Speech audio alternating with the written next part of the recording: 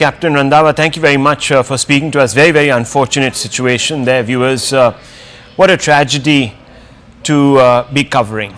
It's completely, the heart sinks every time you see those pictures. I'm joined by Praful Patel, former Union Aviation Minister. Mr. Patel, this has happened in Ahmedabad. Not very often that Indian aviation is caught up in an incident such as this. The last time there was one was, of course, during COVID, and before that, substantial time had elapsed before 2010. What are your first thoughts when you see some of these pictures, Mr. Patel, and a comment generally on Indian aviation, safety protocols in Indian aviation? I'm very shocked and distressed and very sad that such an incident has taken place, and you're right, after many years, it's not very often that we see such tragic incidents in Indian aviation. And let me tell you that on the whole, when you talk of safety and systems, I can assure you that Indian aviation is probably one of the safest in the world. We have all the protocols in place. Our DGCA is very robust and effective, and to find, to pick holes into our ability to manage Indian aviation would be very unfair. And I always say this, and I repeat, that aviation is either 100% or zero. There's nothing like 99.9% in aviation. And therefore, in this case also, look at the aircraft. It arrived from Ahmedabad from Delhi. Obviously, it flew without any issue. And to take a 9.5-hour journey from Ahmedabad to London, obviously the pilots would have done all the pre-flight checks. And no pilot is foolish enough to take off if he is not satisfied. The captain per se in this aircraft would have also had thousands and thousands of hours of command. And a 787 and today's aircraft per se are very robust, fail-safe. They have many backup systems, and to really think what went wrong, I would be hazarding a guess which would not be fair.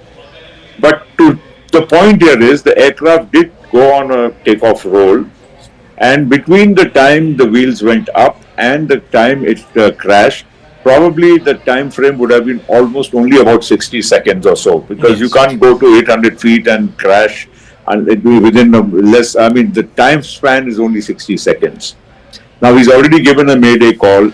Now I don't know what exactly went wrong. It will be again hazarding a guess which would be unfair. The only thing which can be ascertained is now, since the aircraft has fallen just a few 100 meters from the airport and in the BJ Medical Complex, therefore to retrieve the black box and the other equipment would be also, quite simple.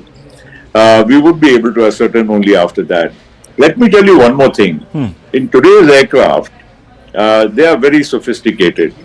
All the, parameters of an aircraft, right, every single second the aircraft is in the air, all the parameters are recorded, not only by the aircraft, but they are also transmitted to a central command, real time, of the airline itself.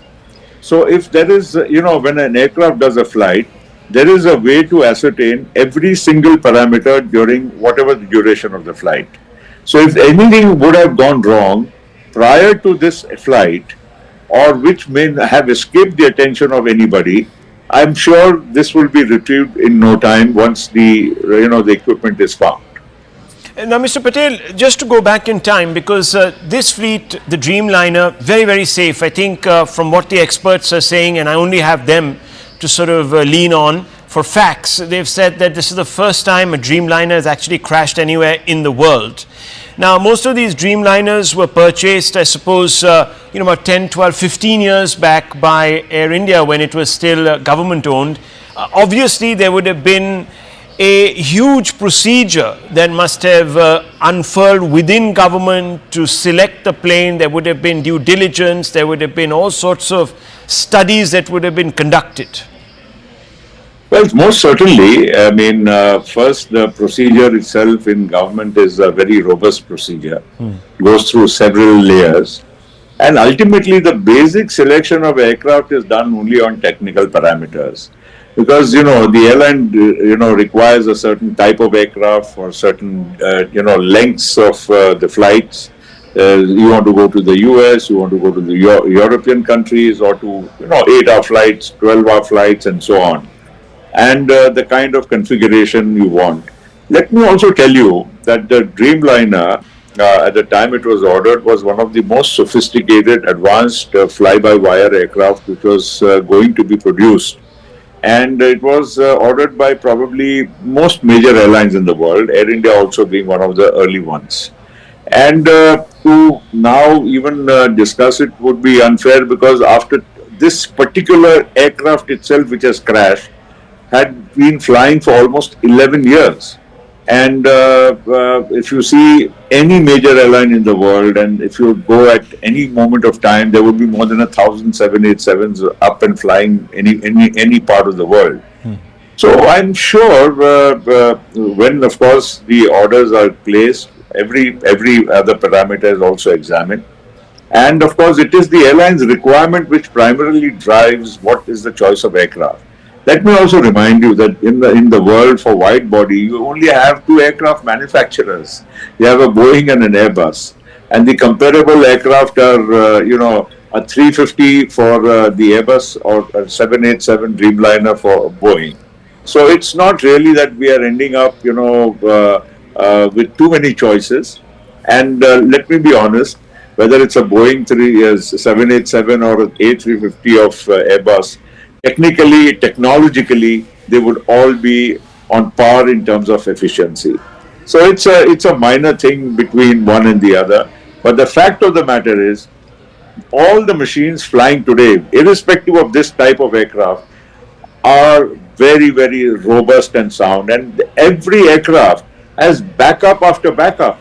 I don't think, of course, the pilot's efficiency, his knowledge, his presence of mind is the most important factor in any aircraft flying. But even technically, an aircraft, is so designed that it can overtake a lot of functions which a human, mind and hand cannot, perform in the shortest possible time. So the response time of an aircraft, its systems are very, very robust. Here, of course, there seems to have been a catastrophic failure of lift, and that didn't give the pilot, even though very experienced pilot with lots of man hours of flying, didn't give much of time to the pilot to even react. And only a mayday call, and as you said yourself, 60 seconds, and it was down laden with fuel. Obviously, there will be questions asked. I'm at this moment as in the dark as anyone else, Mr. Patel, about what could have been the reasons, but there has been a lot of internal strife within Tata. After it took over this particular airline, Singapore Airlines came into it, and so on and so forth. There are a lot of cost cutting, lots of valuable AI senior engineers were sort of let go of. Could this have at some level affected operations, maintenance, checks, all of that? Do you think, or it's too premature to get into any of this? I think it is premature. See, the other point is, Rahul, that the fact of the matter is that there's a human being, a senior experienced captain who is flying the machine. Yeah. And he has every right to say, I cannot fly this machine because it is unfit to fly, or there's a technical deficiency. And if there was one, he wouldn't have done it himself. Yes. So I think it's hazarding a little bit of a wild guess. Yes, but I would also like to say that the maintenance of Air India compares to the best anywhere in the world. Now, yes, you are also plagued with certain older aircraft. You are plagued with certain other problems. Like you just said, because it's been, integration of the old with the new. But that does not come into the way of the safety of the aircraft per se. And I would therefore say, and I can also say with a lot of sense of confidence, that Indian aviation checks and balances of the DGCA and other, the airline also has its own manual. The airline also has its own SOPs. The airlines don't cut corners, especially an airline like Air India, to, save cost or something just for the heck of making small money. I would say that Air India as an airline has its own SOPs put very, very strongly in place. And again, this commander, or many of the commanders, or most of the commanders, I would say, flying a 787 have so many thousands and thousands of hours of pilot in command that they know the aircraft inside out. They know everything what needs to be done, and I don't think an aircraft flying to London on a 9.5 hour flight would have taken off without the proper pre-flight checks by the captain or his second in command. What would you now say in the aftermath to passengers? Remember, the aviation sector was really, really coming back after COVID, the disruption of COVID, one of the hardest hit sectors as we know, but it's really bounced back. We have record number of flights, record number of airports opening across the country. I am sure for a few days there's going to be some consternation, maybe even a little bit of apprehension in the minds of a large number of passengers, civilians, customers, etc. What's your message to them? Well, my message is that, very sad and tragic. I'm sure people do get shaken up when they see such, visuals on their screen. But aviation still, by far, is the safest mode of transportation anywhere in the world. And if you consider the accident to the number of flights ratio, I think it will be far, far, far, safer than any other public transport. So let's not panic. Let's not think that this could be, an everyday affair. And we should be patient, confident, and also be confident that our aviation in India is absolutely in good shape. Let's not, see one incident. This accident unfortunately happened in India. Probably it could have happened anywhere in the world. When we see a visual in any other part of the world, we don't get so upset. Because it's happened in our country, we will certainly be, stirred and shaken. Let's just have faith. Our aviation sector is good, sound, safe, and this is, of course, a lesson. We should, strengthen our systems even further, and we should learn from some things. If at all, the inquiry, once it's complete, will, throw up some definitely revelation as to what has happened. So we should be, concerned, but we shouldn't be scared, and we shouldn't, stop flying or reduce our flying, or, every time you fly, you start praying to God. Of course, we pray otherwise, but we don't have to worry about safety and pray. That's all I'm trying to convey. Right, Mr. Patel, on that note, thank you very much for speaking to us as we pray, of course, for those who were in harm's way. You're seeing that building. Thank you, Mr. Patel, very much for speaking to me. My thoughts and prayers yes. are with everybody. Thank you. Thank you very much. Thank you very much. You see that visual on the left of your screens, viewers? That's the tail of the plane that has crashed through a hostel attached to a medical college just outside the perimeter wall of this particular airport in Ahmedabad, the Sardar Vallabhbhai Patel International Airport. And we're apprehending that there might be casualties because this accident took place at around 1:45, and it was lunch hour, and there were many students, many doctors, aspiring doctors in the canteen, and the plane crashed into the canteen, and those visuals tell the story. Viewers, very quickly, let me give you a quick update. Operations have resumed at the Sardar Vallabhbhai Patel International Airport in Ahmedabad. This is PIB India putting out that update. The airlines and the aviation ministry have put out a medical emergency helpline and a control room helpline. It's 0793508211. That number will flash as it is right now under our screen. You can see it. Can call in if you have apprehensions that some of your relatives or others that you know might actually be in harm's way. I want very quickly to give you a quick overview, viewers, as we continue our coverage. The RPF disaster management team, headed by ASC and ADI, plus 6 staff, along with hospital team, 6 doctors, 20 staff and 7 ambulance, rendering all possible help in rescue operation. The tragic Air India flight crash at Ahmedabad. We don't still know if there have been any survivors. We are gleaning through data that is coming in through the hospitals to figure that one out, but quite clearly that's the timeline to the right of your screens. At 1:39 it takes off. Within 60 seconds it has a catastrophic loss of lift.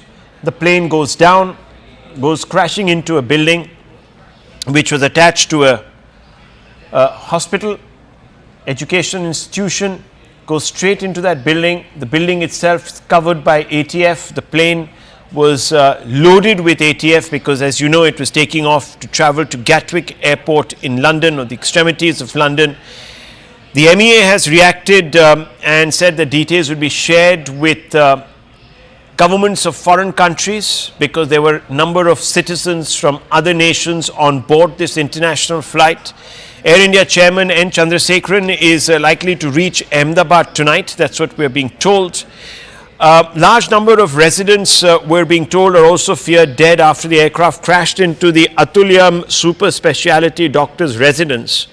At the time of the incident, around 200 people were residing in the building, the 94 flats there, and you can see the absolutely charred super frame of that building after the plane dived into it, completely losing control.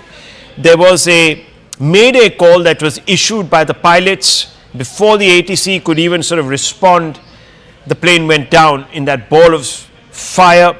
We're also being told that the Ahmedabad airport that had been shut down has now been reopened, and flight safety protocols are being followed with utmost care. There are also directions that have gone out to prevent people when they take off, take photographs, so you won't be allowed to do all of that, because clearly the flight path.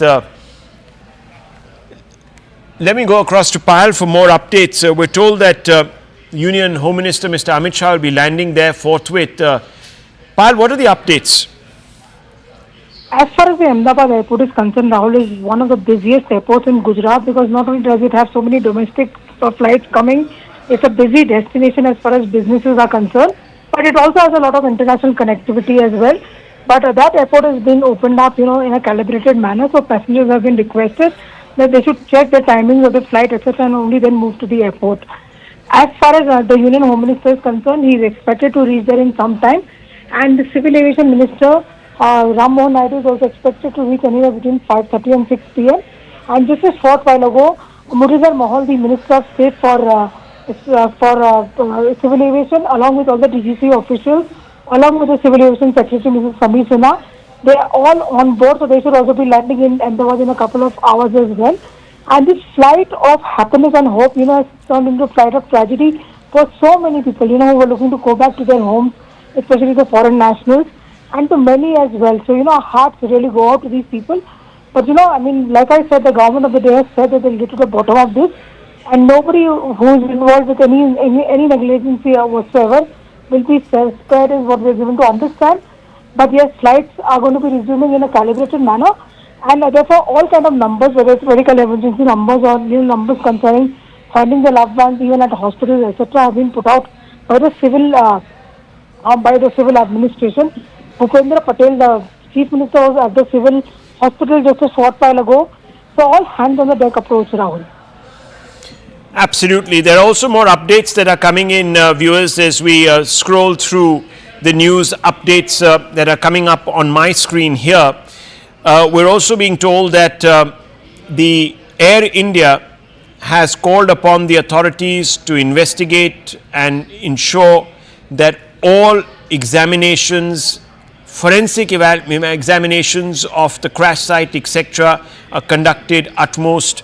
We're also being told that Air India management officials have held meetings with DGCA staff. Air India has been asked to submit the health report of all their aircrafts. There are also some pictures that make the heart really weak, coming in from inside the mess of the hostel where the plane crashed. Devastating scenes there.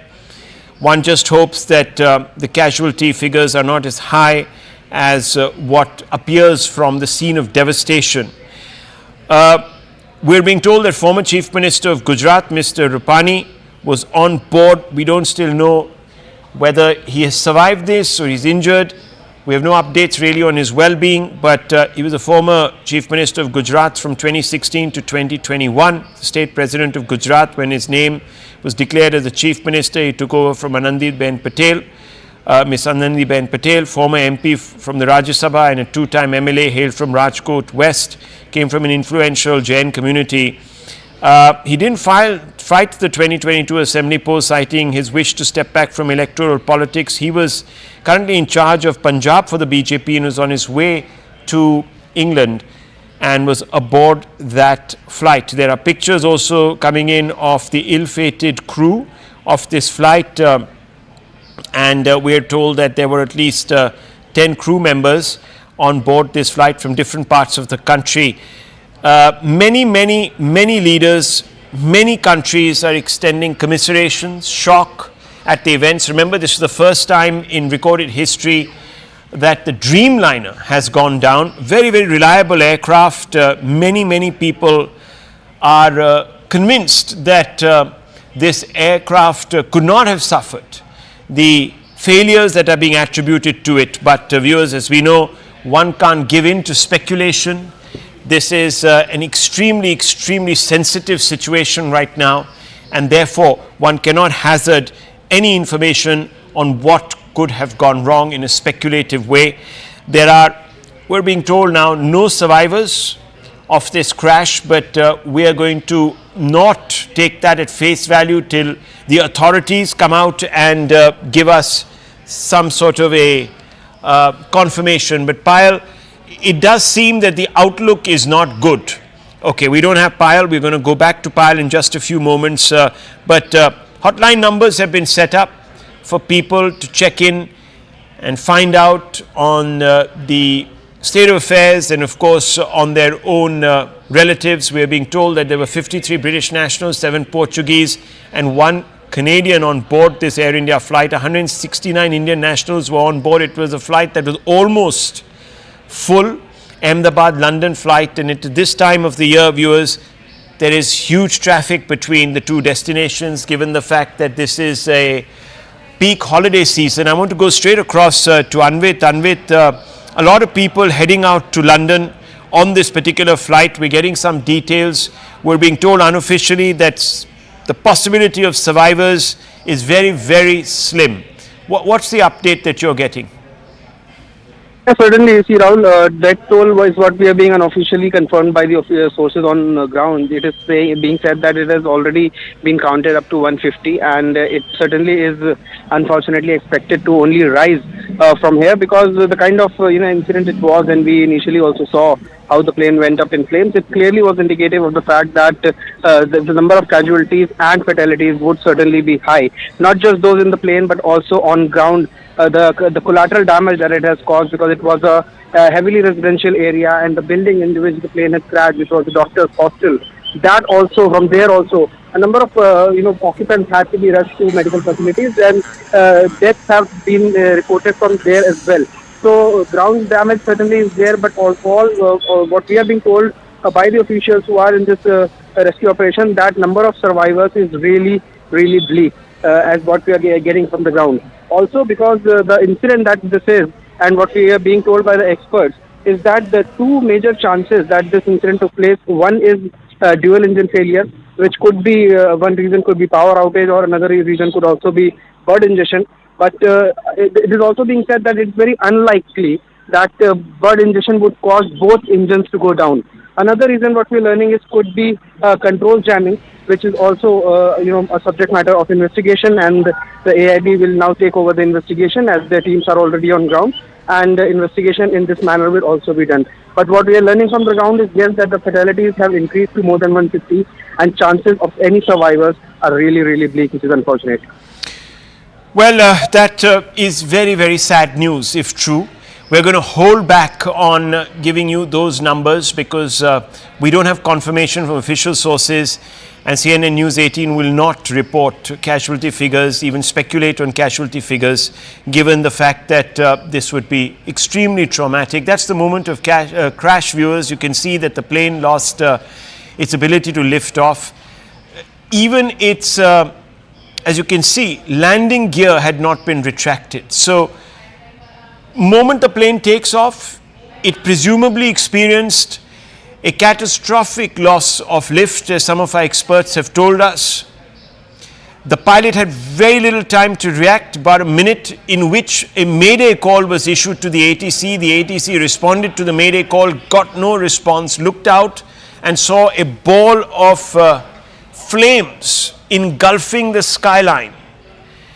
And a minute after crash it was, because as you know, planes do travel at a particular speed, therefore it becomes easy to assess the length that they would have traversed and therefore back calculate the time that they would have spent on air, in air that is. And you can see that ball of flames going up, lighting up the sky and completely overshadowing the afterground, and that is because this plane was laden with ATF. It had just been refueled, it's taking off. It had come in from Delhi, we are told, landed in Ahmedabad, was obviously surveilled for and examined for any technical issues, maintenance, etc.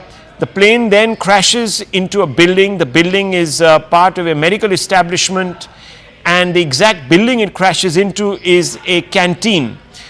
And lunch hour was on, it was in the middle of lunch hour, and parts of the fuselage and debris from the plane lying, littering this particular building. And you can see that the tail section of this building is sticking out. Tail section of the plane is sticking out of the building, and inside we're told there were several doctors who were undergoing training, and those people have been injured. Some of them might not have made it out. There are, of course, more visuals of the debris on fire in the immediate aftermath. You can see the ground scorched, trees, just about anything within the perimeter of the crash site reduced to ash, carbon.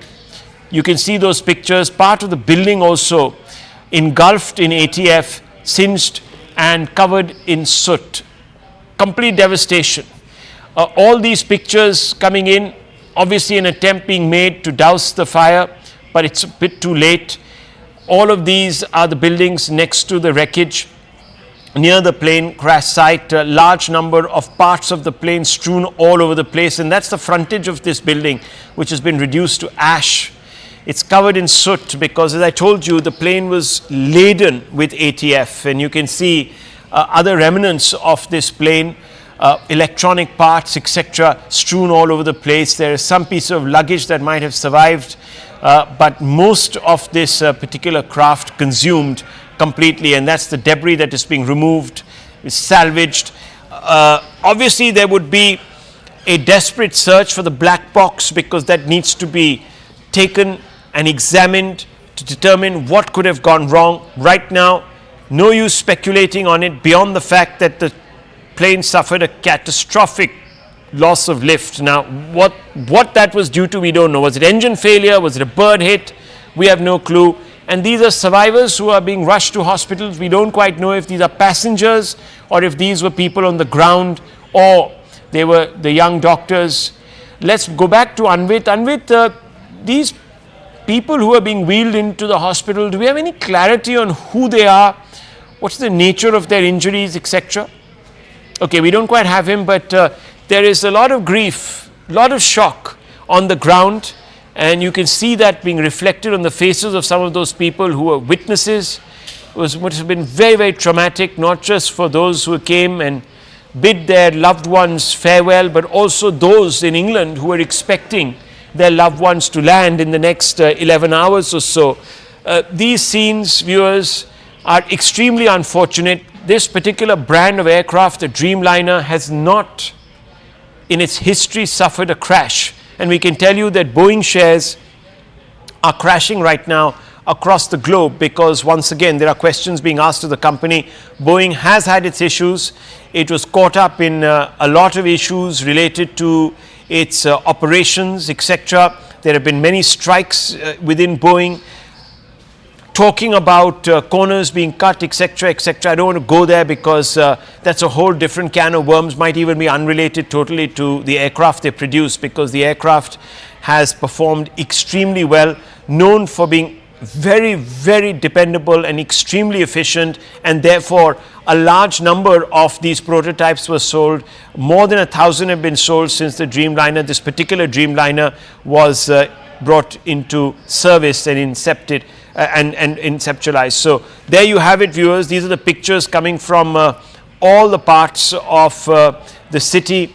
Ahmedabad right now is caught in the grip of this crisis, and heart goes out to those who were expecting or are expecting the kith and the kin of these passengers. We're expecting for them to have a safe flight. Let me go across to Anvit. Anvit, what is the latest coming in on perhaps the preliminary estimations as to what might have gone wrong? Any more details about the circumstances under which this flight took off? Anvit, can you hear me? Okay, Anvit, can you hear me? Are you there with us? Flight A1 AI 171 Ahmedabad to London, reportedly carrying 242 passengers. Troops of 100 RAF and GCCRPF Gandhinagar involved in rescue operations. More details, of course, waited on casualty figures, but we're told that the prognosis is not too bright, that many people would have perished in this. The details, of course, to the left of your screens. Anvit, if you're there, can you hear me? Yes. Yes, sir. What are the details we have? We know for sure that the Dreamliner, this particular make of the Dreamliner, has never had a crash. And it's the first crash anywhere in the world of a Dreamliner, of 787 Dreamliner. It had a call sign VTA and B, was the 26th to have been purchased by Air India. These are numbers, of course. Data don't tell the entire story. What are you learning from your sources? Certainly, see, like you rightly pointed out, that Dreamliner and Boeing 787s do not have a history of such incidents, and since their introduction in maybe probably 2011, this is the first Boeing 787 Dreamliner that is reportedly crashed or met with a mishap that we are reporting on. And if we talk about the situation on ground, visuals are really scary.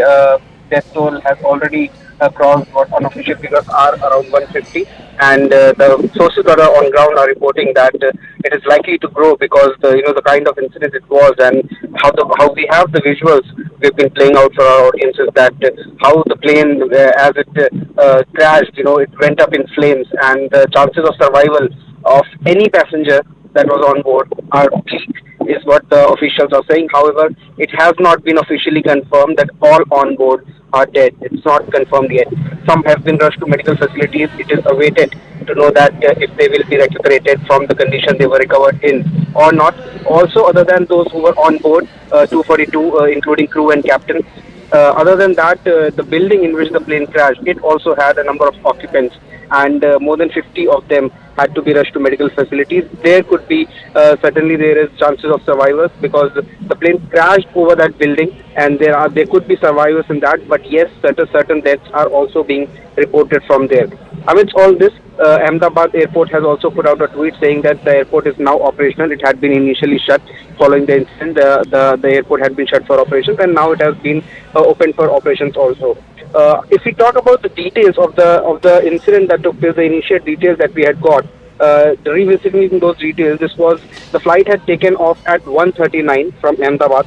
It was bound for Gatwick, near London, and the accident took place immediately, just right 8 to 10 minutes after the takeoff. We are told actually it took place within 60 seconds, actually a minute and a half. It wasn't 8 to 10 minutes. It was just within a minute. So I just want to quickly come in there. Anvit, just stay on with me, Kaj. I have some reactions to play out. MLA Darshana Vaghela said that, quote, I was in my office nearby when the plane crashed and there was a loud thud. The flats of the doctors have been damaged. The rescue operation will continue, unquote. This is ANI quoting her. ANI also put out the reaction of an individual He said, and I quote, "My son had gone to the hostel during lunch break and the plane crashed there. My son is safe and I have spoken to him. He jumped from the second floor, so he suffered some injuries," says Ramila, who reached the civil hospital in Ahmedabad. So clearly a parent, very worried parent. Now, Anvit, what about those people who found themselves on the ground but in the direct line of the crashed plane? See, the incident was completely unforeseen, and when this happened, it certainly raised panic among those who were on ground. Some people had caught this incident on their phones, and they have recorded how the plane went down and the flight path as it was declining on its flight path. That has been recorded. Some videos we have played also on scene. But yes, there certainly was panic when visuals were coming on from on ground. We also saw how locals had gathered, the hundreds of people had gathered at the crash site, which also was another challenge for the first responders, be it the police, the firefighters, disaster management authorities, or the paramedics and ambulances. That also was a challenge, and many people had gathered, Okay. but that is also... Anvit, just hold your thoughts. That is the Gujarat Chief Minister, who has just emerged from the hospital after visiting those that were taken there. And we showed you pictures of people being wheeled into hospital about an hour and a half back. One just hopes that the prognosis from the hospital is not as full of foreboding as what we're being told by our sources. And on the right, you can see that's the mess that has been reduced to ashes there. Parts of the plane, this is the tail of the plane crashing into the roof section of this cafe, bringing the roof down. An eyewitness has been quoted as having saying that after my office 200 meters from here, as soon as I stepped out of the office, I heard a very loud noise and smoke filled the area. Suddenly a commotion broke out here, and then we saw that this incident had occurred. When I reached the spot, I saw debris scattered here. There was a fire and smoke was billowing here. Nothing was visible. We then came to know that the wings of the aircraft fell here and that an aircraft crashed. We don't know about the casualties, but there is a building here where doctors reside. And that's the building that we were talking about, viewers, out of which is sticking out the tail of the plane in a rather ominous way. Now let's play out some eyewitness depositions. यहीं मेरे office में बैठी थी, जैसा धड़ाका हुआ मैं वहाँ office से वहाँ गई। बहुत बड़ा प्लेन क्रैश हुआ था, तो बहुत धुआं और आग लगी थी। जो डॉक्टर्स के फ्लैट थे उनको बहुत डैमेज हुए हैं, और उसमें से कितने डॉक्टरों को हमने निकाला है, लोकल कार्यकर्ता और सब मिलके। बाद में जो प्लेन में से निकाले हैं वो लोग भी बहुत बड़ी दुखद दुर्घटना, बहुत की मौत कुछ अभी कोई अंदाजा नहीं लग रहा है। रहने वालों को भी बहुत नुकसान हुआ है। हमारी बहन जा रही थी, एक बजे जा रही थी प्लेन, 1:10 की फ्लाइट थी और जा रही थी लंदन। लंदन जाने से पहले ही क्रैश हो गया प्लेन। मेरी सारी था वो खम्बीसर थी, लंदन जा रही थी। हाँ, फिर बस वो 1 घंटे में समाचार आ गया तो प्लेन क्रैश हो गया है, इसलिए मैं वापस अहमदाबाद से बाहर निकल गया था, तो वापस आए सील में आ गया। अभी कुछ भी समाचार नहीं मिला है। यहाँ पे जो ऑफिस से बाहर निकला तो मैंने देखा कि आवाज़, जोर से आवाज़ आया विंग्स का, फिर पूरा धुआं भर गया। लोग यहाँ से भगदड़ मची, उसके बाद आके ये देख रहे थे ये हादसा की स्थिति है। अच्छा, तो आप यहाँ पर पहले आए तो आपने क्या देखा? आने के बाद देखा कि पूरा मलबा बिखरा हुआ, आग लगी है, पूरा धुआं गुब्बारा है, कुछ भी दिखाई नहीं दे रहा, समझ में नहीं आ पा रहा था क्या है। हाँ, उसके बाद पता चला कि ये विंग्स गिरा हुआ है, फ्लाइट वो किया, और फिर प्रशासन ने चारों तरफ से घेर लिया। जब से आए कितने बजे हुआ तकरीबन ये हादसा, कुछ समय लगभग 45 मिनट पहले हादसा हुआ। Viewers, everyone expressing shock and pretty much confirming the sequence of events there. The plane takes off within a minute. It's down. It crashes into a building that houses a number of doctors because it is part of a medical establishment. In fact, the building was the cafeteria. You can see the pictures on the left of the plane. Tail of the plane that is sticking out of the top of that building, the roof section of the building. Below, those are the pictures from within the building. A lot of material there reduced to dust, burnt to smithereens. Anvinit is with us. We're also being told that Jamie Ray Meek, a British citizen listed as a passenger on Air India flight 171, reportedly shot a final Instagram short story just before takeoff, and that remains his final testament to the world. Very, very, very sad situation. Passengers from across the world on this flight. Remember, there were Canadians, there were British nationals, more than 50 British nationals, 169 Indian nationals, a number of Canadian nationals. The US government also putting out a statement, not just in sympathy, but also calling upon its citizens to check with the consulate there to ensure that they can make their way back home. Let me go across to Anvit. Anvit, what's the latest you have for us? Rahul, what we are getting from ground is that the death toll has already crossed 140 and 150, and this is what the sources on ground are telling us. And among the passengers, the 242 passengers that were on board, Air India has also confirmed that there were 169 of them were Indian nationals, while 53 were British nationals. There also was one Canadian national on board, and 7 Portuguese nationals were there. The injured have certainly been taken to hospitals, but death toll is likely to rise. And from those who were on board the aircraft, it has almost confirmed. There's no official word though, but chances of survivors are really bleak in this incident.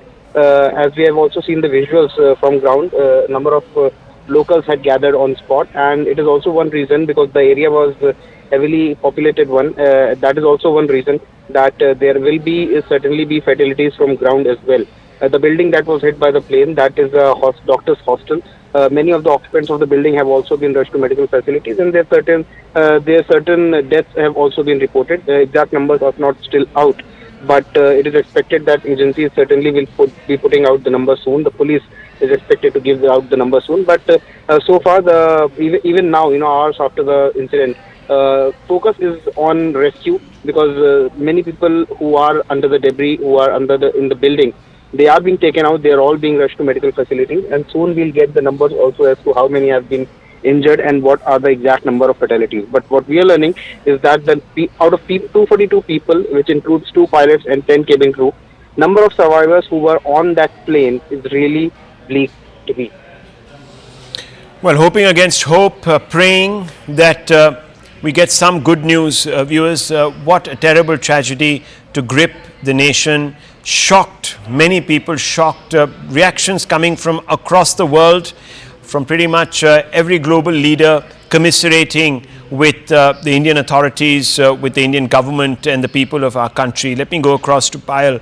Payal, what can you tell us about the news that you're receiving on the investigative front? We know that Civil Aviation Minister and the DGCA chief and Civil Aviation Secretary are being rushed to Ahmedabad. They're going to probably meet there. There's going to be a forensic inquiry and a probe into all of this. But what are you hearing from government sources?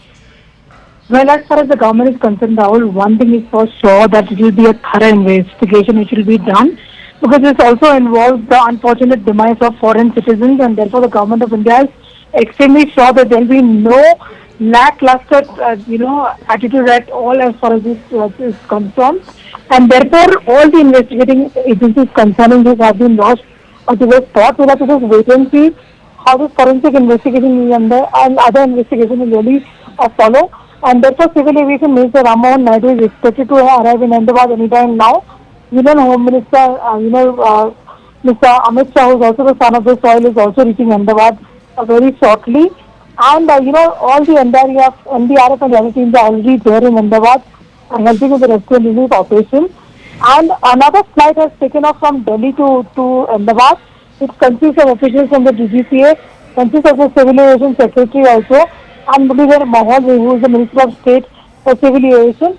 The government of India has assured not just the people over here, but also to all the foreign nationals and their countries that, a thorough investigation really will be done. It's very difficult at this point in time to point a finger at anybody in particular, given the fact that this is a modernized equipment, it's a modernized flight that had actually taken off from Ahmedabad, and therefore all efforts will be made sure that we get to the bottom of it as well. Right. And there is something which the government of India has assured. Well, of course, premature, viewers, to even speculate about the reasons. It's too early in the day to do that, but clearly there was something very, very wrong that led to this unprecedented tragedy. No Dreamliner has crashed, especially of the 787 Boeing variety, anywhere in the world. India is the first place where this has happened. So obviously, viewers, there's going to be a lot of dismay, and there will also be a huge focus. Muralidhar Mohol, who is the Minister of State for Civil Aviation and Cooperation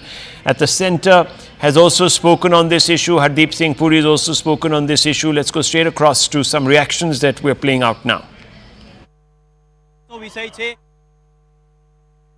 कुछ समय पहले दोपहर को एक दुर्भाग्यपूर्ण घटना घटी है। एयर इंडिया का AI-171 जो अहमदाबाद से लंदन जाने वाला जो फ्लाइट था वो क्रैश हो गया है। उसमें कुल 242 लोग थे, 230 पैसेंजर थे और 12 क्रू मेंबर्स थे। तो वहाँ पे अभी सब राहत का कार्य शुरू है, बचाव का कार्य वहाँ पे शुरू है। हमारे मिनिस्ट्री में भी अभी हमने एक वरिष्ठ अधिकारियों की एक बैठक भी करी है। जांच तो शुरू है, वरिष्ठ लेवल पे हमारी मीटिंग भी अभी यहाँ पे हुई है और वहाँ पे अभी इमरजेंसी में जो बचाव राहत का कार्य चल रहा है उस पर चर्चा हुई है। अभी किसी बात पर बोलना यानी कि कितनी कैजुअल्टी हुई, क्या हुआ, तो उस पर थोड़ा टाइम लगेगा। There's a plane crash. Ahmedabad तो लंदन फ्लाइट सीगी सवेरे 8 बजे तक समय सीगा शायद एंड ਉਹਦੇ there's an accident but ਹੁਣ ਉਸ ਦੀ ਜ਼ਿਆਦਾ ਖਬਰ ਮੇਰੇ ਕੋਲ ਨਹੀਂ ਹੈਗੀ। ਅਸੀਂ ਤੇ ਇਹੀ ਪ੍ਰਾਰਥਨਾ ਕਰ ਰਹੇ ਹਾਂ ਕਿ ਜਿੰਨੇ all those who were on board should be all right and we should await the news. I don't think one should speculate on that.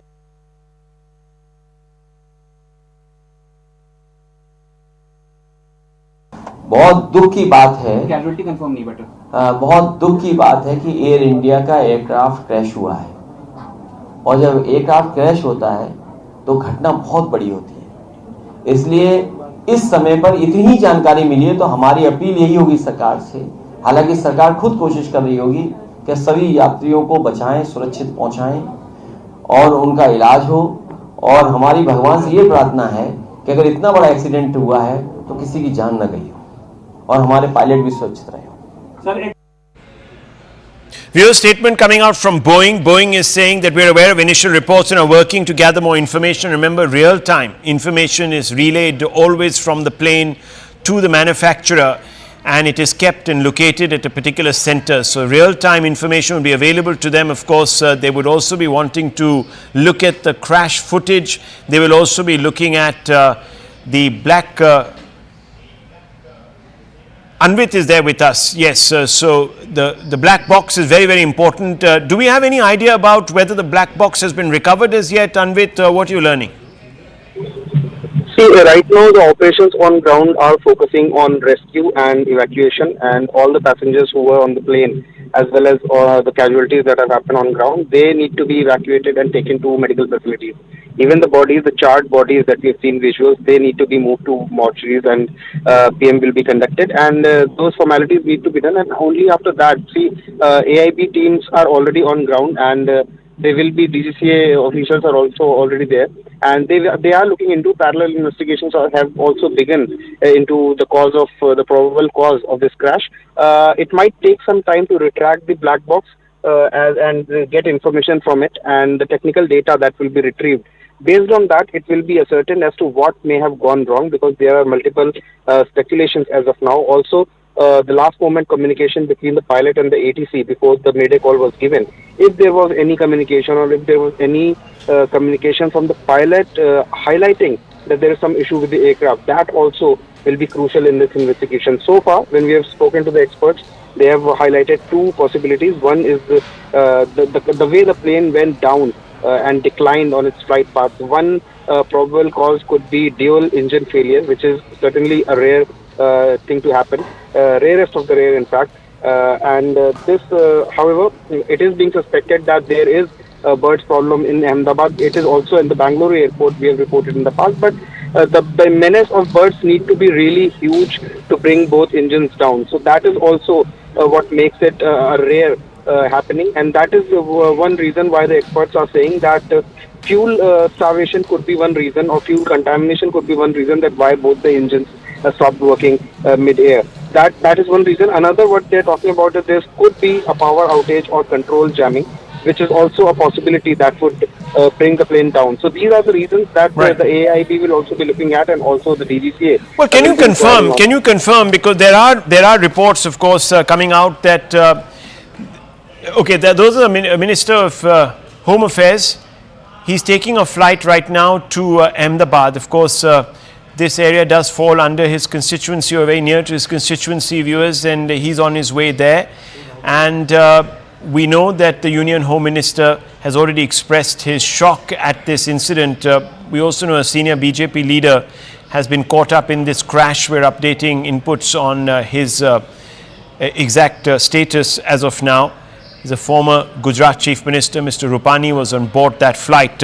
What we are being told right now is that there is a lot of speculation that is going on in different circles about the reasons behind this crash, and many people are looking very closely at the footage. And as we have been pointing out through the afternoon, that when the plane took off, it didn't even have time to retract the landing gear, and suddenly suffers a catastrophic loss of lift, which people don't quite know how it could have been possible. How did it actually happen?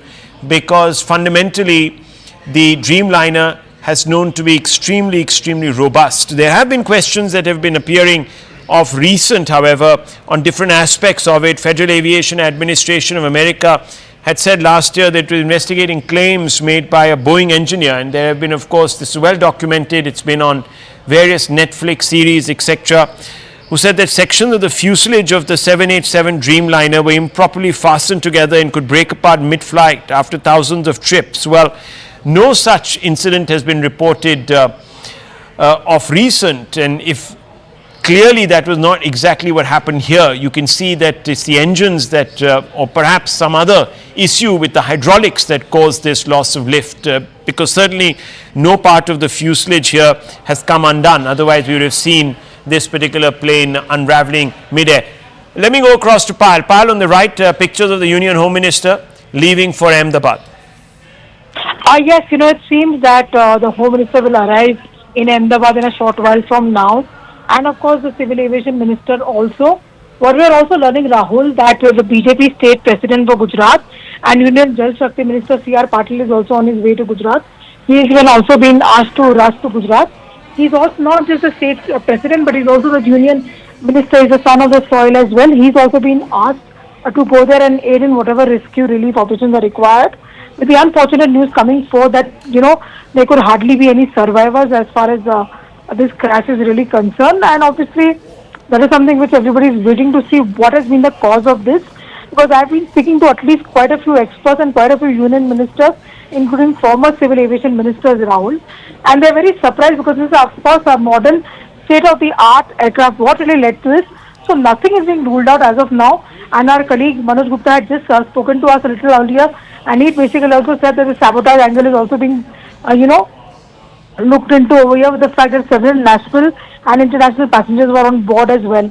And what an unfortunate, episode coming to the fore, not just for those people who are actually on the flight, but also for the building on which this aircraft fell, where, the doctors were having their lunch break as well, and a complete, very, very tragic afternoon to speak the least as well.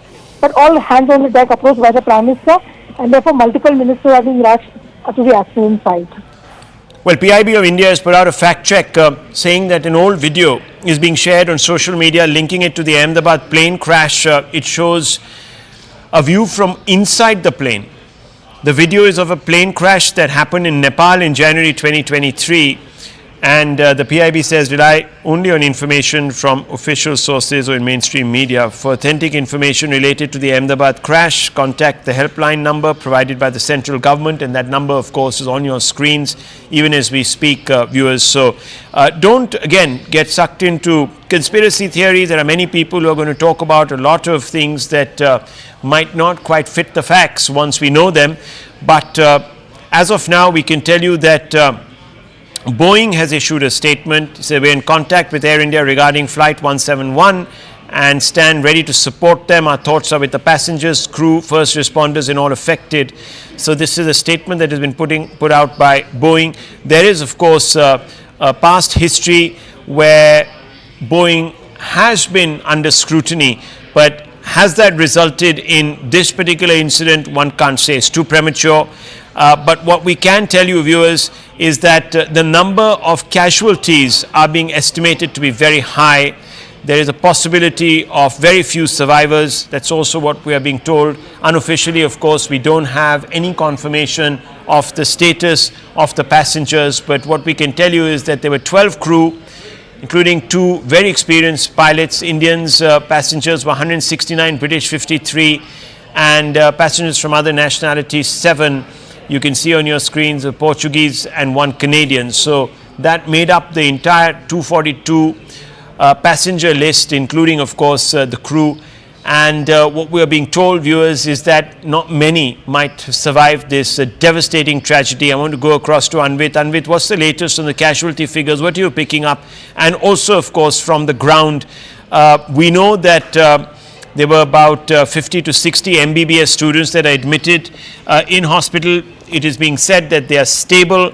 This is the Federation of All India Medical Association that is putting out these details as per discussions with the president of the RDA BG Medical College Ahmedabad and Vice President FAIMA Dr. Dhaval Gameti. These numbers are being put out. 4 to 5 MBBS students are missing. Hope they're okay. 2-3 are in HDU and ICU, so their situation is quite precarious. 3-4 relatives of the super specialist resident doctors are missing right now, and wife of 1 found dead, and most of the passengers of the flight are brought dead. We appeal to everyone to remain calm. So this is the first intimation that we have got from any official source about the possibility of casualty figures. Anvit.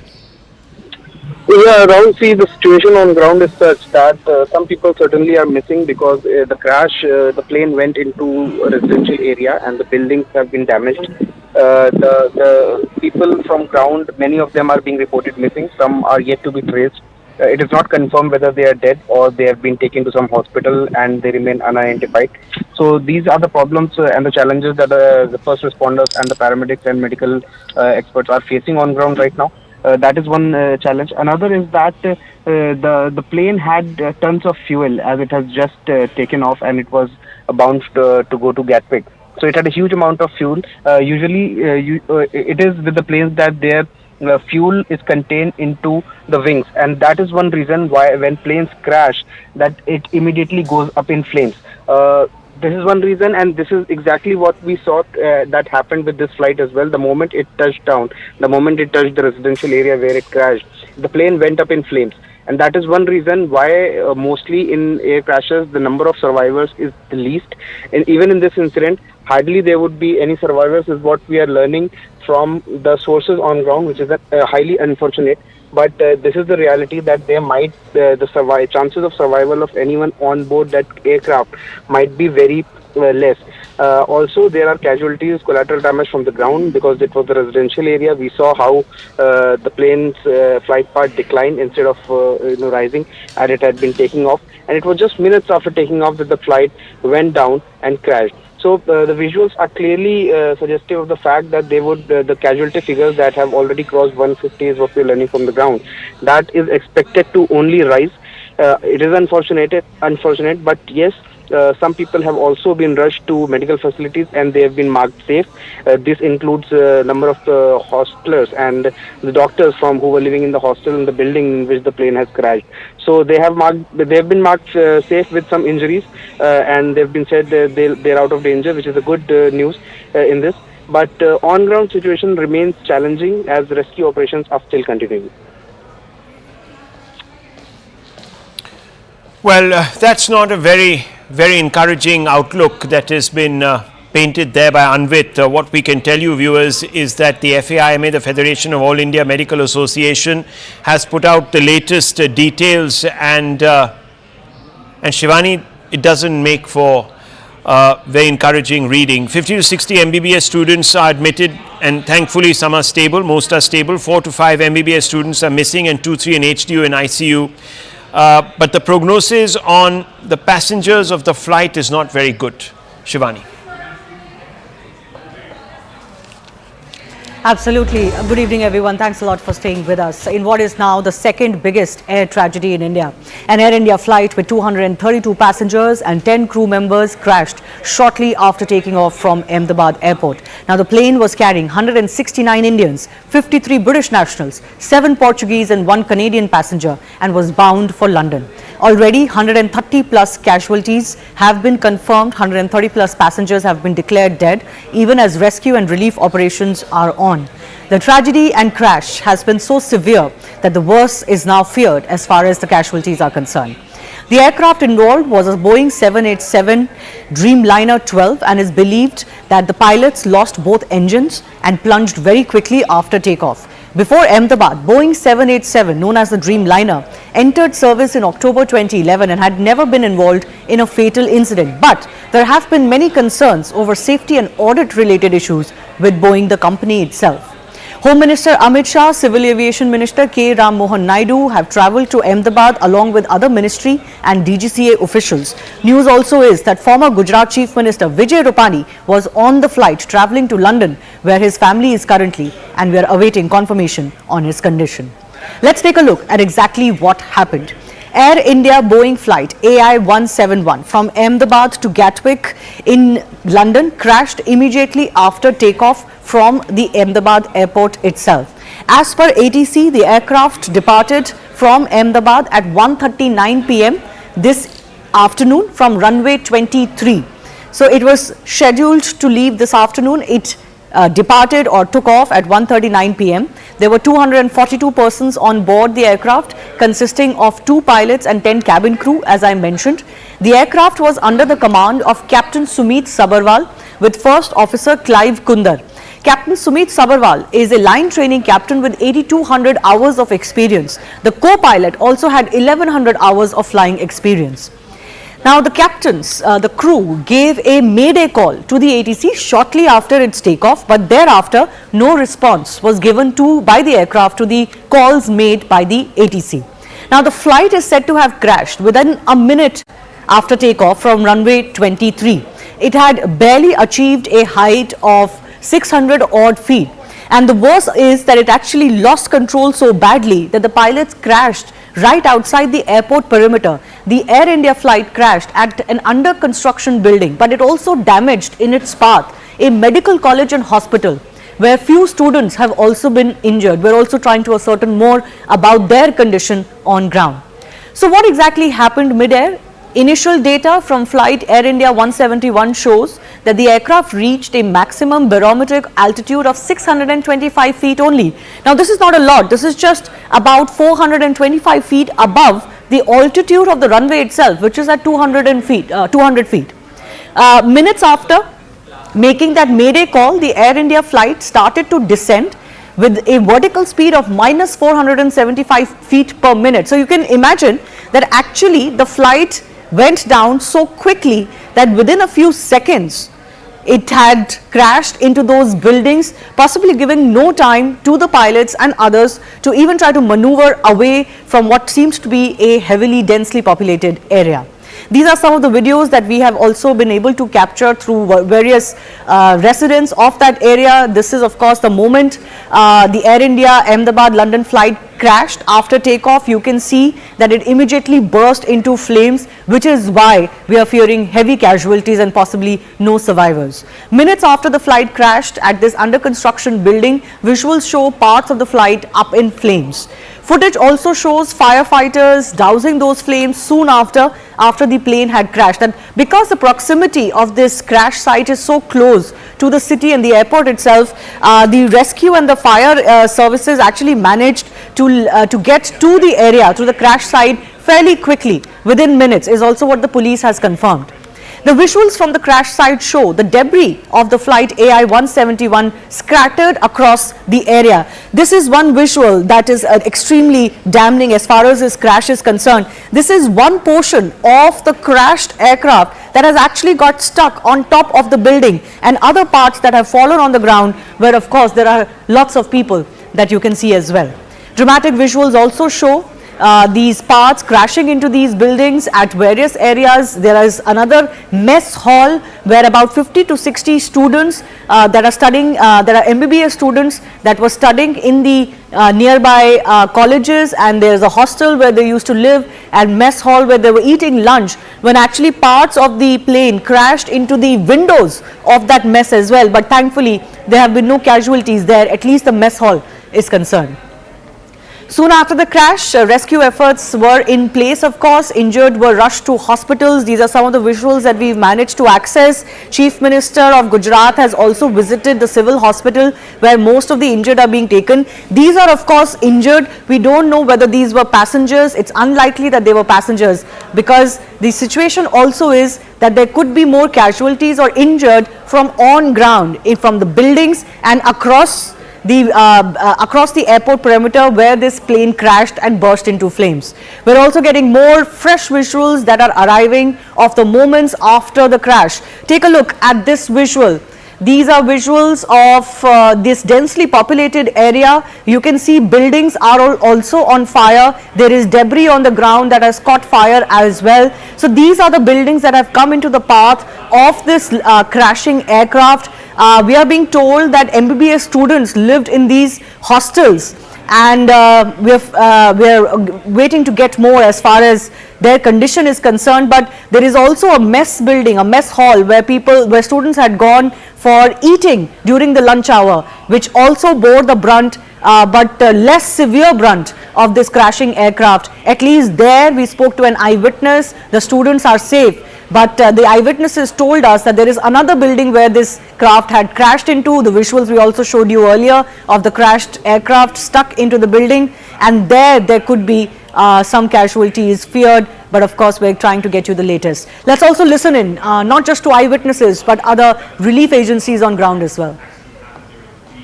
यहीं मेरे office में बैठी थी, जैसा धड़ाका हुआ मैं वहाँ office से वहाँ गई। बहुत बड़ा प्लेन क्रैश हुआ था, तो बहुत धुआं और आग लगी थी। जो डॉक्टर्स के फ्लैट थे उनको बहुत डैमेज हुए हैं, और उसमें से कितने डॉक्टरों को हमने निकाला है, लोकल कार्यकर्ता और सब मिलके। बाद में जो प्लेन में से निकाले हैं वो लोग भी बहुत बड़ी दुखद दुर्घटना, बहुत मौत कुछ अभी कोई अंदाजा नहीं लग रहा है। रहने वालों को भी बहुत नुकसान हुआ है। हाँ, जस्ट बोर्डिंग हुआ था, मैं अंदर फ्लाइट के अंदर वॉक करते जा रहे थे, बट सामने बहुत बड़ा धुआं वगैरह दिख रहा था। बट उस टाइम मुझे ये नहीं मालूम था वो प्लेन क्या है। जैसे कोई आग, झाड़ी वगैरह जंगल में आग लगती है ना, लाइक वैसा कुछ तो लग रहा था। ये मालूम नहीं था कि वो प्लेन क्रैश हुआ है। तो उसके बाद क्या हुआ? इंडिगो की तरफ से इन्फॉर्मेशन, एयरपोर्ट की तरफ से क्या इन्फॉर्मेशन मिल गया? नहीं, तब तक कुछ फिर हम अंदर जाके बैठे, हमारे साथ में हम फोटो भी निकाले थे, जैसे कोई आग लगी होगी झाड़ी वगैरह में। जब फ्लाइट में बैठे और 10-15 मिनट इधर उधर फिर एकदम से अनाउंसमेंट हो गया कि फ्लाइट डिले हो रहा है। बट वहाँ पे उन्होंने ये रीज़न नहीं बताया कि किस वजह से डिले हो रहा है, इतना ही बताया था। बट अभी वो वाईफाई मतलब इंटरनेट वगैरह सब चालू था, मोबाइल पे न्यूज़ आ गया, तब हमें पता चला कि वो फ्लाइट क्रैश हुआ है। मेरा लड़का है ना, वो ब्रेक पड़ा था खाने का, तो हॉस्टल में खाने गया था इधर, हॉस्टल में ही प्लेन क्रैश हुआ। पर मेरे लड़का को कुछ हुआ नहीं, बात हुई मेरी, पर इसके भाईबंद है ज़्यादा हुए तो लोग मर गए। ये फिर मेरे लड़का को देखने जाना है अंदर। मेरे को लड़का बोला है कि मैं अच्छा दूसरे माल से कूदा था ना, तो थोड़ा खाली लगा है, ऐसा बोला है मेरे को। पर मैं जाऊँ अंदर तो मालूम पड़े ना। ठीक है, हमारी ट्रेन जा रही थी 1 बजे जा रही थी। 1:10 की फ्लाइट थी और जा रही थी लंदन। लंदन जाने से पहले ही क्रैश हो गया प्लेन। मेरी सारी था वो खम्बिसर थी, लंदन जा रही थी। हाँ, फिर बस वो 1 घंटे में समाचार आ गया को प्लेन क्रैश हो गया है, इसलिए मैं वापस अहमदाबाद से बाहर निकल गया था, तो वापस आए सिविल में आ गया। अभी कुछ भी समाचार नहीं मिला है। कुछ समय पहले दोपहर को एक दुर्भाग्यपूर्ण घटना घटी है। एयर इंडिया का AI-171 जो अहमदाबाद से लंदन जाने वाला जो फ्लाइट था वो क्रैश हो गया है। उसमें कुल 242 लोग थे, 230 पैसेंजर थे और 12 क्रू मेंबर्स थे। तो वहाँ पे अभी सब राहत का कार्य शुरू है, बचाव का कार्य वहाँ पे शुरू है। हमारे मिनिस्ट्री में भी अभी हमने एक वरिष्ठ अधिकारियों की बैठक भी करी है। जांच तो शुरू है, वरिष्ठ लेवल पे हमारी मीटिंग भी अभी यहाँ पे हुई है और वहाँ पे अभी इमरजेंसी में जो बचाव राहत का कार्य चल रहा है उस पर चर्चा हुई है। अभी किसी बात पर बोलना यानी कि कितनी कैजुअल्टी हुई, क्या हुआ, तो उस पर थोड़ा टाइम लगेगा।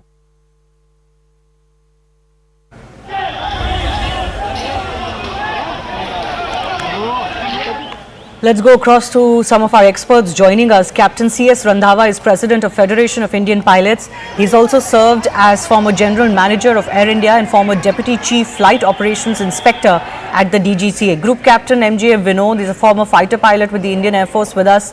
Dr. Vandana Singh, Chairperson of Aviation Cargo, Federation of Aviation Industry in India. V.K. Kukur is aviation expert also with us. I do thank you all for your time. First up, I want to go across to Captain C.S. Randhawa.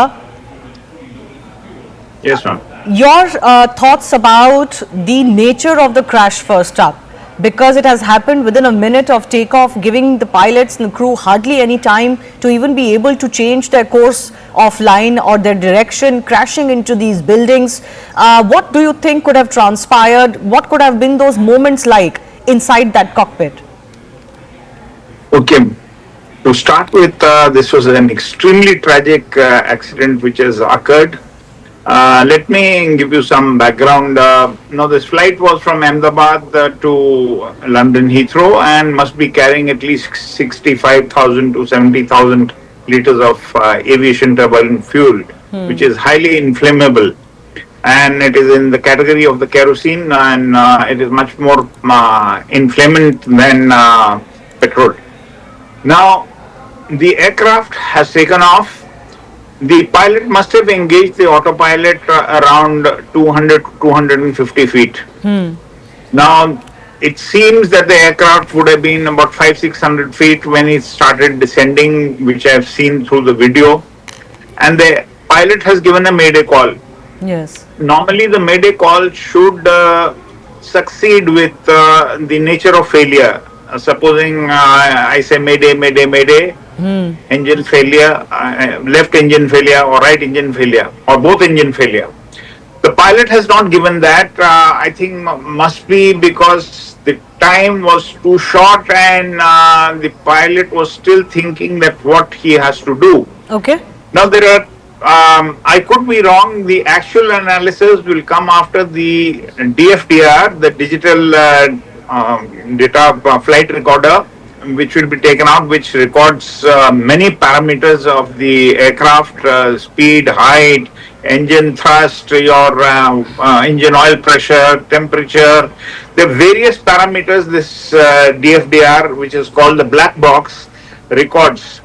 In addition to that, there is a cockpit voice recorder, which has got a recording up to 2.5 hours, and then it starts auto erasing. So these two will be able to tell us during the investigation, which I don't think so, the AAIB, which will be instituted to do this inquiry of the crash, they will take time because even the Boeing company will be involved in, in this investigation. So just hold your thought. Just hold your thought. I'm going to come back to you and all of our other experts as well. My colleague from News 18 Gujarat, reporter Maulik Dhamecha, is actually joining us from the BJ hospital where this plane crashed. Yes. मौलिक, हमें जरा दिखाइए वहाँ पे किस तरह का damage हुआ है और आपको क्या इन्फॉर्मेशन, क्या जानकारी मिल रही है कि कोई वहाँ पे जो बच्चे थे, जो स्टूडेंट्स थे, उनके क्या हालचाल है? बिल्कुल पूरा मामला जो है वो 1:30 बजे के आसपास जब प्लेन क्रैश हुआ तब बना था। फिलहाल ये दृश्य आपको दिखाना चाहूँगा कि ये जो पीजी अस्पताल है जहाँ डॉक्टरी की अस्पताल से पढ़ते हुए बच्चे, जहाँ प्लेन क्रैश होने के नाते लगभग 22 से 30 बच्चे थे जो यहाँ पे प्लेन क्रैश होते ही सीधा ब्लास्ट हुआ और ब्लास्ट होने के नाते वो यहाँ जलकर राख हो गए। साथ ही साथ 133 से भी ज़्यादा पैसेंजर जो प्लेन में सवार थे, अहमदाबाद से टेक ऑफ की हुई फ्लाइट जो थी वो लंदन की ओर जा रही थी, पर करीबन एयरपोर्ट से निकलते ही लगभग 1 किलोमीटर दूर आई होगी और 1 किलोमीटर दूर आते ही ये ब्लास्ट होने के कारण सारा जो है तहस नहस हो चुका है। पूरी बिल्डिंग जो है 8 माले की बिल्डिंग अभी लगभग 4 माले की रह चुकी है। पूरा काटमाल जो है वो खसने की काम जो है वो पुलिस, NDRF की टीम, पूरा गुजरात पुलिस का फोर्स और साथ ही साथ आर्मी की टीम जो है वो भी जुटी हुई है। लोकल जो पुलिस और फायर ब्रिगेड की टीम जो है वो भी फिलहाल तैनात है। एक जो अस्पताल से निकाले गए जो डॉक्टर की ओर से बोले गए जो मृत लोग हैं उनको यहाँ से PM की ओर ले जाया जा रहा है। माना जा रहा है कि आने वाले समय में और भी जो कई डेड बॉडियाँ जो है वो निकाल के यहाँ से रवाना किए गए। कई सारे बच्चे थे, कई सारे युवा थे जो यहाँ से फ्लाइट में सवार होते हैं और कई जो आशास्पद युवान जो डॉक्टरी की पढ़ाई करने आए हुए थे और ये प्लेन क्रैश होने के नाते अभी फिलहाल मौत को भेटे हुए। मौलिक जी, मैं आपसे कंफर्म करना चाहती हूँ एक बार और। मौलिक जी, मैं आपसे कंफर्म करना चाहती हूँ एक बार और। आप कह रहे हैं कि 22 से लेके 30 बच्चे जो MBBS की तैयारी कर रहे थे और इस हॉस्टल में रहते थे उनकी मृत्यु हो गई है, अस्पताल ले जाया जाएगा।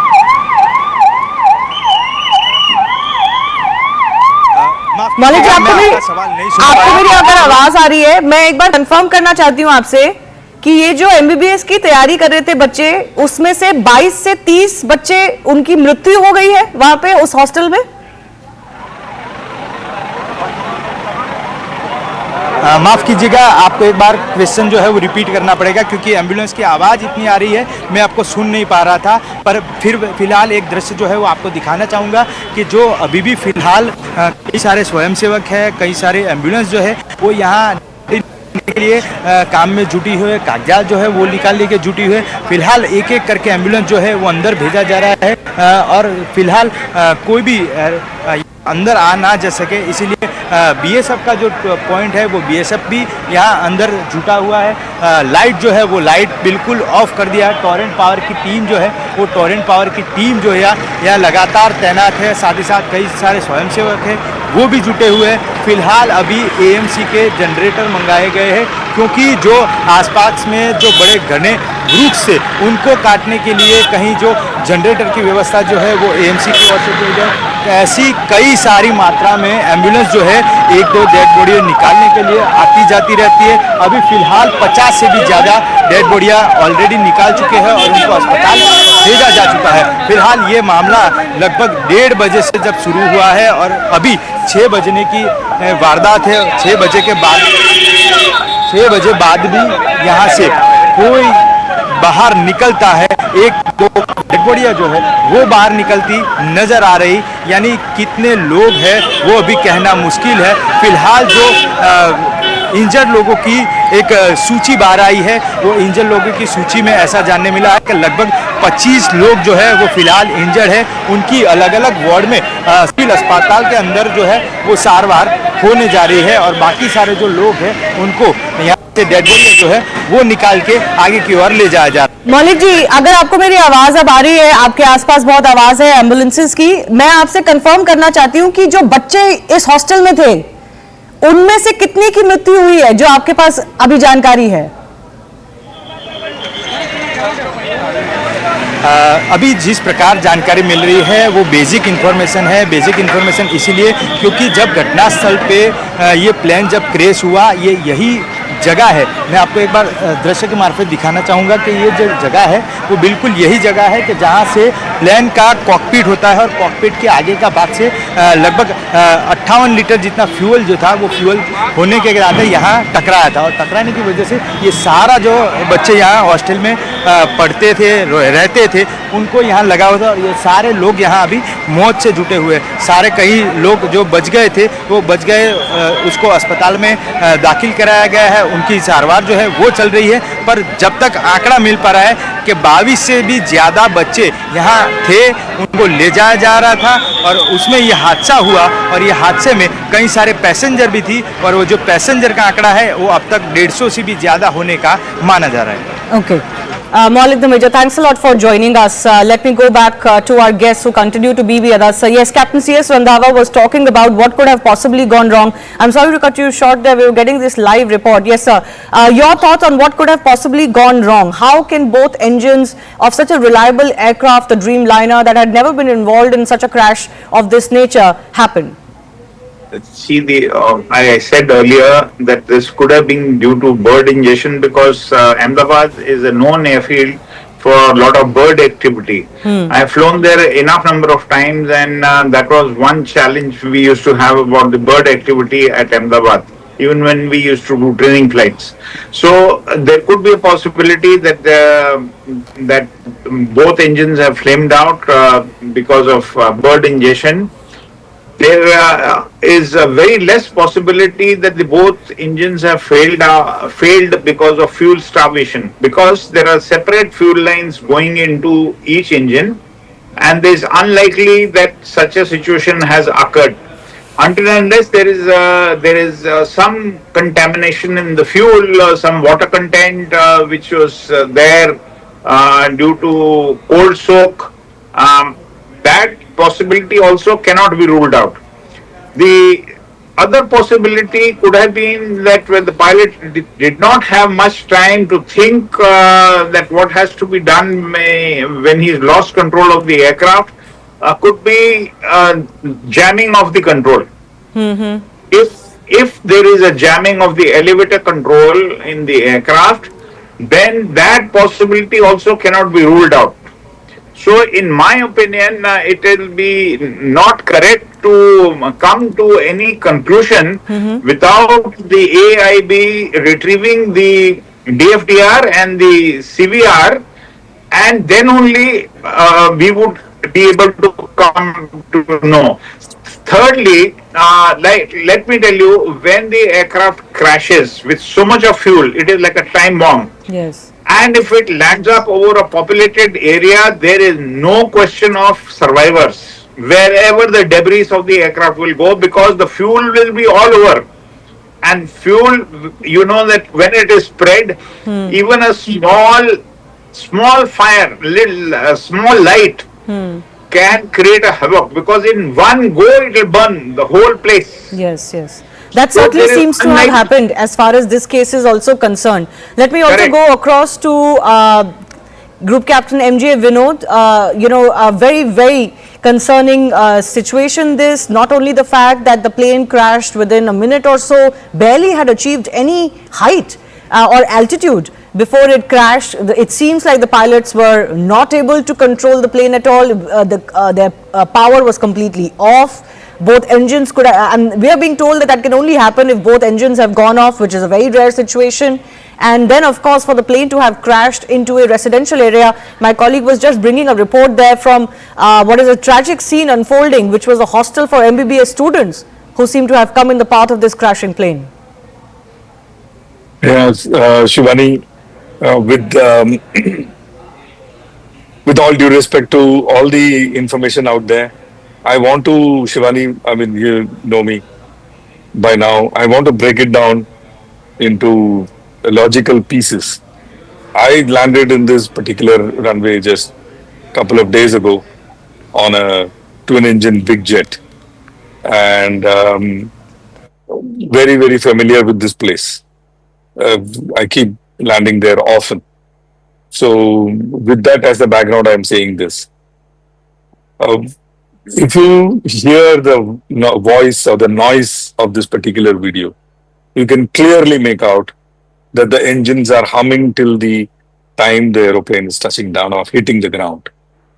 A loss of thrust, loss of power is not the case here. At least from the time they have started filming this video till the time the crash happens, you can hear the engine is running. Point number one. Point number two. Was it just one engine running or was it both engine running? So let's demystify, Shivani, as if one engine running. I reiterate to all our viewers, any twin engine aeroplane, including 787 Dreamliner that we are seeing on the screen now, is capable of taking off. After V1 is when we take off. I mean, there's a speed called V1 at which we take off. the speed V1 speed caters for you to take off in one engine, climb out in one engine, carry out an emergency landing in one engine. It is designed for a single engine operation, which means even if one engine is, so we can hear the noise of the engine, assuming it is just one engine. Okay, before the video was taken, one engine, say, had died. Even if it was one engine, this aeroplane can continue to climb in one engine. It is designed to do so. Then the question, Shivani will ask me is, why did the aeroplane sink? Yes. The sink can happen when you have the two engine failure or when you have loss of lift. So when you zoom in closely, as you can see, zoomed in video in the box, you can see very clearly the trailing edge of the wing is up. That is called the flaps. Normally, as you can see behind me also, the flaps are down for takeoff and landing. It is kept down so that you can take off at a much lower speed. But if the flap goes up prematurely, whatever could be the reason, it could be electrical, it could be any reason, the aeroplane now loses lift and it starts sinking.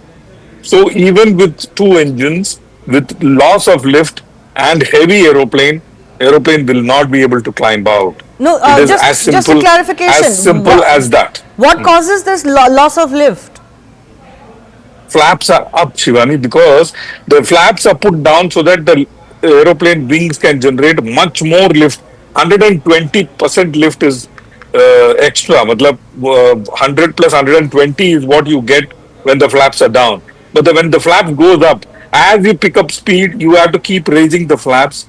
And as you pick up cruising speed, the flaps are fully up, the aeroplane wing is straight, as it is seen in the video. So the flaps have gone up. In 2013, Shivani, this particular entire 787 was grounded because of some electrical issues. And after that, they sorted out the electrical issues and the aeroplane came back online. Are you suggesting that there are technical issues that could have led to loss of flight? Loss of lift? Yes. Possible. But only the FDR will tell us whether the flap went up automatically or the flap went up due to some other reason. Only the FDR will be, and the CVR, the cockpit voice recorder, will be able to tell us. But Shivani, you turn up the volume and let the let our viewers hear the noise. The engine is running. So the loss of lift, in my opinion, could be the reason. But again, there are only two people who will know. One is the FDR, another is God. No one else can tell you what went wrong. You know, I spoke to several experts through the day when we first got the update about this crash. And most are suggesting that this nature of crash soon after takeoff in what was clearly a fit aircraft to fly, it had come from Delhi to Ahmedabad and then was flying from Ahmedabad to London, could not have happened given that the pilots had no time to react, to respond. After Mayday call, they were incommunicado. This couldn't have happened without loss of engine. But you are suggesting that loss of engine is not the case here. Turn up the volume. You will know what I am saying. Just turn up the volume of this particular video. You will know what I am saying. See, sound is a very, very important clue. Visual, yes, but sound is a very, very important clue, especially, I mean, you'll be surprised to know, and the viewers will be surprised to know, with sound, you can even make out what is the RPM of the engine. We have that technology where we can make out what is the RPM of the engine, and with that, we can make out whether engine was at what RPM is it going around, and did it function correctly or not. So these are the things we are able to make out with just sound. So the engine, question that at arises least one is, engine was working, Shivani. At least one, and one is enough. And one is clearly enough. So the question that arises is whether it's a technical, mechanical failure or some sort of a manual error. Dr. Vandana Singh is chairperson of Aviation Cargo and Federation of Aviation Industry in India. And Dr. Vandana, I want to come to you with the issues surrounding the Boeing. While the Boeing Dreamliner is being called an airline with great safety record, we do know that there are whistleblowers plus other investigations that have happened into Boeing operations that have pointed out to serious lapses in security protocols, audits, etc. In fact, in April 2024, a whistleblower had actually warned against the safety of the Dreamliner 787 itself. What do you make of what has happened today? Rightfully said, well acknowledged, and thank you for having me on your show, Shivani. Yes, indeed. First of all, 787, a Dreamliner as such, is a very robust aircraft, and it has a good health check about it, that it is flying all over the world, and it's being maintained well. There are whistleblowers everywhere, whether it's Airbus, whether it's Boeing, whether it's any other company, we know about that. I am actually questioning the maintenance of this particular equipment, and if all the checks were done in order.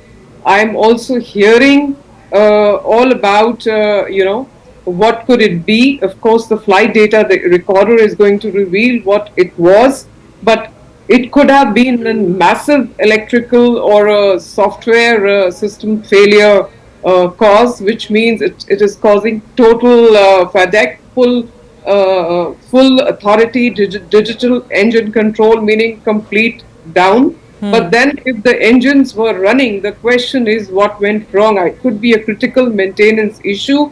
It could be a weight and volume issue. It could be a misdeclaration on the flight. It could be cargo. It could be something as simple as a lithium battery or dry ice or something which is cargo aircraft only, which is loaded on this equipment. We also see it tail heavy.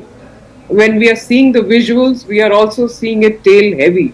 So there are many questions there, many speculations there, and all the experts are talking about it. But having said that, both Boeing and Airbus are having their own, set of flaws, questions. Do not forget the Qantas flight in 2008, where not engine failure, but how electrical and software glitches completely disrupted it and caused the crash. So the question is, we can speculate right now. Flight data, the recorder is going to reveal everything, but whistleblowers are definitely needed. Whistleblowers have to come out, because this is talking about the safety and security of human life. Yeah. We are playing with that. And I'm questioning everything from ground handling to critical maintenance to the fact, did this go through A check? It's an 11-year-old equipment, fine. It has a long life, no problem. But did it go through its A checks, which is 400 to 600 hours? Was it being checked properly? And I won't even question the C check or the D check here, which happens every 12 to 24 months, or D check, which takes after every 6 to 8 years. Was that being done? Were the audits being done by Air India? We are doing audits on Turkish Airlines, very good. Are we doing audits on Air India? Are we even checking if everything is in order? Is the maintenance coming into play? Are the people there, actually the engineers, doing their job? Is there contamination of the fuel? Why is it tail heavy? Is there a misdeclaration of weight volume? What is it? These are the questions that come to my mind at this point of time. Over to you. VK Kukur, what do you make of it? This is a unique kind of a crash, if I can say so. You can correct me if I'm wrong, but I'm saying this after speaking to several experts during the day over the last 4 or 5 hours, where they seem to suggest that this is a very unique kind of crash. Something like this is not witnessed very often. Because the kind of crash, the visuals that have been captured suggest that there was engine loss. Some of our experts are now suggesting that engines were working. They can hear the clear engine hum in the visuals that have come out. What is your sense of what could have gone wrong? It's a very, very unfortunate thing which has happened in the history of aviation.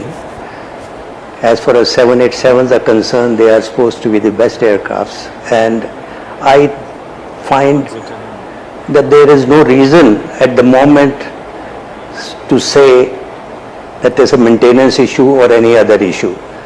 It is something which has happened in a critical stage of the takeoff. It has happened when the aircraft is not even 400 feet above the ground.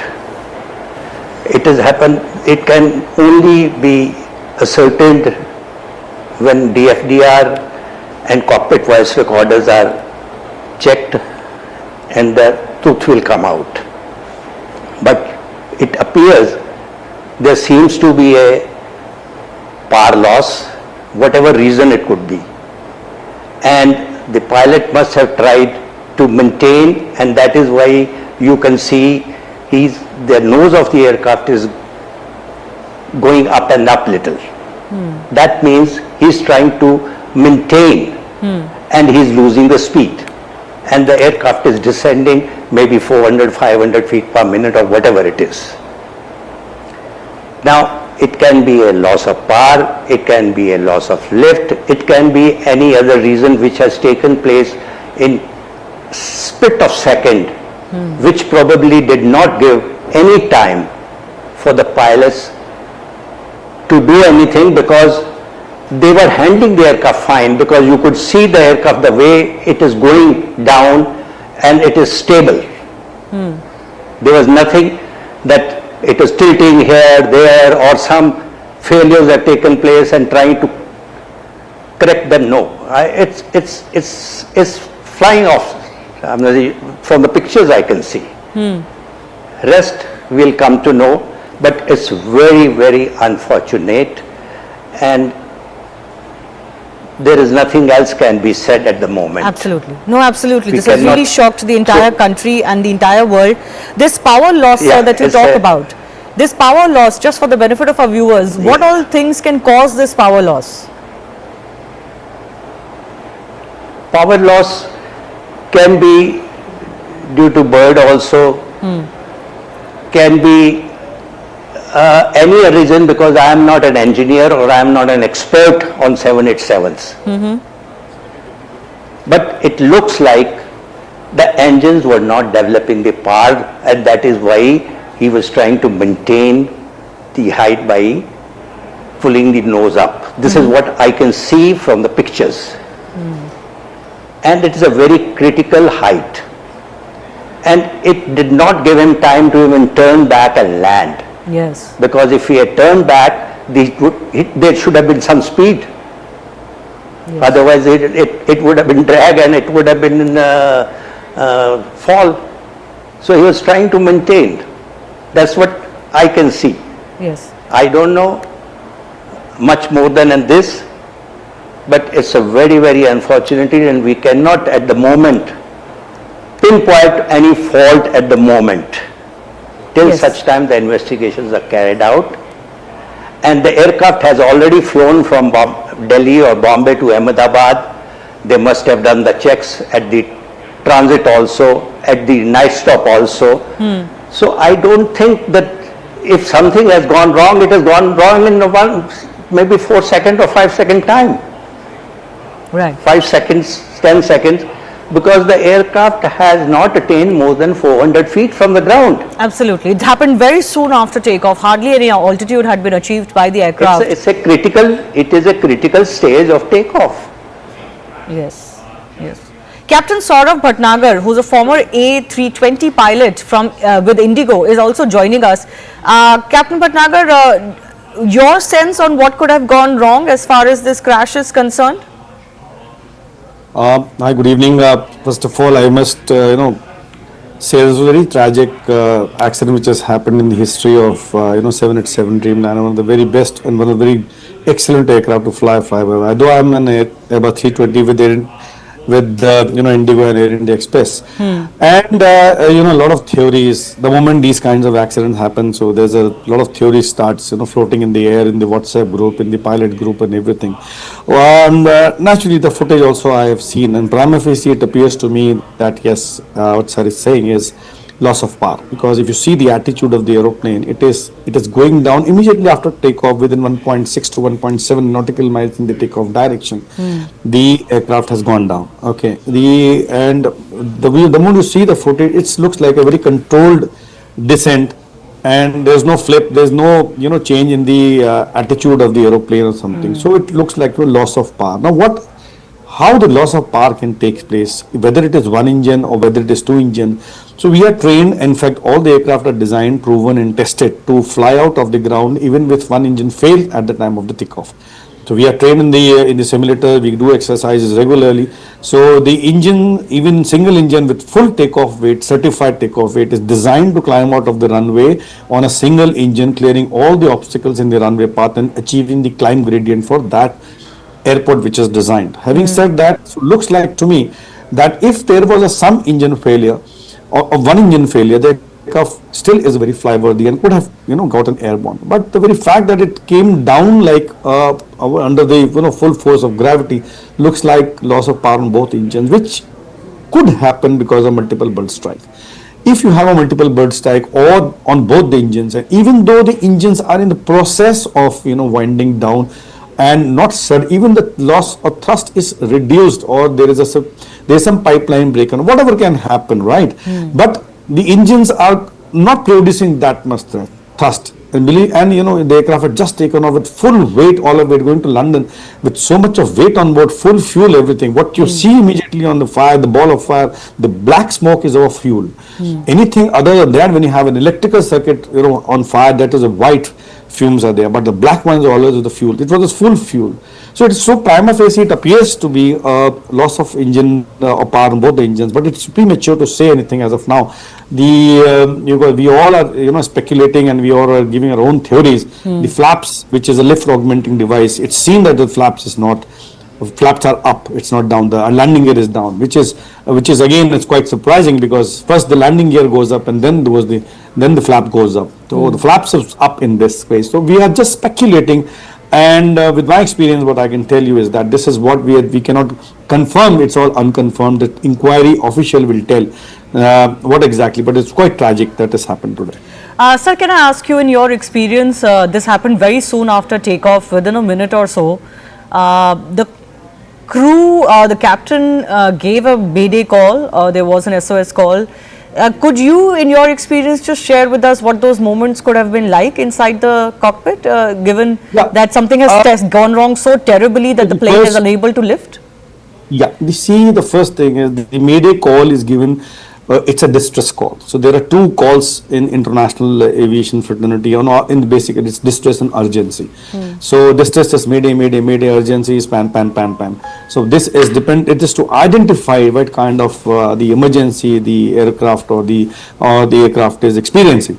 Mayday means that it's in a distress. It means that the aircraft is under imminent danger, or the occupants of the aircraft are under imminent danger, and it could, in the sail parlance, you can say that yes, the aircraft is about to crash or something, or out of control, right? When the aircraft goes out of fuel and says mayday, mayday, that means the aircraft is not able, it's not a flyover, they're not able to sustain in the air. Okay, that is what there's an imminent danger to the lives or to the aircraft and everything. That is why it's a distress call given. The very fact that the pilot gave the distress call of mayday, mayday, mayday, it means that he did not have whatever could have been done, what already been done. At the end of it, once you know that it's whatever a pilot was supposed to be doing, he has done in that short span of time, 1.6 nautical miles, when the aircraft has come down after takeoff. He has already done everything, and thereafter, at the end of it, it says just informing that it's a distress situation now, and then he gives the mayday call. Absolutely. Can I go back across to Captain C.S. Randhawa as well, because he's also been former Deputy Chief Flight Operations Inspector at the DGCA. So do you sense that there could have been any maintenance issue, as one of our guests is pointing out, that it could well plain be negligence of maintenance in this case? I have my doubts on that, because the aircraft has flown from Delhi, and Air India maintenance is good, and I do not foresee that happening. I told you there could have been a chance of fuel contamination because of cold soak. The water has gone, because now the cold soak also, if it is taking place, and if the water has gone through the fuel pipelines along with the fuel, going into both the engines, and then both engines having turned down because of contamination, is a very rare possibility. So I think there could be a bird head, there could be a control jam, as I still mentioned, or there could be some contamination in the fuel because of the cold soak, but unlikely of any issues regarding maintenance. One point which one of the people in the panel he spoke that the flaps seem to be up. Now in the video it is not clear that the flaps have gone up or flaps are down. In case the flaps have gone up, then I do not think that could be a technical issue that the flaps will go up automatically. Now, in case that happens at a low altitude, there can be a loss of lift. Okay, if the engine sounds are being heard, and if the engines were revving and they were running, then this could be a possibility, a loss of lift in case the flaps have gone up. So these are all, we are trying to speculate things, but actually everything will come clear when the DFDR and the CVR are taken out and they are analyzed. And of course, Boeing is going to be a part of the investigations because there is a lot at stake for the manufacturer. Absolutely. Because a fear of flying will settle in the minds of passengers who are flying 787. So it will be in the interest and of the the AIB and the Boeing company to come out. They will come out after they have analyzed the DFDR and the CVR. Well, Boeing has indicated already in its statement that they are, of course, going to participate in whatever processes are involved and investigations. These are also visuals on the right of your screen of the aviation minister, Mr. Naidu, who has landed in Gujarat now, and he's at the crash site. These are live visuals that we're getting.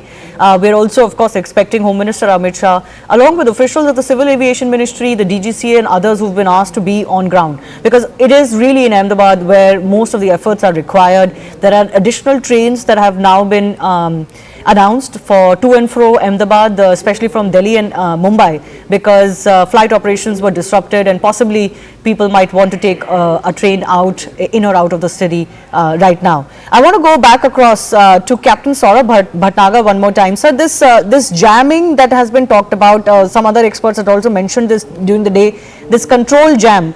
What causes this and what can a pilot do in a situation like that? What Captain Randhawa has said, yes, control jam can happen at any time, control surface jamming, anything which is motor failure or because a fly-by-wire aircraft electric signal goes and then the hydraulics operate the system. So if there is a control jam or a control failure, definitely the aircraft will not be able, the pilot will not be able to control the aircraft. But what I try to, what my thing is that even if there is I would say control failure or control jam, if the engines are developing thrust and if the pilot at that point of time move the thrust levers to toga full power, the aircraft will climb out immediately. The aircraft did not climb out, it went down. So with the control, even if you open full power of the engine, the response of the engine, the aircraft should be climbing out.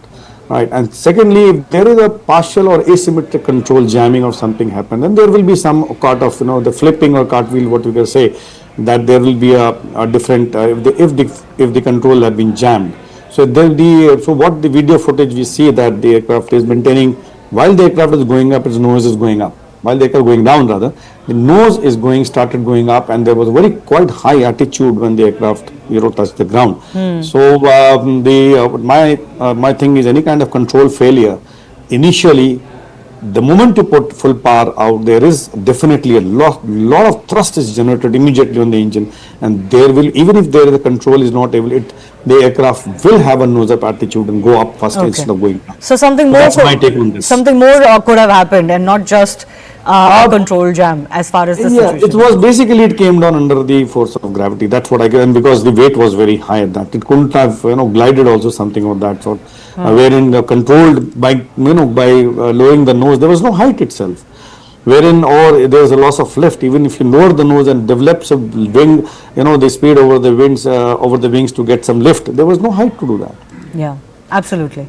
Well, certainly very tragic whatever has happened, and one only shudders to think what would have happened in the cockpit, giving pilots no time really to do anything, and there are about 50 to 60 medical students who have been taken to hospital now, we are being told, and we really do pray for their well-being. Let's also take final comments from Group Captain MJ Vinod and Dr. Vandana Singh one more time. Group Captain Vinod, certainly investigation is going to be very key here. You know, the world really deserves to know what really caused this, because we don't really want speculation for too long, and we certainly don't want the fear of flying to set into the mindsets of people. Absolutely not. And that is why I'm trying to piece it, Shivani, logically. Umpteen number of reasons are there.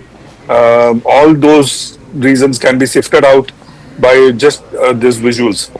And, when aeroplane is heavy, when the flap goes up, very, very important point this is. Like I said, if you could run the few visuals just with the engine noise, you can make out that engine is still running, which means power is there. When the flaps go up, Shivani, there's something called, at least in the Airbus, we have something called VLS. And there is, we call it the barber pole, the low speed regime. It comes up and the aeroplane goes into low speed regime, and especially when you are heavy, you get into low speed regime very fast. You get into stall condition very fast when you take the flaps up prematurely. And in this case, it is the loss of lift. The reason could be umpteen, including electrical. So that is something we may need to keep in mind. Why the flap went up is the question that FDR will answer. Flap went up is the reason it went down into the ground, is my take on the subject. Rest all or noise. Over to you. Dr. Vandana Singh, we did get an update that the entire fleet for Air India is now being reassessed. Do you think there should be an across airline kind of exercise done post this crash, even though we cannot ascertain the very reasons for this crash right now?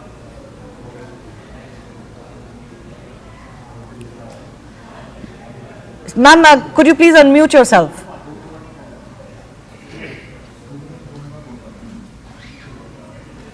Dr. Vandana Singh, can you hear me?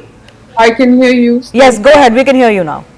Thank you, Shivani. My comments on this is absolutely there should be complete audits on all equipments that we all have in India. We should be very, very vigilant. This was the writing on the wall. It has been for a very long time. We have been seeing various cases happening in the US where we have been coming on the various channels and discussing it, and including the case that happened at the Jeju airport where it went into a thick wall. Now the question is that it is very pertinent, it is very important that these checks are done. We should not be just looking at Turkish, we should be looking at ourselves also, and we should be making sure that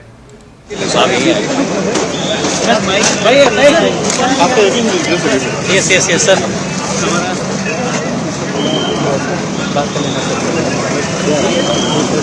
Minister Mr. K. Ramohan Naidu to speak. The media is there with him. He's at the crash site. In fact, those are the buildings that you can see in the background. These are the hostels, we are told, and medical college students were actually staying in these hostels. One of the buildings is the mess.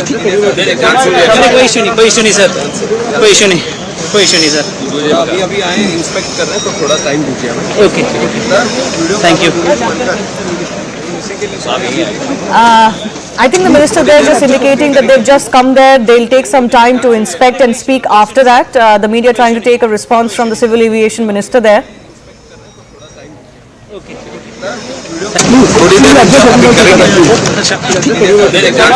कोई issue नहीं sir, कोई issue नहीं sir. अभी आए inspect कर रहे हैं, तो थोड़ा टाइम दीजिए हमें. Okay, thank you. I'm also joined by Akash Watts, who was also in the same airplane that flew from Delhi to Ahmedabad prior to its departure from Ahmedabad to London. He has also tweeted saying that he noticed certain unusual things in place and can give more details. So Akash, if you can hear me, can you explain, can you describe your experience and what did you find that was unusual during your flight from Delhi to Ahmedabad on this plane? Hi. So The things that were unusual were first the AC that I've already, mentioned in the video that I've shared on X. So AC wasn't working. Some people are saying that it is common practice that during takeoff the AC is turned off for a better thrust, but throughout my life I have never experienced any such thing that the AC is turned off during takeoff because it is just an aircraft. It is packed and there is no place for oxygen or ventilation. So it was very suffocated. In fact, I turned on the front camera. I've shared that same video. I turned on the front camera and I was sweating. My hands were sweating. Hmm. After the takeoff, the compressor was like getting turned on, turned off, on, off, on, off. So the temperature, it was not stable. And usually I fly wearing a full sleeve shirt or jacket, but today I'm flying in a half t-shirt because initially I thought that it would be cold and I would be needing a blanket, but it was so hot inside the plane throughout the journey. I mean, I was not able to tolerate the fact that why it is happening. Secondly, in-flight entertainment, that is very common in Air India. It usually works. But now the thing in Boeing 787 is two things are there. One is that you don't have the option to move the flap up and down. The second one is you cannot call the cabin crew by just pressing the button in the overhead like on your overhead, right? So there was no button in the overhead. There was the button in the remote control, which I have clearly shown in the video. That the button was also not working. When the plane was on ground, I wanted to call the staff, I mean the air hostess, to tell her about the issue. But then I was not able to call, and right after takeoff they came. But by that time I adjusted ki okay, it's just half an hour or like it's just 1 hour flight. ठीक है, in 40 minutes we'll be landing. क्या ही बोलूँगा? Everyone thinks that कि यार अब जो हो गया क्या इस पे it is not working. If it is not working, so मेरे it will not work. So I ignored it. Third thing was I was sitting on seat 25A, right, and I was just next to this left engine. Right, I'm listening to these news now, but I'll be giving my opinion. So I noticed that the wing, I was thinking that they are not like properly. They were like kind of unstable, yeah. All right. We'll take that on notice. Thanks a lot, Akash Watts, for joining us. He says that he has experienced some unusual instances when he boarded the same plane when it flew from Delhi to Ahmedabad earlier in the day. Time for me to wrap up Plane Speak. The right stand is coming up in just a bit.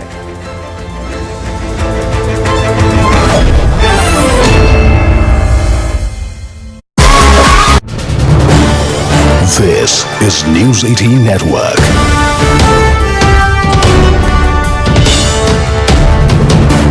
India's largest news network. I can assure you that Indian aviation is probably one of the safest in the world. We have all the protocols in place. Our DGCA is very robust and effective, and to find, to pick holes into our ability to manage Indian aviation would be very unfair. And I always say this, and I repeat, that aviation is either 100% or zero. There's nothing like 99.9% in aviation. And therefore, in this case also, look at the aircraft. It arrived from Ahmedabad from Delhi. Obviously, it flew without any issue. And to take a 9.5-hour journey from Ahmedabad to London, obviously the pilots would have done all the pre-flight checks. And no pilot is foolish enough to take off if he is not satisfied. The captain per se in this aircraft would have also had thousands and thousands of hours of command. And a 787 and today's aircraft per se are very robust, fail-safe. They have many backup systems. And to really think what went wrong, I would be hazarding a guess which would not be fair. But the point here is the aircraft did go on a takeoff roll, and between the time the wheels went up and the time it crashed, probably the time frame would have been almost only about 60 seconds or so, because you can't go to 800 feet and crash and it be within the time span is only 60 seconds. Now he's already given a mayday call.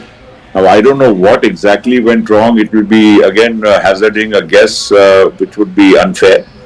The only thing which can be ascertained is now, since the aircraft has fallen just a few hundred meters from the airport and in the BJ Medical Complex, therefore to retrieve the black box and the other equipment would be also, quite simple. We would be able to ascertain only after that. Let me tell you one more thing. In today's aircraft, they are very sophisticated. All the parameters of an aircraft, right? Every single second the aircraft is in the air, all the parameters are recorded, not only by the aircraft, but they are also transmitted to a central command, real time, of the airline itself. So if there is, when an aircraft does a flight, there is a way to ascertain every single parameter during whatever the duration of the flight. So if anything would have gone wrong prior to this flight, or which may have escaped the attention of anybody, I'm sure this will be retrieved in no time once the equipment is found. Now, Mr. Patel, just to go back in time, because this fleet, the Dreamliner, very, very safe. I think from what the experts are saying, and I only have them to sort of lean on for facts, they've said that this is the first time a Dreamliner has actually crashed anywhere in the world. Now, most of these Dreamliners were purchased, I suppose, about 10, 12, 15 years back by Air India when it was still government owned. Obviously, there would have been a huge procedure that must have unfurled within government to select the plane. There would have been due diligence, there would have been all sorts of studies that would have been conducted. Well, most certainly. I mean, first, the procedure itself in government is a very robust procedure. Goes through several layers. And ultimately, the basic selection of aircraft is done only on technical parameters. Because, the airline, requires a certain type of aircraft for certain, lengths of the flights. You want to go to the US, you want to go to the European countries, or to, 8-hour flights, 12-hour flights, and so on. And the kind of configuration you want.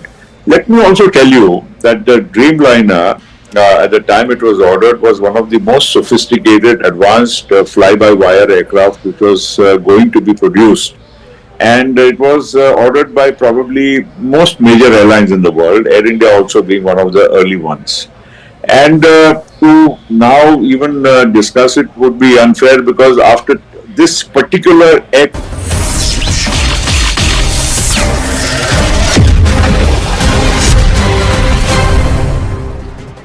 Watching the right stand, I'm Akanksha Swaroop. We're getting in breaking inputs. In fact, in deeply tragic news coming in, what we're learning is that Gujarat's former Chief Minister Vijay Rupani is confirmed dead in the shocking Air India plane crash that took place today, and that took place on Thursday afternoon. Remember, he had checked into the Z class, which, as we all know, falls under the business class category. Deeply tragic news coming in that the former Gujarat CM has been declared dead. Yes. I'll only give one line to what you have asked right now. We are going to do a fair and thorough investigation. We are not going to spare anyone. We are not going to leave any stone unturned.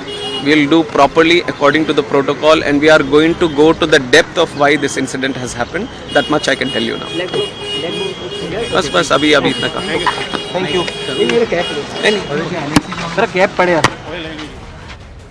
All right, Civil Aviation Minister Ram Mohan Naidu over there confirming that they will get to the depth and establish what led to that tragic air crash. But in the latest news that has come in, which is equally shocking as the air crash, is the fact that the former Gujarat Chief Minister, Mr. Vijay Rupani, has been confirmed dead. Let's also listen in to what C.R. Patil, Gujarat Minister, has to say. Plane के हादसे जब होते हैं वो भयंकर होते हैं। मोरू गुजरात में, अहमदाबाद में हो, ये तो कभी गुजरात के लोगों ने कभी सोचा भी नहीं था।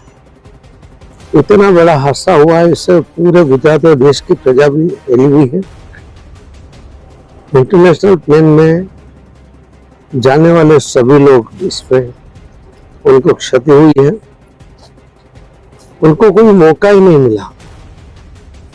और शहर के बीच में होते हुए भी हम कुछ नहीं कर पाए। इसका बड़ा दुख है। सभी दिवंगत आत्माओं को शांति मिले उसके लिए प्रार्थना करते हैं। उनके जो स्वजन है, उनके ऊपर जो आपत्ति आ पड़ी है, भगवान उनको शक्ति दे, ऐसी प्रार्थना करते हैं। और हमारे लिए तो हमारे नेता पूर्व मुख्यमंत्री श्री विजय रूपाणी भी इसी फ्लाइट में अपने परिवार को मिलने के लिए जा रहे थे, वो भी इस हादसा का शिकार हुए हैं।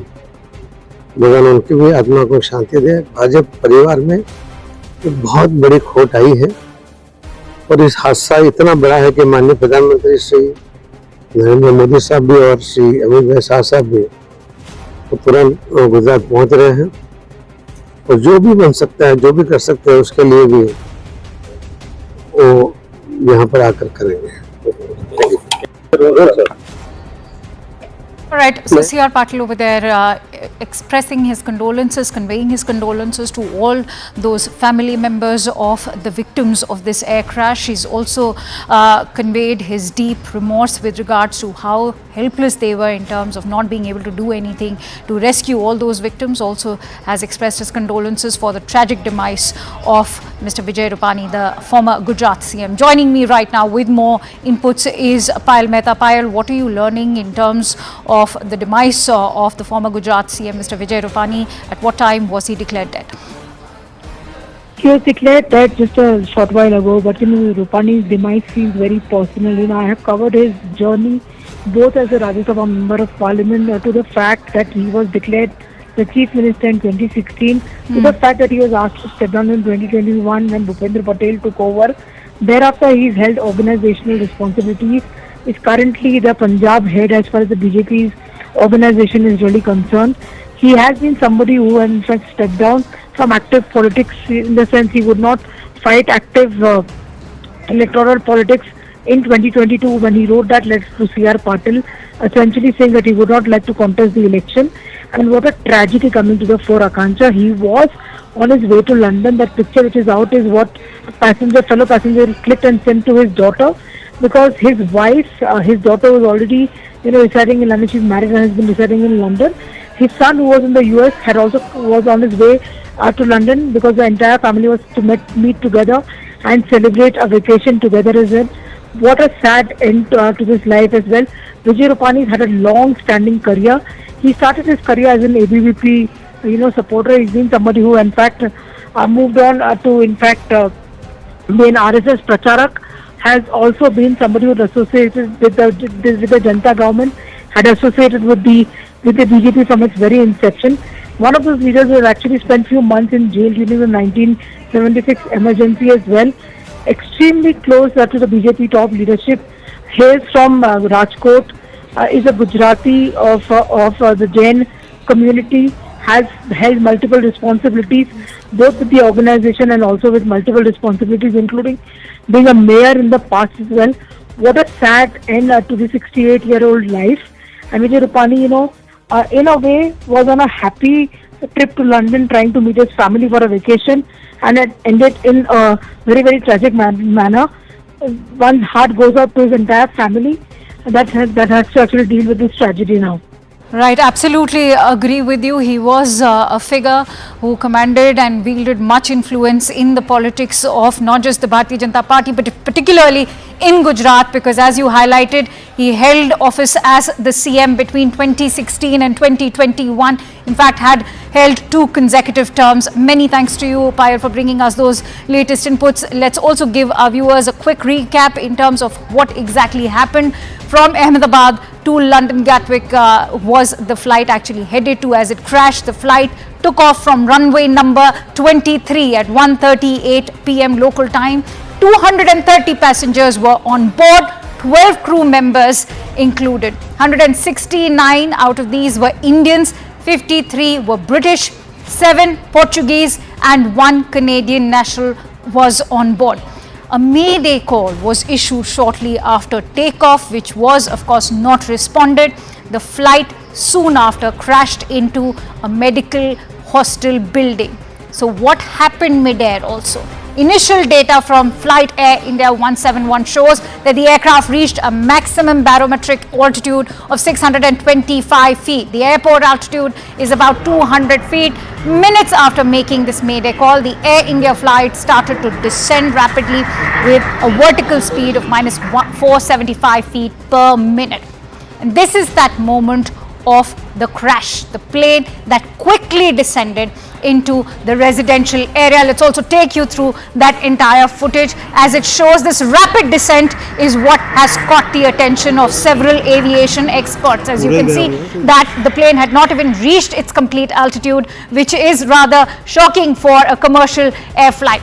The blaze also soon after erupted, and it was a catastrophic blaze that took place. As you can see, this is in fact the entire debris and the crash site with the debris and the fuel catching fire, gutting several buildings. As you can see, the smoke continues to bellow out, and those are the gutted buildings in the background.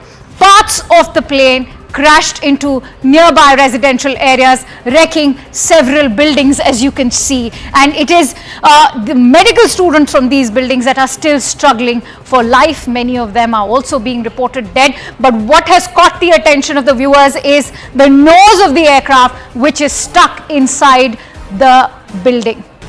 Plane parts destroyed several buildings near the crash site. The parts of the fuselage and engines were cut into several buildings, as you can see. The teams soon after kicked into action. All these emergency teams were activated. They were working round the clock, even as we speak, to douse the flames at the crash site and the nearby buildings. This is one of the deadliest Boeing crashes. Remember, if we look at the cases across the globe, let me give you a quick recap of what happened in December of 2024. Jeju air crash happened in South Korea. It was a Boeing 737-800. What was the reason? It overshot the runway post-emergency landing. What was the death toll like? 179 people of the 181 which were on board were all killed. Let's now quickly rewind to 2019 March, and Ethiopian Airlines, again a Boeing 737 MAX 8. What was the reason? It crashed post-takeoff from Addis Ababa, led to a death toll of 157 passengers and crew members, all of them killed. In October of 2018, the Lion Air Flight 610 in Indonesia crashed. It was a Boeing 737 MAX 8. The reason that was given that time was that it crashed into the ocean soon after takeoff. All 189 on board were killed.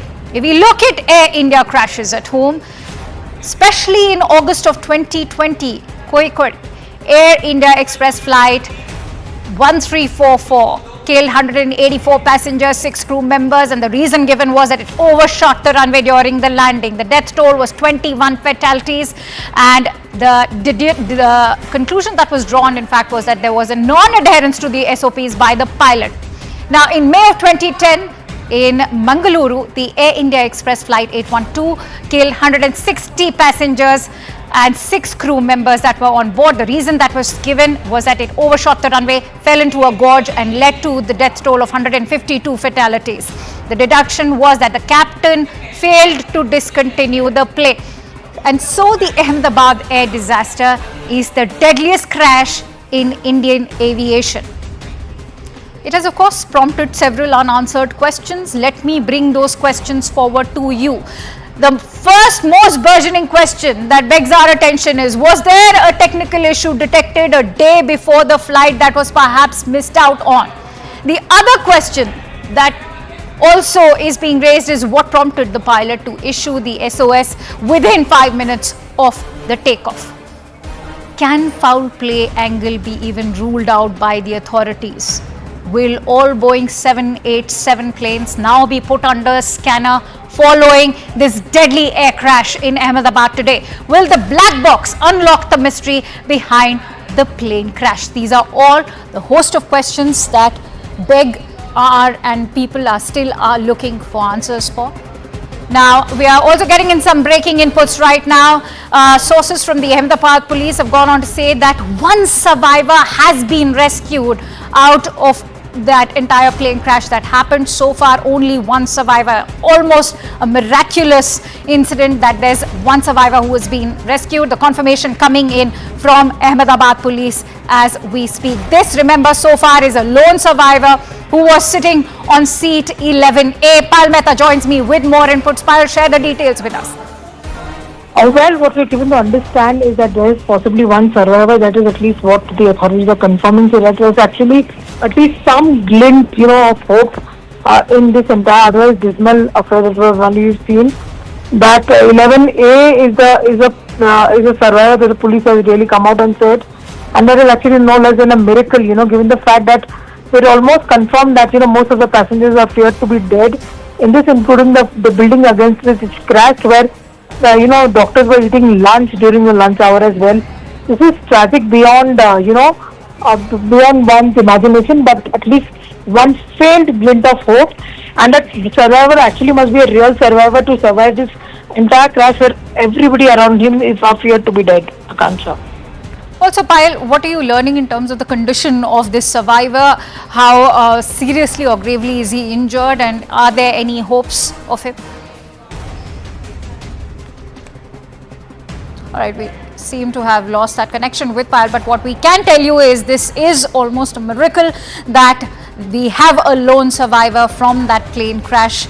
And remember, many of them or almost all of them have been declared dead, but the Ahmedabad police are confirming that one person has miraculously survived, and perhaps this survivor could be of extreme importance to the entire investigation, which will now be looking into what exactly led to that deadly air crash. Payal Mehta is back with us. Payal, if you could share details with us with regards to what is the condition of this lone survivor. Well, the condition has certainly been ascertained, and no doubt whatsoever, Akansha, that person must have really, got grievous injuries to say the least, given the fact that everything around him is charged.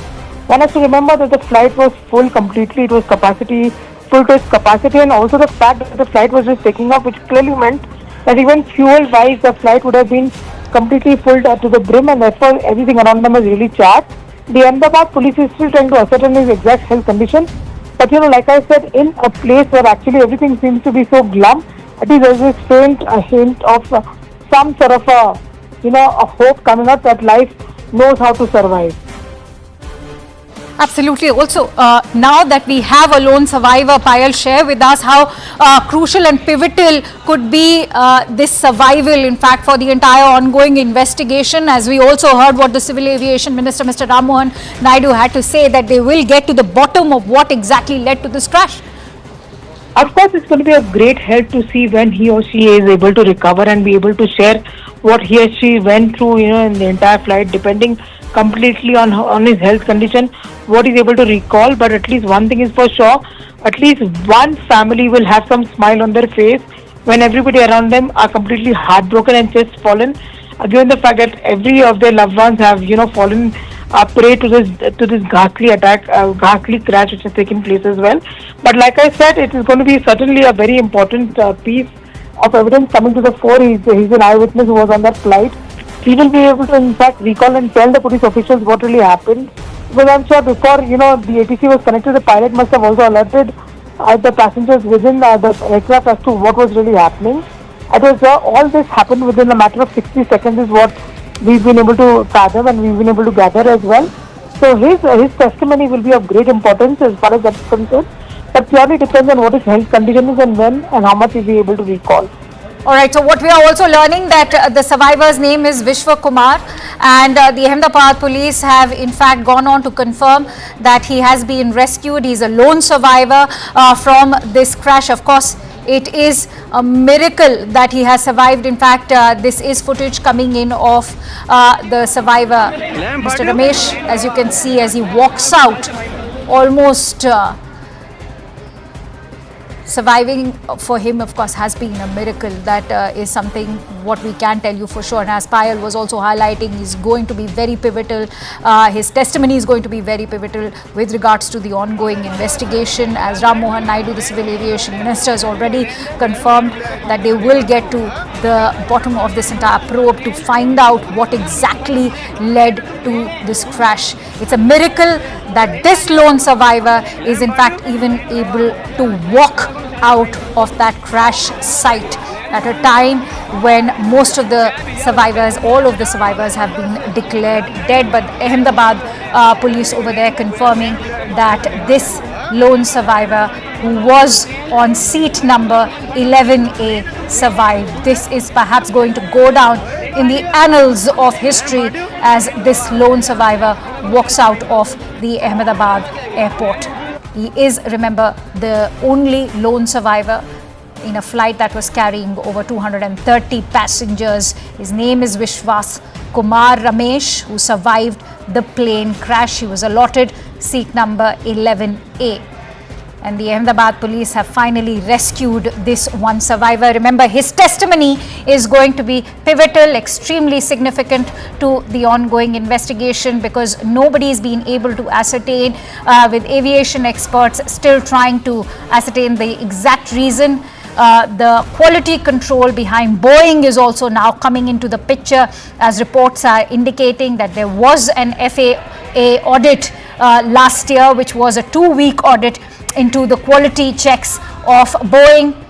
But could it be a technical glitch, or could it be a bird hit, or birds hitting, multiple birds hitting, or weather also could be playing a significant role? Right now it is fairly nascent at this stage to comment into exactly what was that went behind, but perhaps it is Mr. Ramesh's testimony that will be extremely significant. Vishwas Kumar Ramesh, he's a British national is what we are being told, and he was on the Gatwick bound flight that took off from Ahmedabad and crashed soon after takeoff. Roughly 20 minutes after takeoff is when it crashed, and it crashed into the residential building of the medical college, into the medical hostel, where several students are still grappling for life. It is a miracle, to say the least, that we have a lone survivor. Mr. Ramesh allotted seat number 11A. He is a British national, as we are being told. He was on a visit to Gujarat and was heading back to London. Payal joins me with more inputs on this miraculous survival that's taken place. Payal, share what else are you learning from your sources? Like I said, that this is a very, very tragic episode which has come to the fore as well. Nobody would have been prepared for an episode like this. A flight of happiness for many who are either looking to go back home or embark on a vacation or a work trip has turned into an extreme tragedy. The testimony of the lone survivor as of now is going to be of extreme importance. That is something at least what the authorities are hoping for, because his testimony in terms of what really led to the circumstances that actually happened is going to be of great importance. We'll have to just wait and see. But like I said, all hands on deck approach being applied by the government of India over here. In terms of what we've seen so far, multiple leaders, multiple ministers being flown down to Gujarat. C.R. Patil, the Union Minister for Jal Shakti, and also, the state president of BJP has just reached Gujarat. He in fact gave us the unfortunate confirmation of Vijay Rupani's unfortunate demise over here. Civil Aviation Minister Rammohan Naidu can be seen taking rounds of the accident site, trying to ascertain what's really happening. Muralidhar Mahal, the MOS for Civil Aviation, will also be landing shortly at around 7 o'clock, 7:30 am beg your pardon. He's going to be accompanied by officials from Ministry of Civil Aviation Secretary, and also the DGC officials, who are going to be examining the accident site and understanding how to go about the investigation. Because remember, the government of India has promised not just to the Indians and not to the victims of those people who actually fell to this deadly accident, but also to the foreign nationals that a thorough investigation will be done. And also the fact that Union Home Minister Mr. Amit Shah is a local son of the soil. He's also expected to land in Ahmedabad sometime from now. As it's just too early, I can't to predict as to what really led to the situation, whether there was a technical failure, or whether there was a human error, or whether there was any attempt to sabotage, because there were a lot of foreign nationals on this. Nothing is being ruled out from the agency so far, and should there be any sabotaging angle which emerges over here, it is important to see if the government hands over the probe to NIA or any other investigating agency. It's just too early in the day to talk about it. We'll have to just wait for some more time. Absolutely. In fact, stay with me, Payal, as we are also getting in more information through newspaper reports which are going on to indicate that Mr. Vishwas Kumar Ramesh, who's 40-year-old, and the only lone survivor of this deadly crash has, as we can see, borne impact injuries on his chest, eyes and feet. He has received these impact injuries but is miraculously able to walk out of that entire crash site. That is in fact indeed a miracle in itself. And he's also gone on to share his experience. Most importantly, he's gone on to talk about how there was a loud noise just 30 seconds after takeoff, and that is what in fact led to a crash within minutes, and the plane of course burst into flames. So this is what Vishwas has had to share, that it was only after 30 seconds of takeoff there was a loud noise, and then soon after the plane crashed. It all happened very quickly. So if one was to go by what Vishwas has had to say, this is also contradicting the other versions that have come into limelight, which are going on to indicate that it was roughly after 20 minutes of takeoff that the plane actually crashed. But Vishwas has gone on to share that only after 30 seconds there was a loud noise, and soon after the plane crashed. It all happened very quickly. But this indeed is a miracle to see. Vishwas Kumar Ramesh, who is a 40-year-old British national, was visiting Gujarat, has miraculously escaped this or rather survived this deadly or catastrophic air crash. This, as relatives of all those who were aboard the Air India flight are currently desperately looking for their loved ones at the civil hospital in Ahmedabad as we speak. All the rest have been declared dead except from Vishwas Kumar Ramesh, who is a 40-year-old, the lone survivor, as he survived this deadly crash. But if you can see that image which is currently being flashed on your screens, he's of course borne injuries on his face. These are impact injuries that he's not just borne on his face but also on his chest. But what stands out is that he's able to walk out of the crash, and these impact injuries, given the catastrophic explosion that happened after the plane crashed, it's a miracle to see this lone survivor, 40-year-old Vishwas Kumar Ramesh, who survived this entire crash. But as we've been highlighting, his testimony is going to be extremely pivotal to the ongoing investigation, which has now led to a host of unanswered questions. What are those unanswered questions? Well, many are wondering if it was the Boeing and the quality check that led to it. Can foul play angle be ruled out by authorities? Will all Boeing 787 planes now be put under the scanner following this deadly catastrophic crash? Was there a technical issue detected even before the flight could take off? CNN News 18 has been getting you reactions, and we've been speaking to passengers who boarded this flight earlier in the day, and they've gone on to talk about how there were technical slags because the AC in the aircraft was not working. The in-flight entertainment was not working, which is rather unusual for Air India flights, and those are the testimonies that we are learning from passengers who had boarded this flight earlier during the day. But as of now, there are a host of unanswered questions, and to pinpoint any particular factor would be fairly nascent or premature, but all those unanswered questions do call for an investigation. Will the authorities be able to find the black box? How soon will they be able to, because perhaps the black box will be able to unlock the mystery behind this entire plane crash. But what's standing out right now as we track all the latest updates for you in this unimaginable story that has emerged is that Ramesh Kumar actually managed to dodge death, had a narrow escape. In fact, that explosion that you can see is catastrophic to say the least, and he managed to actually come out absolutely unscathed. It's miraculous that he's managed to walk out of the crash site. As you can see, the least that he's borne is in fact those impact injuries on his face, on his chest. And he's a 40-year-old British national who was in fact visiting the state of Gujarat. He was on this Gatwick-bound flight. He was allotted seat 11A. And according to Mr. Ramesh, there was a loud explosion, and that happened soon, 30 seconds after takeoff, and all happened so quickly, and that is exactly what led the aircraft to nosedive and led to the crash eventually. In fact, aviation experts have also been commenting on the rapid descent of this entire crash and the entire video. But let's quickly go across to Anvit, who's been tracking the latest for us. Anvit, if you could share with us the story of this lone survivor, what is it that you're learning? If you could give us some confirmation regarding the comments that he's shared with other newspaper reports that are indicating that he said that only after 30 seconds did the aircraft crash and there was a loud explosion before it led to that crash. Anvit, can you hear me? All right, we'll try and reconnect with Anvit, but this is the big story of the hour that has emerged out of this entire air crash. The only silver lining to this deadly catastrophic air crash, as Ramesh Kumar is the lone survivor, is a 40-year-old British national visiting the state of Gujarat.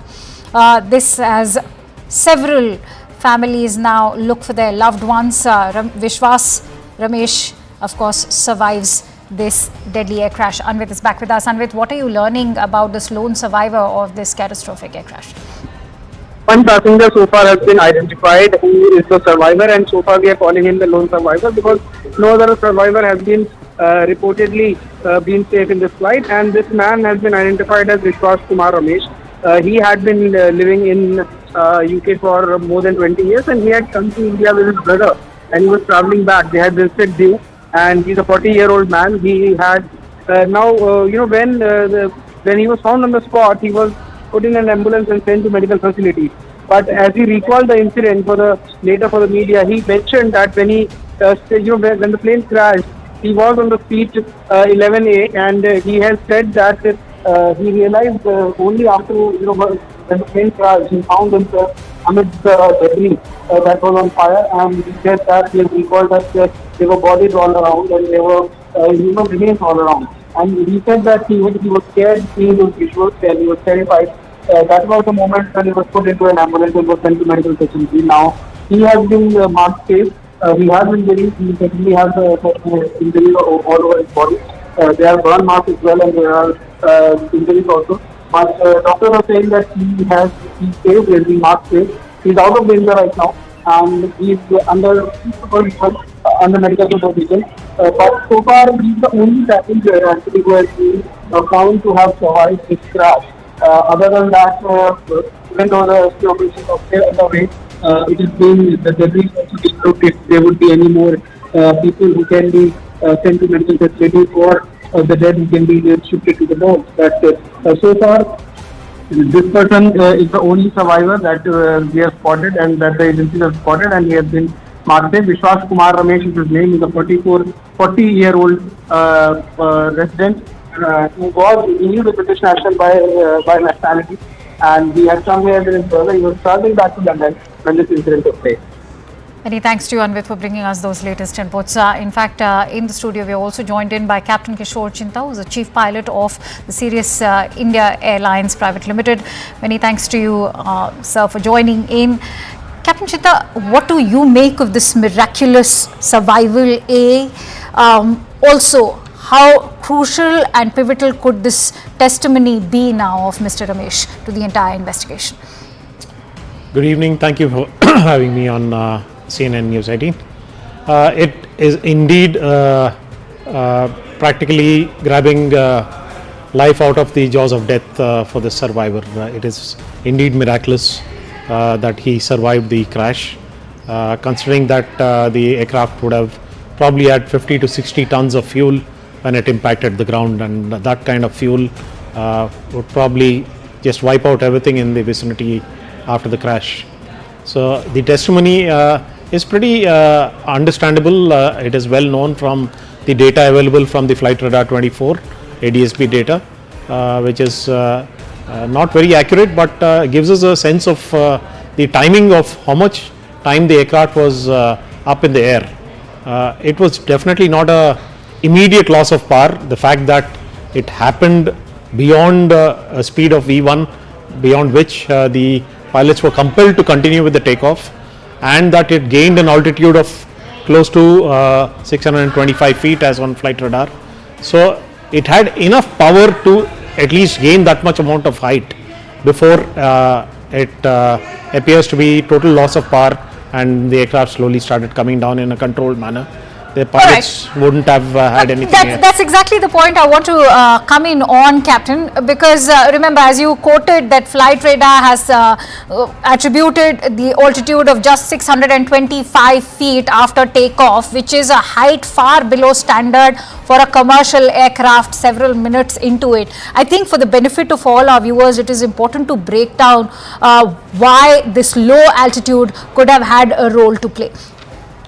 All right, and before we take that answer from you, in fact, fresh visuals coming in on CNN News 18 after the Civil Aviation Minister Ram Mohan Naidu. What we can tell you is that the Home Minister Amit Shah has arrived. Remember, this is also his home state.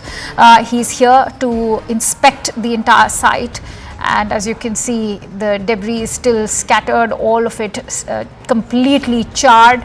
It's a very dark day for the entire nation because the country has also lost the former Chief Minister of Gujarat, Mr. Vijay Rupani, and those visuals coming in as the Union Home Minister, Shri Amit Shah, inspects the crash site. Remember, this is where the Air India aircraft crashed minutes after takeoff, and it is the hostel or the residential building of a medical college. Many of those medical students are still struggling for life. The Home Minister also accompanied by the Gujarat Chief Minister. In fact, he's standing right next to the building where it is the nose of the aircraft that's still stuck, and the Union Home Minister actually inspecting. So, Captain Chinta, please go ahead and tell us why the low altitude could have had a role to play. Well, the mere fact that it reached that altitude is testimony that those engines are powerful enough, even at partial power, to propel the aircraft to that altitude at least. Because if there was total loss of power, it wouldn't have even reached that altitude after takeoff. So the reasons can be multitude. It could be probably a burdette leading to portions of the engine shearing off and entering the rest of the engine clear, causing complete shutdown of the engines. So right now, until the, like you mentioned, until the CVR, the cockpit voice recorder and the flight data recorder are found and downloaded by the Aircraft Accident Investigation Bureau, we will not come to know the actual picture on when actually the engine started winding down. So the height definitely is critical.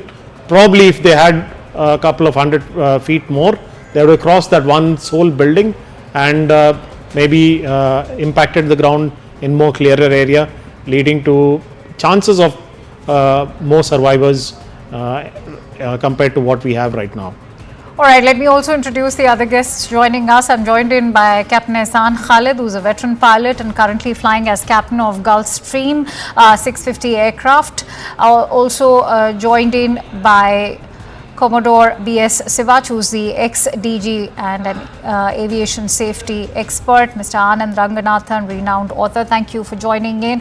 Anand, if I could come to you, what is your assessment of the lone survivor, first of all, who's in fact walked out completely unscathed? It's rather shocking to see him walking out at a time when the loved ones are looking for their family members who could have been on that flight. Good evening, Akanksha. On this terrible hour, my sincere condolences to the families of the bereaved. It's such a tragedy. I think we all feel exactly how each one of those families of 242 on the plane and so many other who were doctors and medical students were in the building where the plane crashed into. My sincere condolences. It's an absolutely ghastly event that has taken place.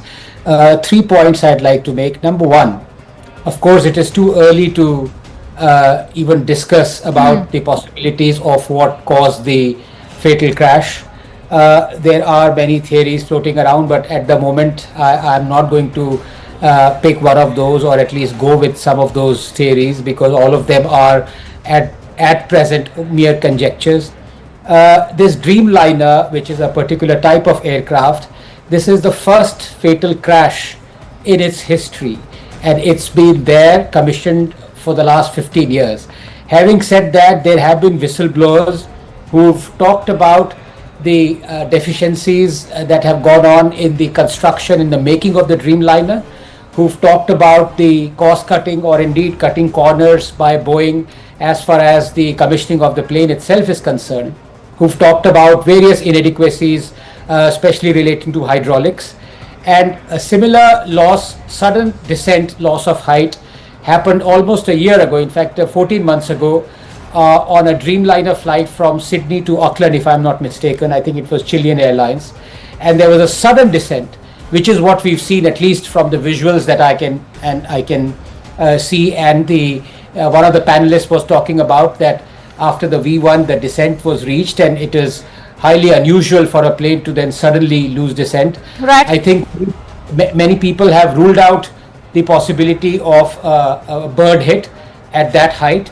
As far as the survivor is concerned, Akanksha, it's an absolute miracle, and I'm so happy, at least in this unearthly hour, ungodly hour, to have this small bit of news, good news, and I hope that he's able to, he looks pretty fit under the circumstances. True. And he will be giving us vital information about what happened. Yes. True. He's the only silver lining at the moment, and perhaps, in fact, latest visuals coming in to take our viewers through these visuals that have just come in. These are critical moments before that Indian Airlines flight took off. Just critical moments of that entire takeoff that have been accessed by CNN News 18 before it crashed. But as flight, this is in fact just the takeoff, and it led to the crash soon after it takes off. This is the entire video that we have accessed for you that shows that entire takeoff till the moment where it leads to that catastrophic explosion, as you can see. And those visuals, in fact, indicating that the moment when the AI-171 actually took off. And as you can see, those visuals actually speaking for themselves, that as Mr. Ramesh's testimony goes, that it was a loud explosion and within 30 seconds it was all over. And I want to bring in Captain Ehsan Khalid. The video speaks for itself. Captain Khalid, all right, we'll bring in DBS Gujral over there. DG Flight Safety of Air Costa is also with us. Mr. Gujral, what do you make of these visuals? They are also in alignment with the testimony that's come in of Mr. Ramesh, who said that it was all over within 30 seconds.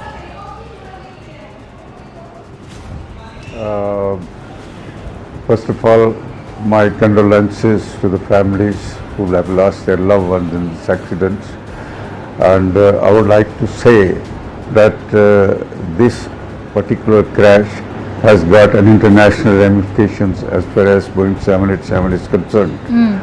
Now, I have been watching and listening to the various people who have been coming on the television and expressing their views about this accident. But to my mind, it's too early to say anything about the cause of this accident, as there was very little time between the takeoff and the accident, and the time between the takeoff and the time when Mayday call was given. After that, there could not have been any conversation between the ATC and the pilot, and all this little time is having all the answers hidden into the black box, that is digital flight data recorder and the cockpit voice recorder. Once we decode it, there may be or may not be, there may be answers to all the questions that everybody is asking. And to my mind, we cannot rule out the role of any one of the factors, that is the controls, the engines and the environmental factors.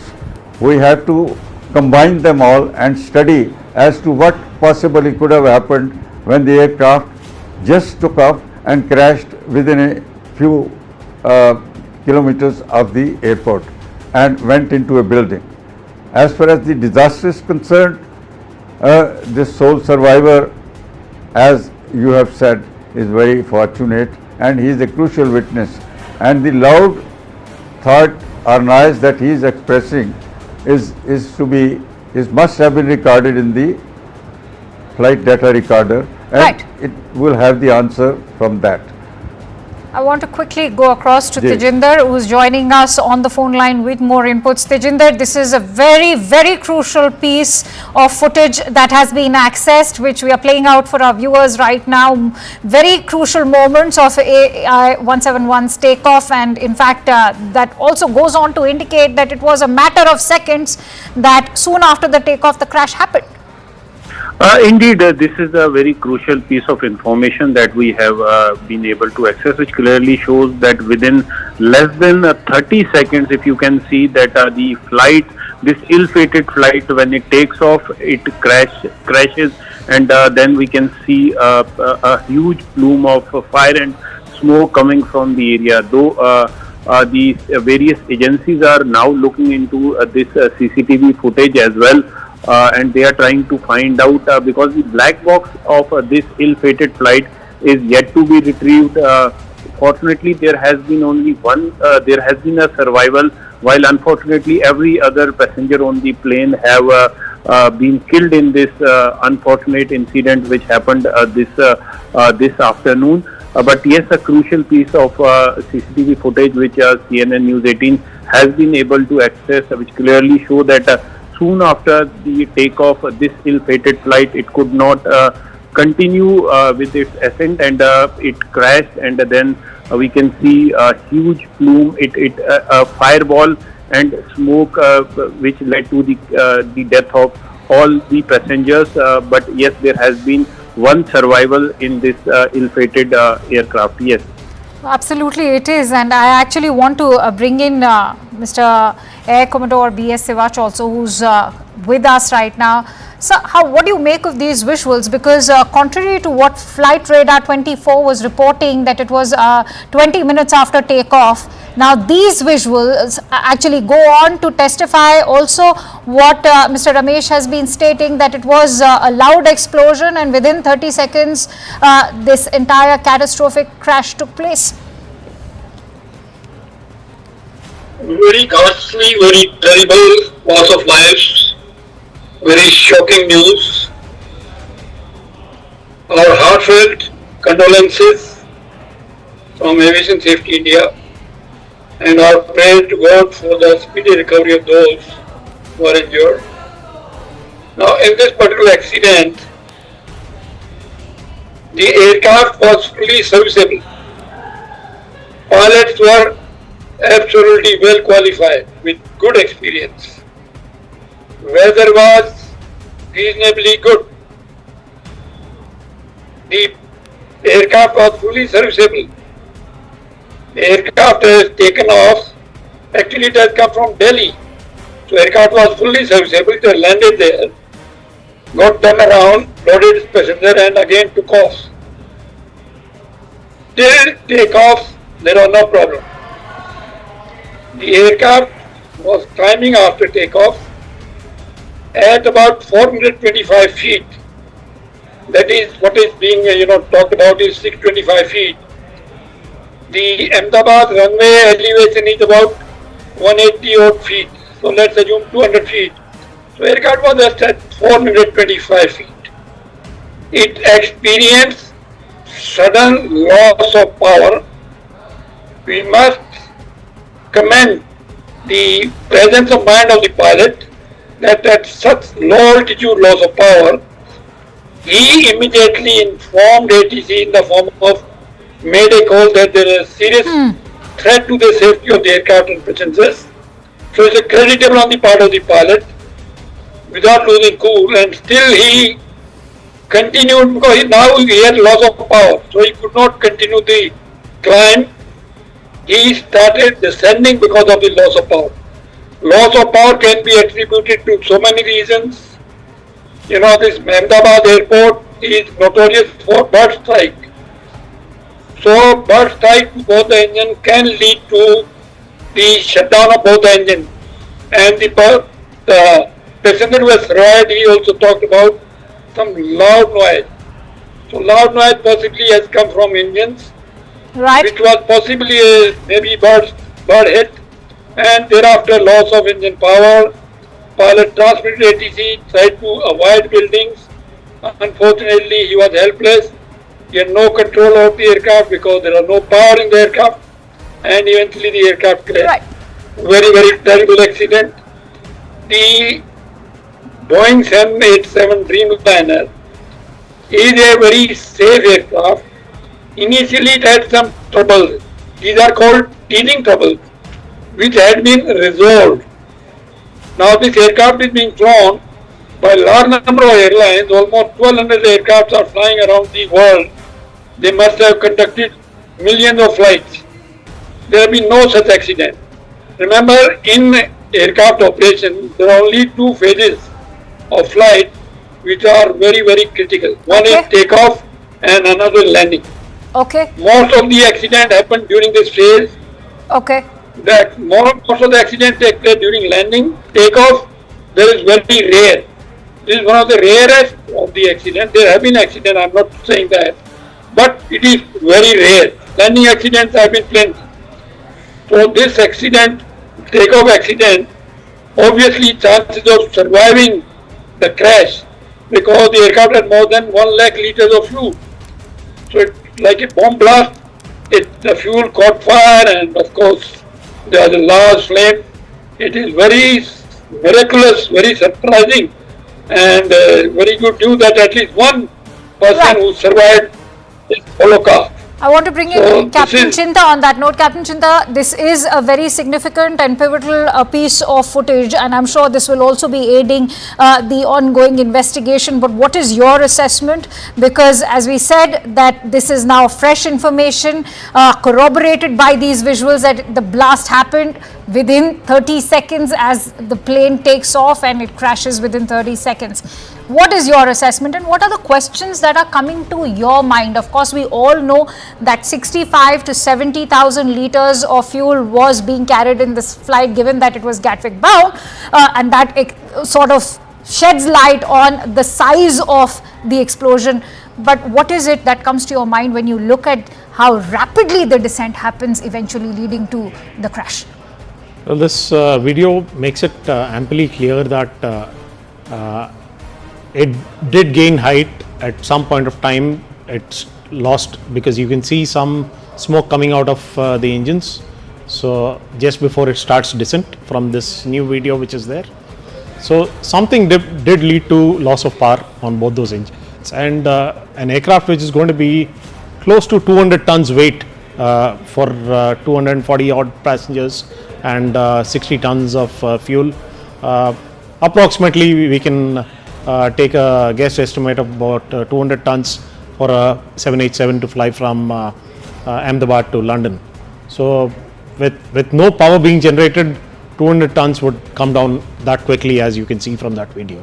So the pilots did a miraculous job of maintaining full control and maintaining wings level all the way down to the impact. If they had even slight amount of bank, we wouldn't have seen even that sole survivor which we have. All right, Mr. Gujral, I want to quickly bring you in before I take closing thoughts from Anand. Mr. Gujral, what comes to your mind when you look at these visuals? Within 30 seconds, the crash happened as soon after the takeoff, and that also aligns with the testimony that's come in from the lone survivor. I'd like your thoughts. Thank you so much for bringing me in. What I find is that there are so many factors coming into my mind when I listen to and watch the visual on the TV. But there is one very crucial question. Why did the aircraft did not gain the height? The loss of height is not being explained by any of these arguments, right?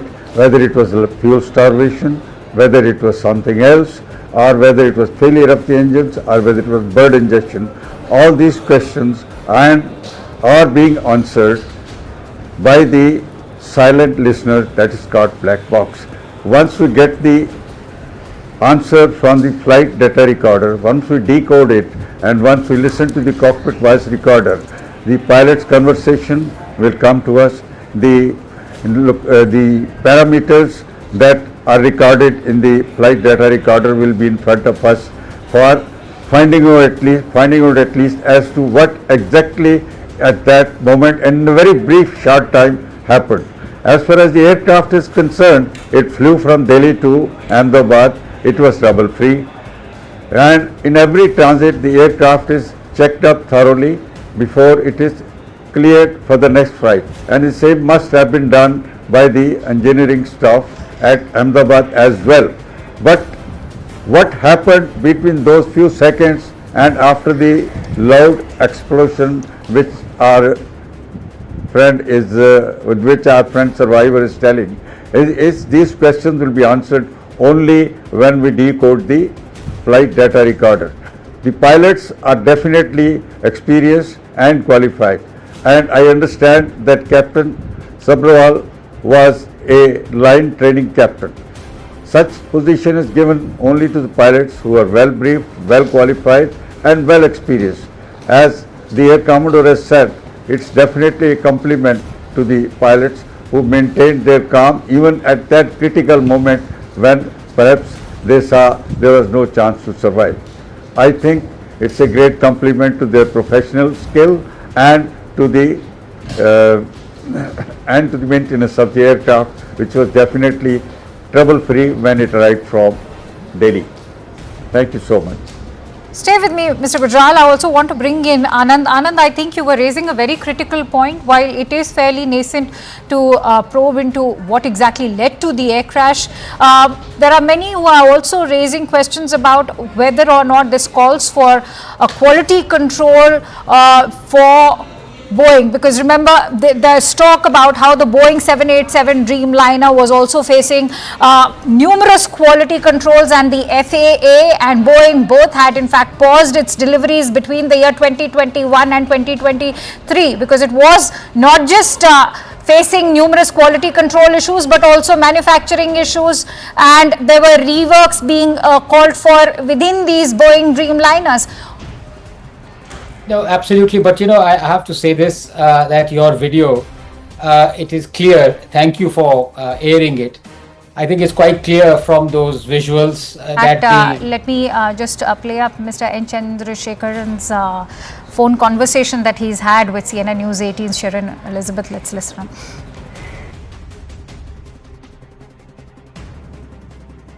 Mr. Chandrasekharan, many thanks for joining us here. To start with, on behalf of everyone here at CNBC TV 18, our deepest condolences to you and the Air India family and to the families of those who've lost their lives. I want to start by asking you, sir, what is the latest in terms of the information that you can share with us? You are in Ahmedabad, you've met with officials. I would appreciate any latest information that you can share with us to elaborate on what has transpired.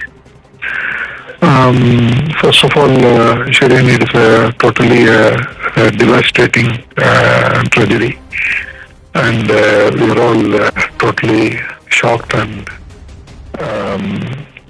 deeply affected, and our immediate focus is to help the people, the families of people who have experienced this tragedy. We are working to that at this point in time. We are trying to set up all the support systems, the emergency helpline number, and on-the-ground support. A lot of people from Air India have flown from Delhi to be here on the ground. So we're creating all those infrastructure. While we are trying to do all of this, we are also working with the authorities to see the investigation and the root cause, etc. I have spoken to the CEO of Boeing, and I've also asked him to send the best expert to work with us in this whole process, and they're very supportive. And we have a lot of questions, but we need to wait because we need to have authentic information. So as we get these informations, we will immediately share without any delay. And to help the families, we just announced that we will provide 1 crore for each family of the person who lost their life. And also we will be providing all the medical related calculate expenses for all the people who are injured. And we would also try to help to rebuild that infrastructure in the hostel where the crash actually happened. As you talk to me, we are moving in multiple directions. This is totally a devastating experience, and I have no words to say anything. I appreciate you joining us today, sir. I know that this is a very difficult period.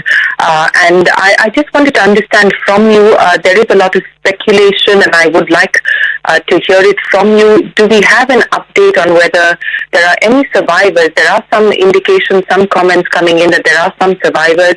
If you can share with us the information that you have, Mr. Chandrasekharan. So I don't have the exact number, and on the other, I'm also hearing from you. I also have the information that maybe there is a survivor, but we still don't have confirmation. I'm waiting for authentic information. I'm talking to the government. As you know, the government is on top of it here, and I'm in constant touch with them. And they are in touch with the hospital authorities. And so we just want to make sure that we don't give any wrong information. So a single source of information is the best in these circumstances, because any misleading information or speculation is going to be going to complicate matters. It is a terrible, terrible evening for all of India, in fact, all of the world, because this is one of the most terrible air tragedies that has happened, not just here in India, but anywhere across in aviation history. Air India Flight 171 from Ahmedabad to London Gatwick, with 232 passengers and 10 crew members on board, crashed within a minute of takeoff from the Ahmedabad airport at 1:38 this afternoon. The plane was carrying 169 Indians, 53 British nationals, 7 Portuguese and 1 Canadian passenger. It was bound for London Gatwick. Hundreds have been declared dead, including the former Chief Minister of Gujarat, Vijay Rupani, who was one of the passengers who was on board that ill-fated flight. The aircraft involved was the Boeing 787 Dreamliner. It is the very first time that the Dreamliner flight is crashing in such a fashion. The pilots have believed to have lost both engines, and it plunged very quickly within seconds after taking off. In fact, that video clip that we're playing shows that the entire sequence of events happened within a minute after takeoff of this ill-fated flight AI 171.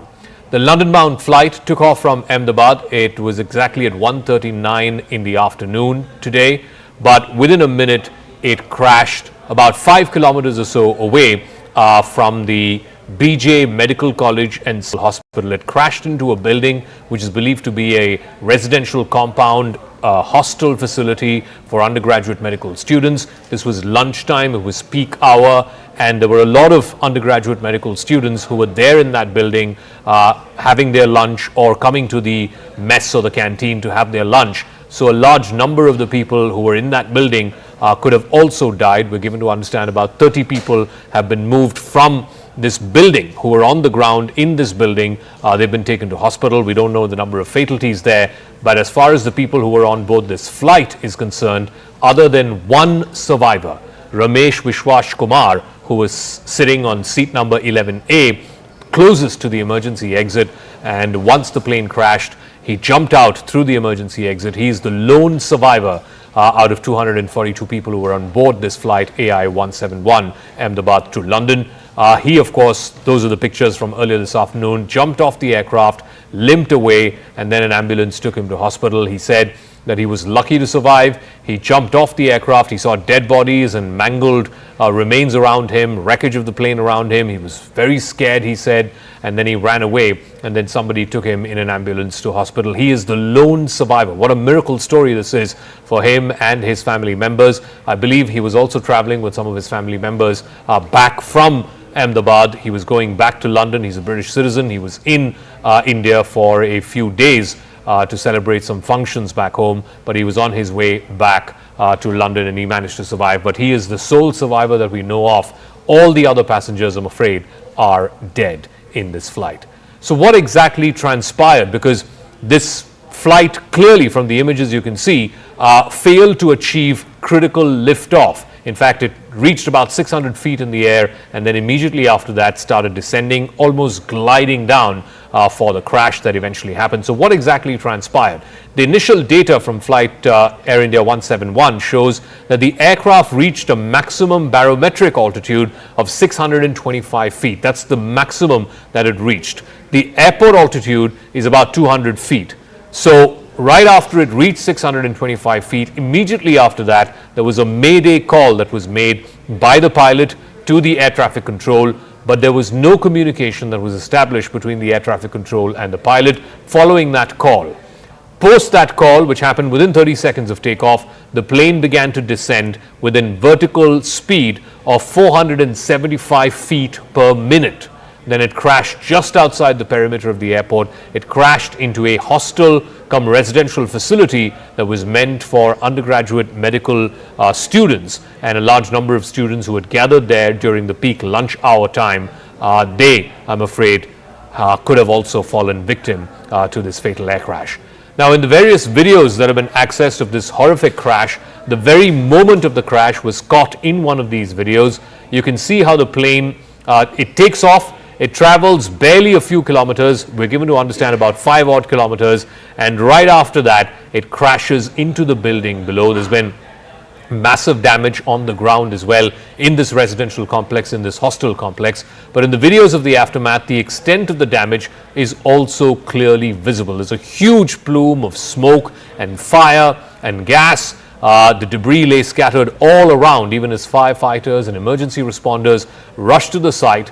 One of the parts of the ill-fated plane, in fact, landed on top of a hostel mess. It was a medical residential facility meant for undergraduate medical students in Ahmedabad. It resulted in considerable damage and loss of lives. The visuals from inside the affected complex also show massive damage to the structure of the building itself. In fact, a large part of that building caved in because of the sheer impact of the crash. In yet another video, you can see the aftermath of the crash. You can see, a huge plume of smoke there, a lot of fire, a lot of thick black smoke around that area just rising into the sky. Remember, this was a flight that was meant to be about 8 to 9 hours between Ahmedabad and London Gatwick. So it had a tank full of aviation fuel, about 60,000 liters plus of aviation fuel. So all of that would have come down in this crash. The fire that emanated gutted multiple buildings, but the main point of impact was this residential hostel complex right on the outskirts of the airport, and of course the surrounding areas were also badly hit.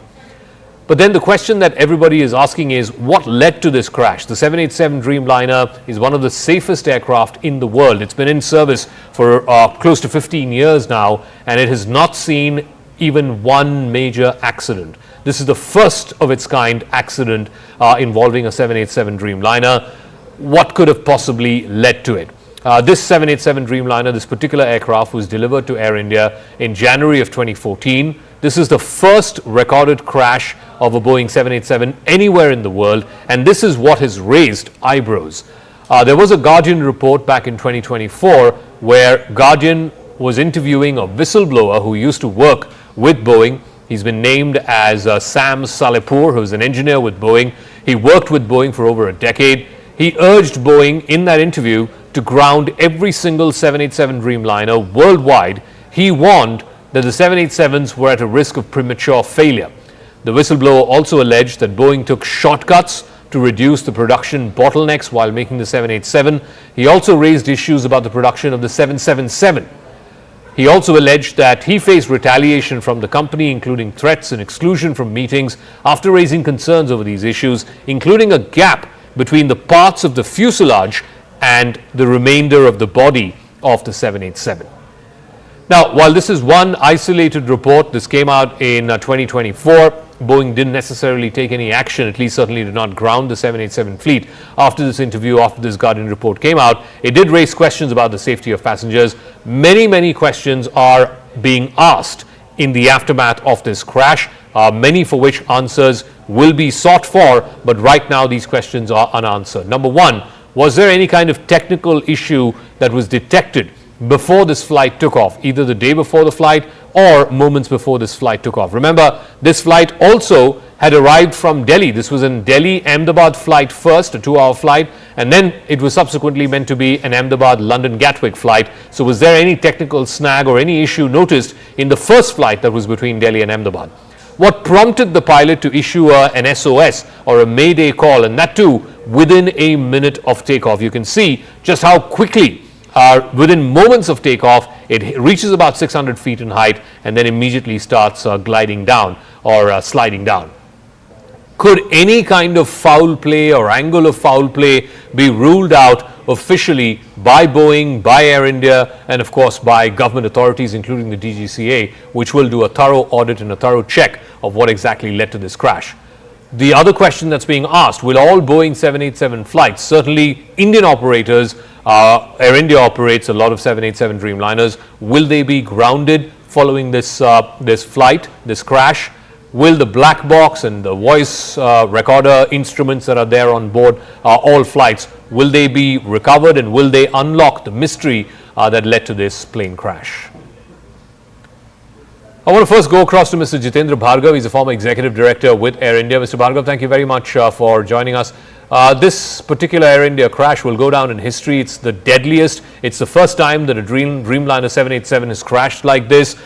From whatever you can see in this footage, the flight taking off within a minute, it sort of starts descending. Within a minute, we're given to understand the Mayday call was made by the pilot, and then the plane crashes.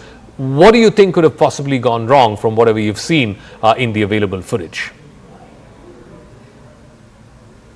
No, it's a very horrific incident. This accident has taken place. We are all very sorry about it.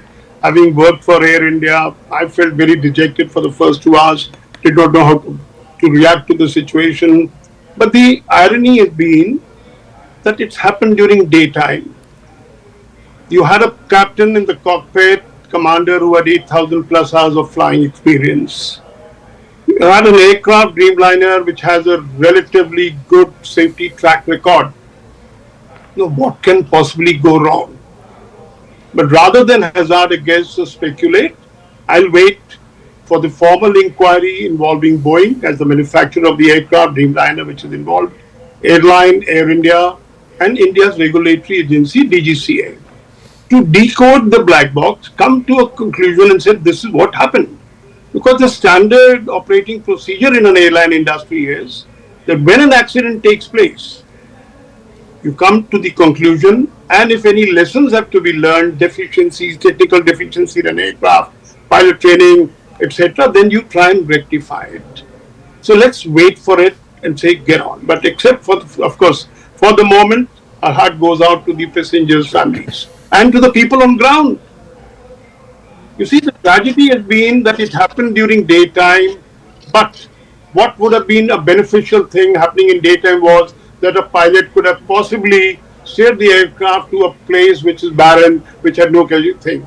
But the time available to the pilot was so short. He hardly had any After time. takeoff, a few minutes getting onto an altitude of no more than 700 feet and then hurtling down at a fixed speed. You can't even control. You can't even dump fuel. All right. Because if the fuel he had the chance to, opportunity to dump fuel, the fire would not have engulfed the aircraft in the way it did.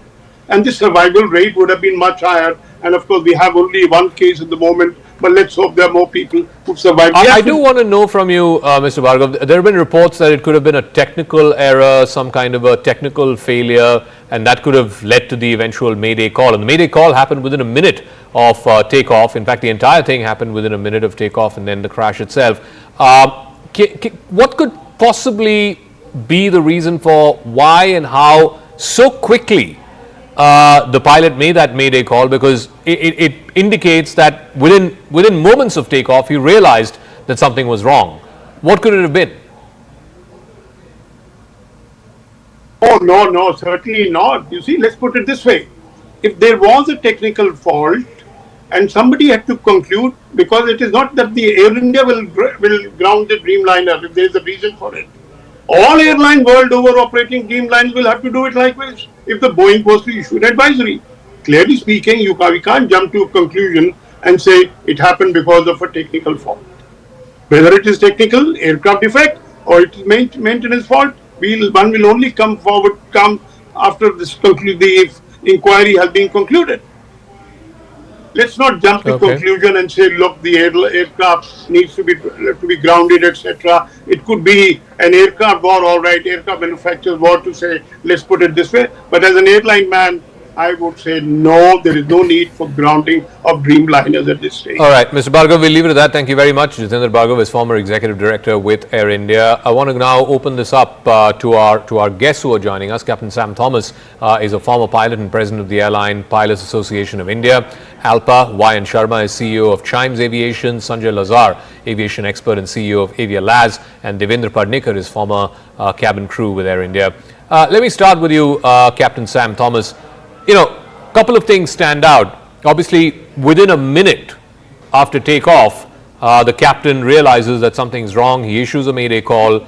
The flight barely makes past 5 kilometers, barely makes it to about 600 feet. And from these pictures, it's clear that there was some issue with the liftoff of the flight. He was not able to acquire enough momentum for liftoff. That's why it didn't go up beyond 600 feet. What do you think could have possibly gone wrong? Good evening, Zaka. First of all, our hearts and prayers with the victims. And at this time, the usual caveat, I or anybody else would not be authoritatively able to tell you what the reasons for this particular crash has happened. However, we understand that the public at large would like to know and get some answers, and that is what we'll try and address at this time. From the visuals that are being played out, it's very difficult to hazard a guess, but within our groups, firstly, there is a somber kind of moment, and nobody is talking to anybody at this time, and it's too early to figure out exactly what has happened without the DFDR data.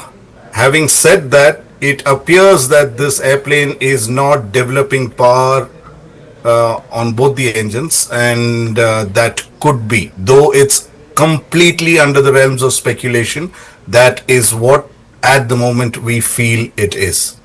But how can a flight lose power in both engines? I mean, that's like a 1 in a million chance that both engines fail and fail at the same time. Yes, it has happened. This is the third occurrence that I can remember during my career of 30 years. If you remember, the miracle at Hudson, where the airplane lost both its engines due to a bird hit. A flock of birds went into both the engines. And also there was a 777 that landed short of London Heathrow because of fuel contamination. And this is the third time. If our conjecture is correct, then this would be the third time in the history of aviation that it is happening. So there is nothing with regard to machine that we can authoritatively say that it will not fail. And no matter how many redundant systems you have, there have been cases of failures, and this probably appears to be one of them. Mr. Y. N. Sharma of Chimes Aviation, the Dreamliner, the 787, is arguably one of the safest aircraft in the world in the almost 15 years that it's been in service. And I believe this particular aircraft was drafted into Air India in 2014. So this particular aircraft itself has been in service for more than 10 years. The Dreamliner has not had a single case of an accident. So surely something awfully wrong must have happened with this particular aircraft. Does it raise suspicion that, as the captain said a moment ago, there have been only 3 instances where both engines of an aircraft have failed at the same time? At the outset, first, let me just express my deep anguish at this unfortunate incident. Now, as my fellow panelist was saying, that the instances which have been reported on this aircraft earlier, where both engines have failed simultaneously, have been clearly attributed to the causes were identified. In one case, it was a flock of birds which flew into both the engines. At the second time, it was fuel contamination. Right now, till such time the data is analyzed, it is absolutely premature to hazard any kind of guess on what could be, the reason here. But it does look as if just after takeoff, the aircraft seems to have lost power. and has just descended. And it doesn't look as if it went very far. It looks, as you said, the altitude of Ahmedabad airport is 200 feet. It seems to have recorded a total height of 600, which means that it just attained a height of 400 feet before it started descending. Correct. And, it could be, anything is possible. It could be a flock of birds which could have flown in and incapacitated both the engines. That could be one of the reasons. It could be override to the pilot input. That's also possible. But all these things one would know only after the data recorders are analyzed, and our investigating authorities, which is the Aircraft Investigation Bureau and the DGCA, they do a thorough inquiry and give us the answers that we seek. Mr. Sanjay Lazar, this was the same flight. It was a Delhi, Ahmedabad, and then after that from Ahmedabad to London Gatwick. So this flight had gone 2 hours from Delhi to Ahmedabad. The crew changed in Ahmedabad. But if there was anything wrong, would it have been sort of flagged in the previous leg of this flight? Thanks for having me, Zaka. First of all, my condolences to all the families of the crew, the pilots, the cabin crew, passengers, and of course, the students in the hostel. It's a dark day for Indian aviation and for Air India in particular.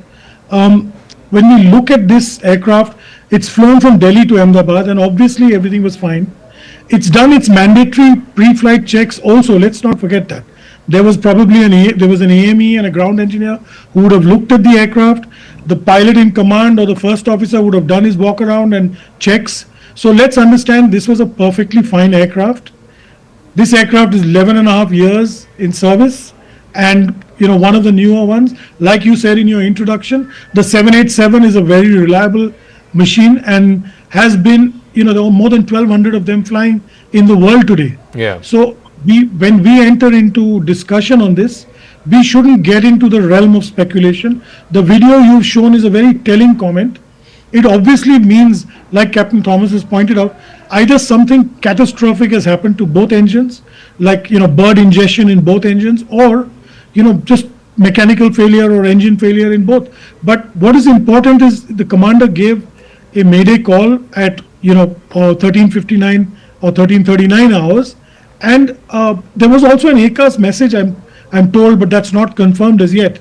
But it's very clear that he lost lift, he lost thrust, and it dropped like a stone. What are the conditions, or what are the scenarios in which an aircraft at the time of takeoff loses lift? Well, obviously failure of the engine, or some problem with the engine. If birds hit the engine, it would completely seize. So if a flock of vultures or any large type of birds, and Ahmedabad is notorious for a lot of this instances. So it's quite possible. But it's the key thing here is that the aircraft wasn't lifting, and then it just crashed into that hostel building. You saw part of the tail on the roof, and then the aircraft collided. Yeah? It's miraculous that we saw one survivor, and I pray to God there are more, because we need miracles like that in looking at such a grim situation today. Before I go to Devendra Padnakar, I think Mr. Lazar made just one point. Both these pilots were highly experienced pilots. Exactly. Okay, Captain Sabharwal was 8,200 hours. Correct. The other pilot was 1,100 hours. So that's almost 10,000 hours of flying. Yeah. So let's respect that as well. They've tried to manage this. We don't know what happened. We'll get to know after the investigation. I just want to show you this story of hope, really, the only silver lining of hope amongst the 240 plus who have died. This one gentleman, Ramesh Vishwash Kumar, and I want to go to Devendra Padnakar on this. He was sitting, I believe, on 11A, which is the seat that is closest to the emergency exit. It's the first row of economy. He was traveling with some of his family members. The manifest says, which is different from the boarding pass number. The boarding pass, it says 11A, but the manifest says he was supposed to sit in 11J, and a lady was supposed to sit in 11A. In any case, when the flight took off, he was in the window seat. He was in 11A, the first seat in the economy row. The flight crashes, he's closest to the emergency exit, he jumps out, and then he spoke to some reporters there and he said, I couldn't see anything, it was just a huge ball of smoke and fire, and there were mangled remains all around me. I got scared, I started running, and then somebody came with an ambulance and they put me in an ambulance and took me to hospital. A phenomenal story of walking away from the dead, almost cheating death. There were 200 plus others on that same flight, and all of them are dead, Devendra Padnakar, and this man survived. What a story. I mean, he will live to tell this tale till the rest of his life. Yeah, it's indeed a miracle. I mean, that would be 1 in a billion that could happen, someone just escaping death like this. But I mean, I feel sorry for everyone who's lost their lives, right from the crew members to the cockpit crew to the civilians the plane crashed on to the passengers who were flying on that aircraft. It is very shocking, till the day when I flew, I was always dreading that something like this should never happen to anybody or the entire world. But today I'm seeing this and I'm still in shock from the afternoon itself that something like that, and I still can't believe something like that has already happened. And I see a survivor like this who's escaped. He's truly blessed. But I don't know, I'm just short of words of not being able to express how deeply saddened I am with whatever has happened today.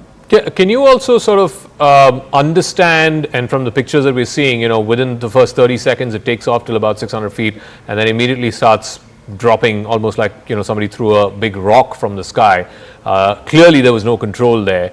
What could have possibly led to this? Like Captain Thomas said, that there could be endless possibilities that could happen, and we speculating on them is really not, to be considered. But I feel that there is very little chance of anticipation when something like this happens, and it is just seconds where you fall and then you realize that you were amidst a crash, or you're not even there to even express that.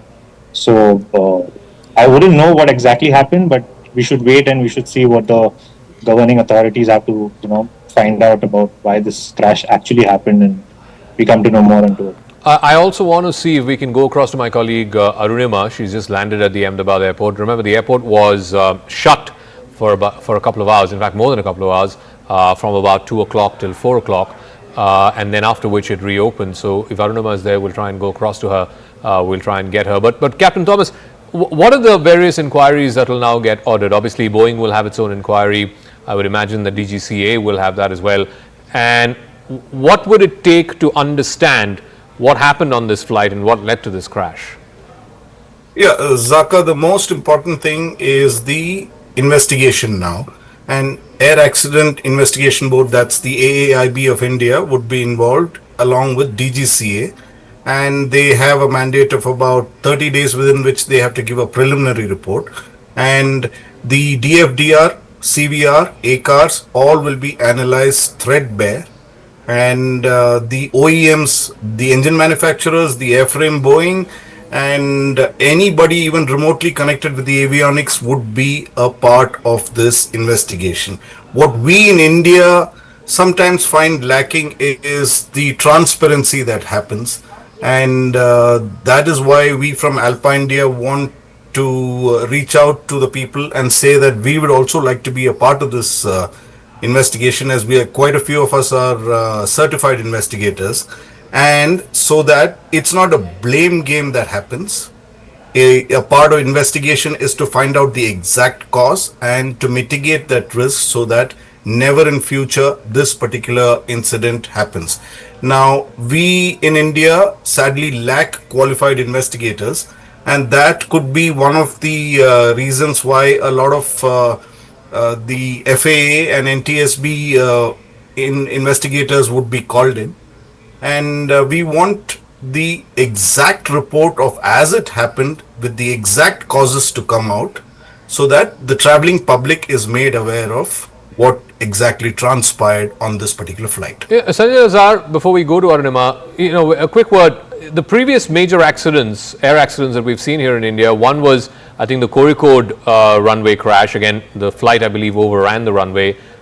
Similarly, about more than 10 years ago, there was the Mangalore crash, which was a tabletop runway. Again, it sort of fell off that tabletop runway and into the jungles. But we haven't seen anything of this kind, where a flight is taking off, and within a minute or so after takeoff, it just glides down, like you said, drops dead like a rock, and crashes into the ground. It's in fact the first wide-body aircraft to crash in 40 years in India. The last one we had was 1978, Emperor Ashoka, then the Emperor Kanishka, which was bombed outside our island. So this is really the first wide body that we've seen. The other two were narrow body aircrafts that we've had, and in between we've had a few narrow body Airbus aircrafts, in the late 80s and early 90s. It is shocking, and it's never seen. But I also wanted to point out, you spoke of the survivor being in 11A, and he was actually supposed to be in 11J, and a lady was supposed to be in 11A. The lady tweeted the picture of herself in 11J with the ex-chief minister of Gujarat, and probably her last picture, and so obviously they'd interchanged seats. It's so eerie that this would happen. It's something that none of us could ever imagine would happen. It's a scary thought. Yeah. I want to sort of go back to our guests. I believe Arunima will be patched through in just a minute as well. Mr. Sharma is still with us. So again, Mr. Sharma, taking the story forward, like obviously as Captain Thomas said, they'll have to recover the black box, the voice recording systems, etc., from the debris. Typically, how long do these investigations take?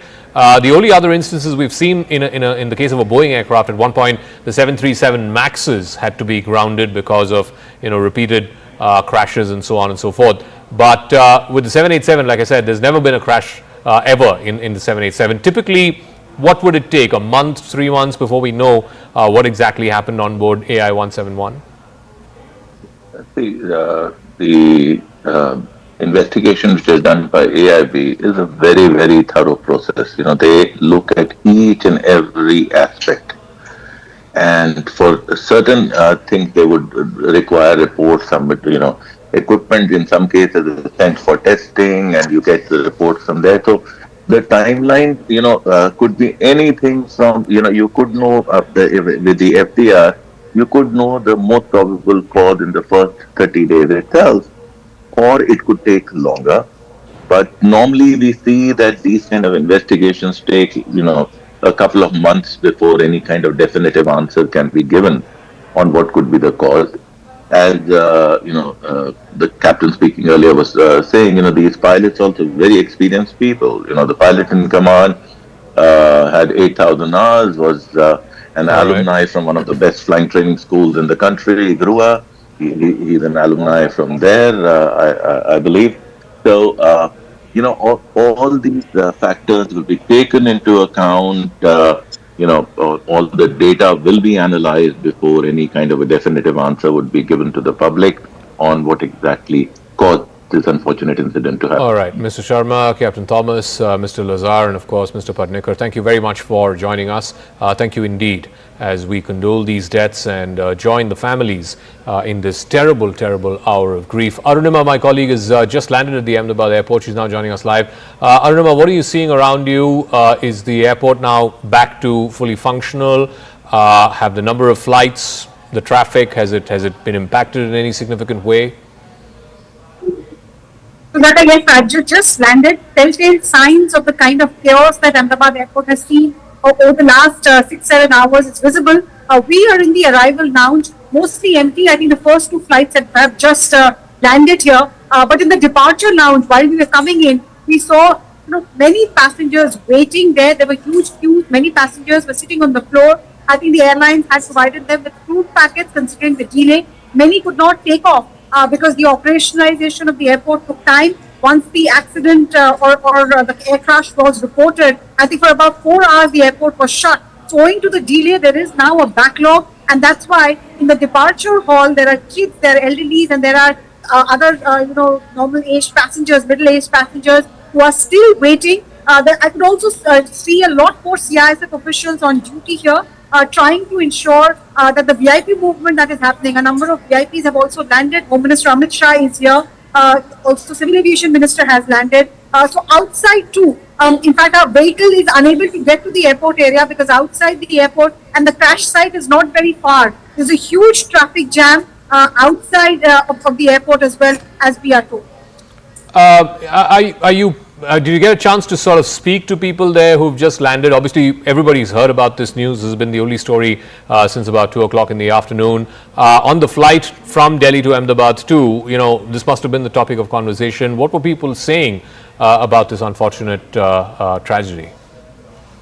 So I was on a Boeing flight as well. Boeing flight is the one that has crashed. So there was a lot of sense of anxiety, especially when the security announcements were being made by the crew. It was routine announcement, but in terms of emergency, what is it that you should do? Everybody, this time around, most people around me were listening to the crew with a lot of attention. Nobody was looking at their mobile. Nobody was looking out of the window. They were paying attention, especially the part where they said, what should you do?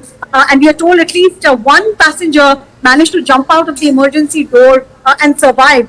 So I think that security announcement helped.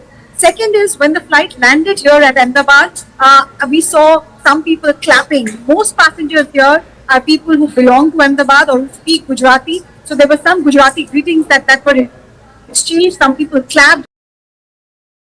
Many called up their loved ones. And I can tell you, the crew members also, when I chit-chatted with them, they told me that for their family members, it has been a very, very anxious last 5-6 hours. They were still on duty. When we took off from Delhi, it was not clear whether the flight will land or not because the Ahmedabad airport was not operational. But finally, when the green signal was received, the crew and their family members too spent some anxious moments before they finally touched down in Ahmedabad safe. All right, Arunima, we'll leave it at that. Before we go back to other guests who will be joining us in the latter part of this program, I also want to bring you up to speed with the timeline. First, show you that video. It's a matter of just 30 seconds after it is airborne, after it is nose up, as they say, once the flight is up in the air, once it's nose up. It's just a matter of 30 seconds. It just comes gliding down, almost like somebody dropped a giant rock from the skies. And then at 1:39, within a minute of takeoff, it crashes onto this hostel building. It's attached to a medical institution. There were undergraduate medical students who were there, who had gathered there for lunch. It was lunchtime at 1:39 in the afternoon this afternoon, and it crashes into this building. So there are fatalities, not just of the people who were on board, other than one person who miraculously managed to survive. There is also, I'm afraid, a large number of fatalities on the ground. About 30 bodies from the ground, people who were on the ground, have been shifted to the hospital as well. 30 people have been taken to hospital, some of them in grievous injury. It is really a matter of concern because investigators will be probing this for days, for months now, to find out what is it that led to such a crash, because it's so dramatic. It's not like this flight was mid-air for an hour or a couple of hours, or that it was something that happened at the time of landing. This is within a minute of takeoff for the captain to send a SOS message or a mayday call to the ATC. No communication then between the ATC and the captain of the flight, and despite the fact that this is an aircraft which has a stellar record of safety. There's not been a single instance of an air crash involving a Dreamliner 787. This is the very first one. And if you look at that, once the flight takes off, within 30 seconds after its nose up, it just comes crashing down. One of the things that people have pointed to after looking at this footage 2 or 3 times is that the landing gear has not been drawn in. It is still out. I don't know. I'm not an expert, so I don't know if that is a particular cause of concern. Let's try and ask Captain Sam Thomas that. He's a former pilot and the president of the Airline Pilot Association of India. The fact that the landing gear has not gone in, Angad Singh is also joining us, aviation expert. Would you make much of that, Captain Thomas? Oh, well, it appears that there is a startle effect on whatever has happened. And this is very common that the moment you notice something that is not normal, your complete attention is shifted towards that. and that is the reason he might have not called for. Now this is speculation, all speculation, I must put it up. There is a good reason that he would be attending to the engine emergency or any emergency that has come up, and not elected to take the gear up. Now if from what I can see, if he's having a loss of thrust on both engines, it would not be a wise thing to put up that landing gear up. Having said that, this is I'm looking at this video clip, which is limited information, and giving you my assessment on that. Angad, the fact that, and I was speaking about this in the previous half hour of this conversation as well, some of the major accidents that we've had, air accidents here in India, usually involve planes going off the runway, skidding off the runway. The Kozhikode instance, the Mangalore instance, it was a tabletop runway, the plane literally fell off that tabletop runway. But this is the first instance I can think of where at the time of takeoff, and that too within a short span, within a minute of takeoff, there's a mayday call and the flight just comes crashing down. What do you think possibly went wrong? I think it's clear that this aircraft lost thrust on both engines. Now, what specifically caused that is much more difficult to say. One point of speculation, for example, has been birds, not too dissimilar from the accident on the Hudson that we saw all those years ago. But normally when that happens, the engines will trail debris, smoke, and so on. And there's no real trail from these engines from what is admittedly a very grainy, low-resolution video. So it may not have been birds. And I think given the sort of expected actions of a pilot in such an emergency, it may well be that this engine emergency took place after decision speed, after what they call V1. Where the aircraft and the aircrew are committed to taking off regardless of what goes wrong, and it may have been anything from a mechanical fault to bird ingestion. But couldn't he have aborted the takeoff if he did? Because within a minute of takeoff or within 30 seconds of takeoff, the SOS call, the mayday call was made, and the flight crashes. So what happened in those 30 seconds that he couldn't abort the takeoff? As a general rule, once you cross decision speed, it's called decision speed because that is the point at which you decide whether you're committed to taking off or not. Once you're faster than that speed, you don't change your decision. And in this case, if they decided to take off, there was no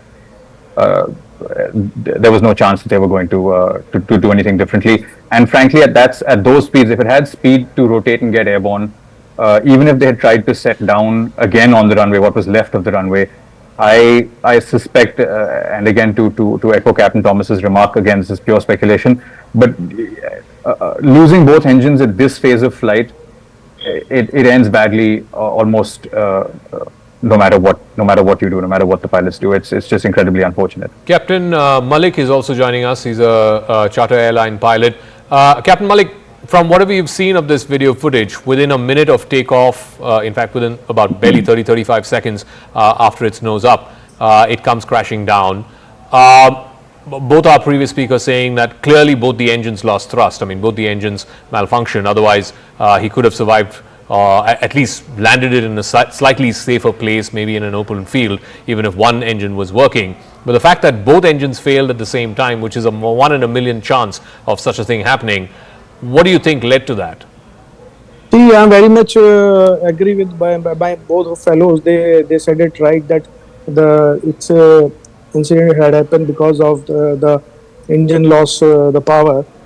Because we can see at the time of the takeoff, the aircraft gained the right power till it's reached, I think, 300 feet height from the runway. And suddenly it's just sink towards of the incident place, and we can see it that it's something from the tail attack also, because this plane had took something on the left, from the left also. It was not on the straight gliding, descending path. So might be we can say this is the absolutely we can say this is the loss of both of engine lost the power, and it did happen. We can assume it right now, but the rest of things it will be come after the investigation what exactly had happened with the aircraft and inside the cockpit. All right, Mr. Mirza Faizan is also an aviation expert. He apparently worked on the design and development of the Boeing 787 Dreamliner. The fact that this was an aircraft which had a stellar record, not a single known crash of the 787 Dreamliner until today, how does our understanding of what went wrong today change given these developments? So, Zaka, yes, Boeing 787 is a stellar safety record. It's a pretty impressive bird. There's not one event which leads to an air crash. There's a series of events always which leads to a plane crash or a disaster of this scale. So there's a lot of things which we have, which is a subject of investigation. The fuel system, right? The maintenance of the fuel system.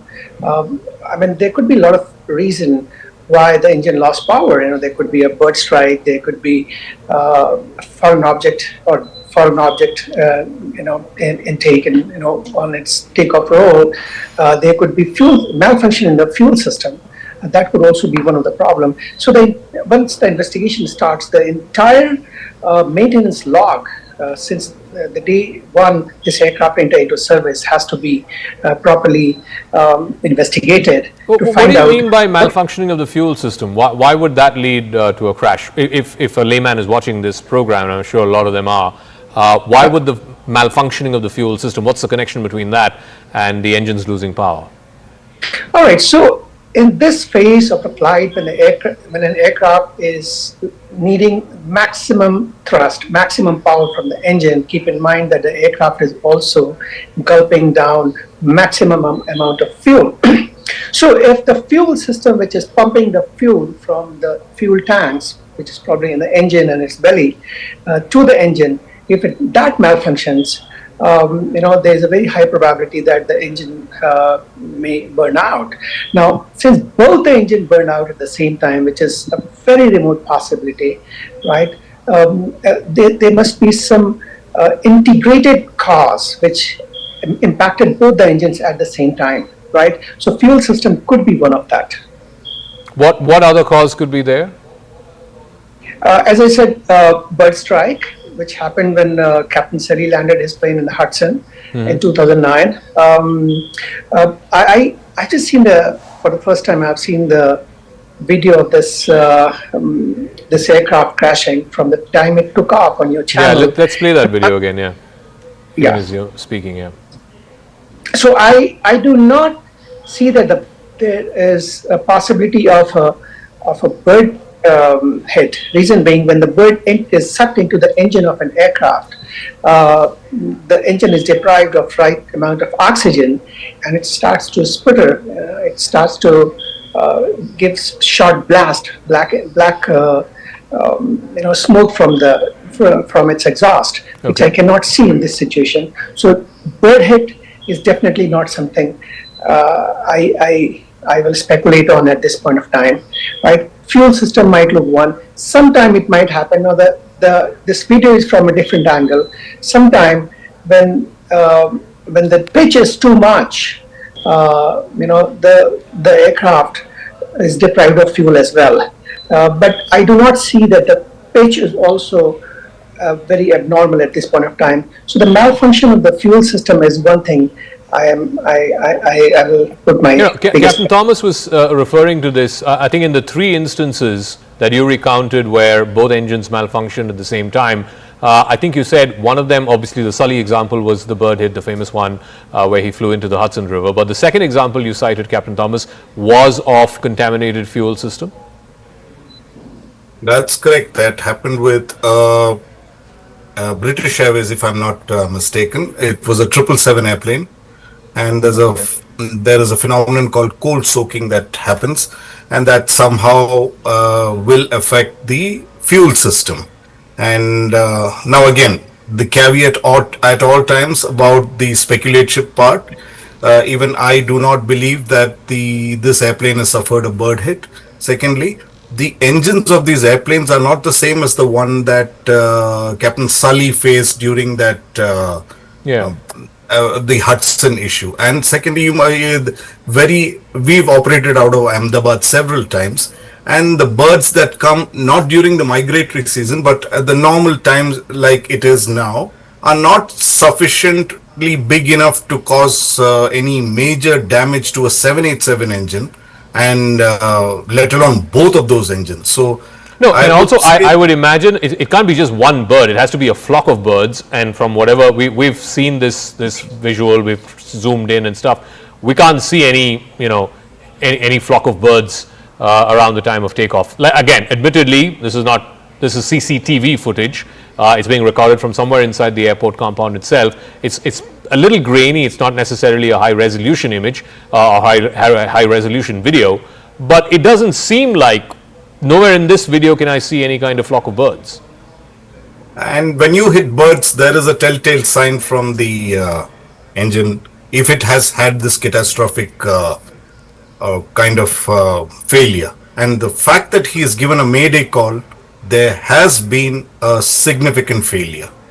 And there have been questions of why there was no communication after that. You must understand that this is VHF communication. Once the aircraft loses altitude, it would be difficult because it's a line of sight communication, and it would be difficult for the air traffic control to get in touch with the airplane or vice versa.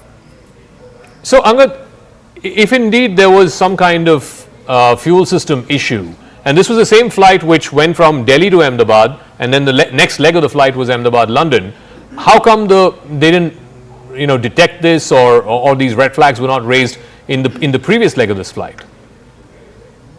I mean, again, with the caveat that this is entirely speculation, these issues, they don't manifest immediately. They don't manifest all of a sudden. They take time to show up. I mean, if, for example, if it's debris blocking a filter or damaging a fuel pump, it doesn't catastrophically cease right away. In fact, it could take precisely that amount of time, a Delhi to Ahmedabad flight, for the fuel system contamination to sort of take hold.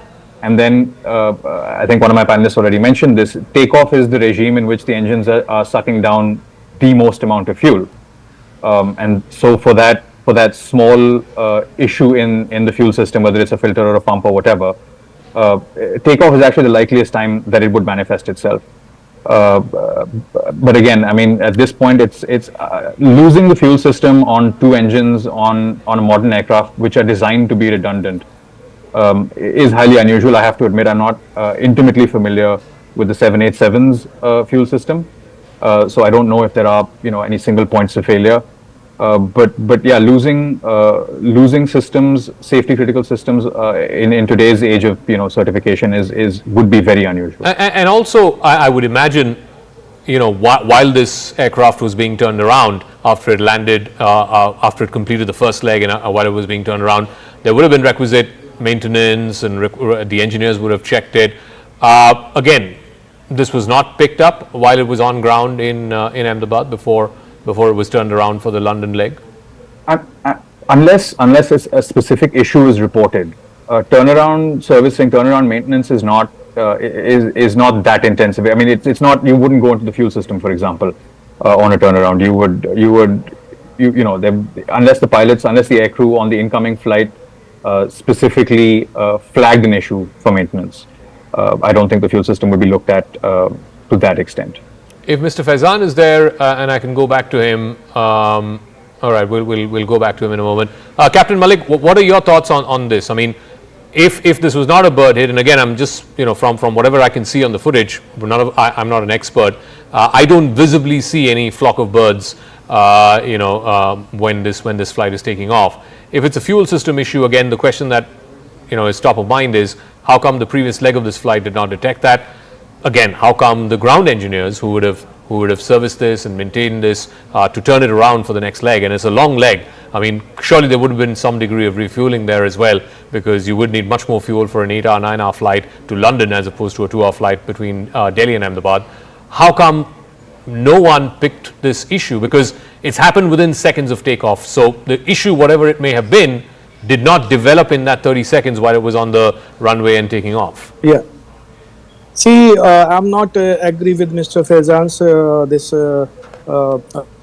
what he question he raised about the fuel system, because the aircraft is not it was its first flights from the Ahmedabad. It came from Delhi to Ahmedabad.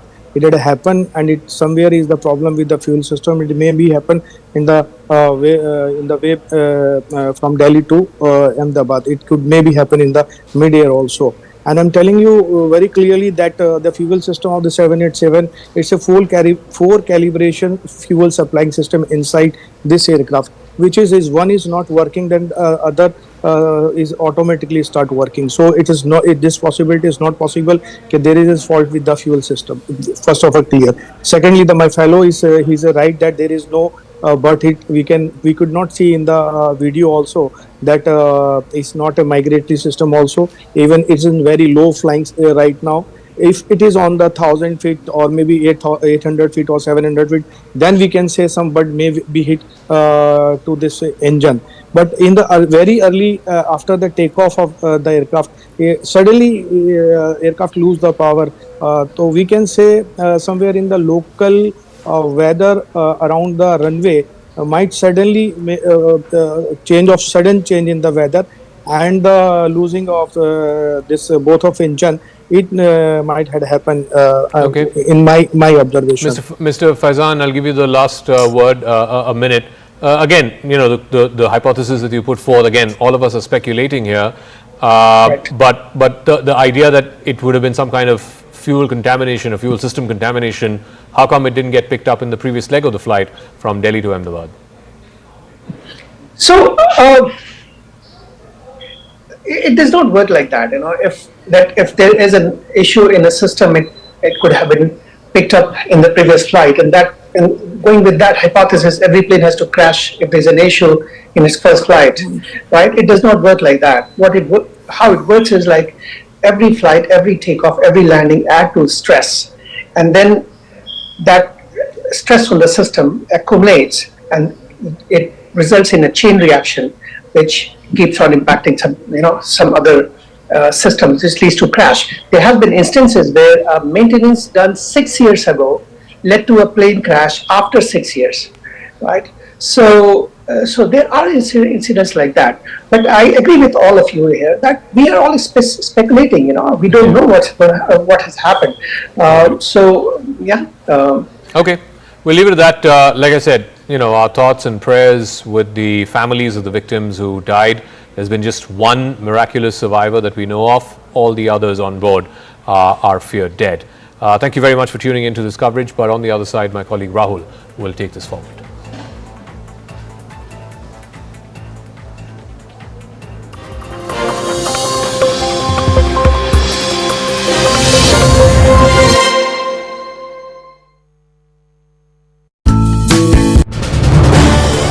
This is News 18 Network.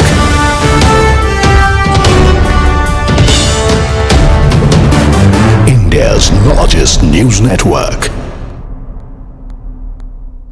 I can assure you that Indian aviation is probably one of the safest in the world.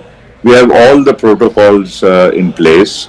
Our DGCA is very robust and effective, and to find, to pick holes into our ability to manage Indian aviation would be very unfair.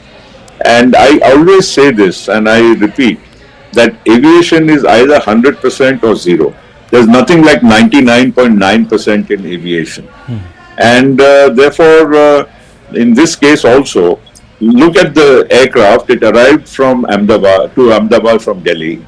Obviously, it flew without any issue.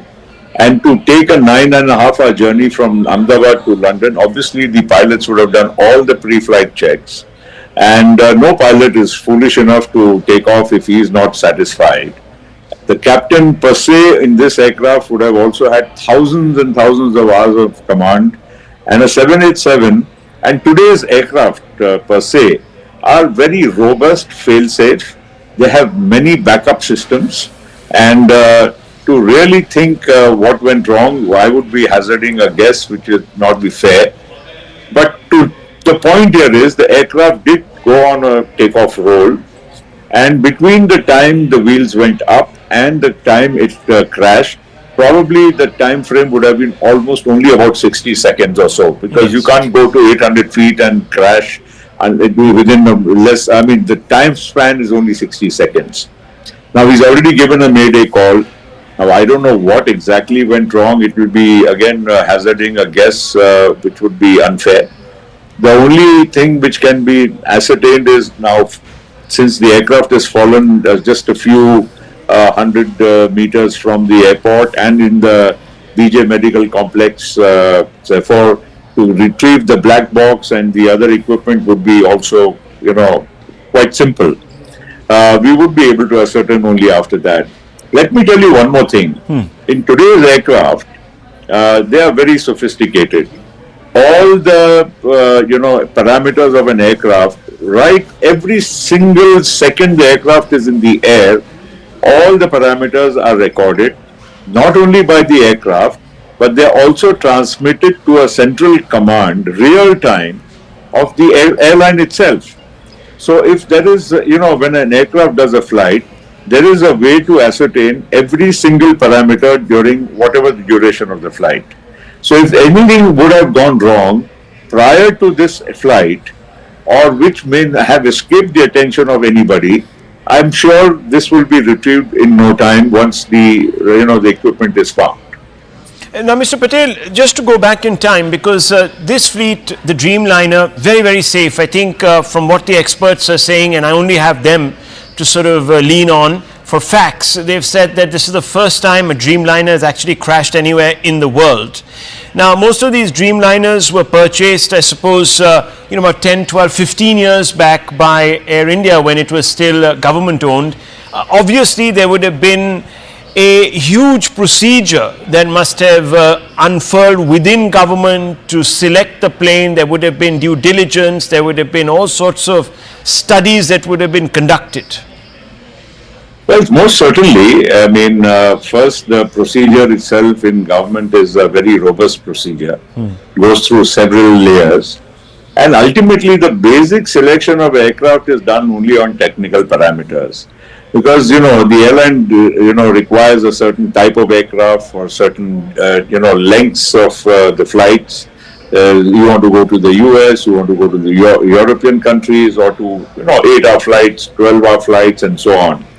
And the kind of configuration you want. Let me also tell you that the Dreamliner, at the time it was ordered, was one of the most sophisticated, advanced fly-by-wire aircraft which was going to be produced. And it was ordered by...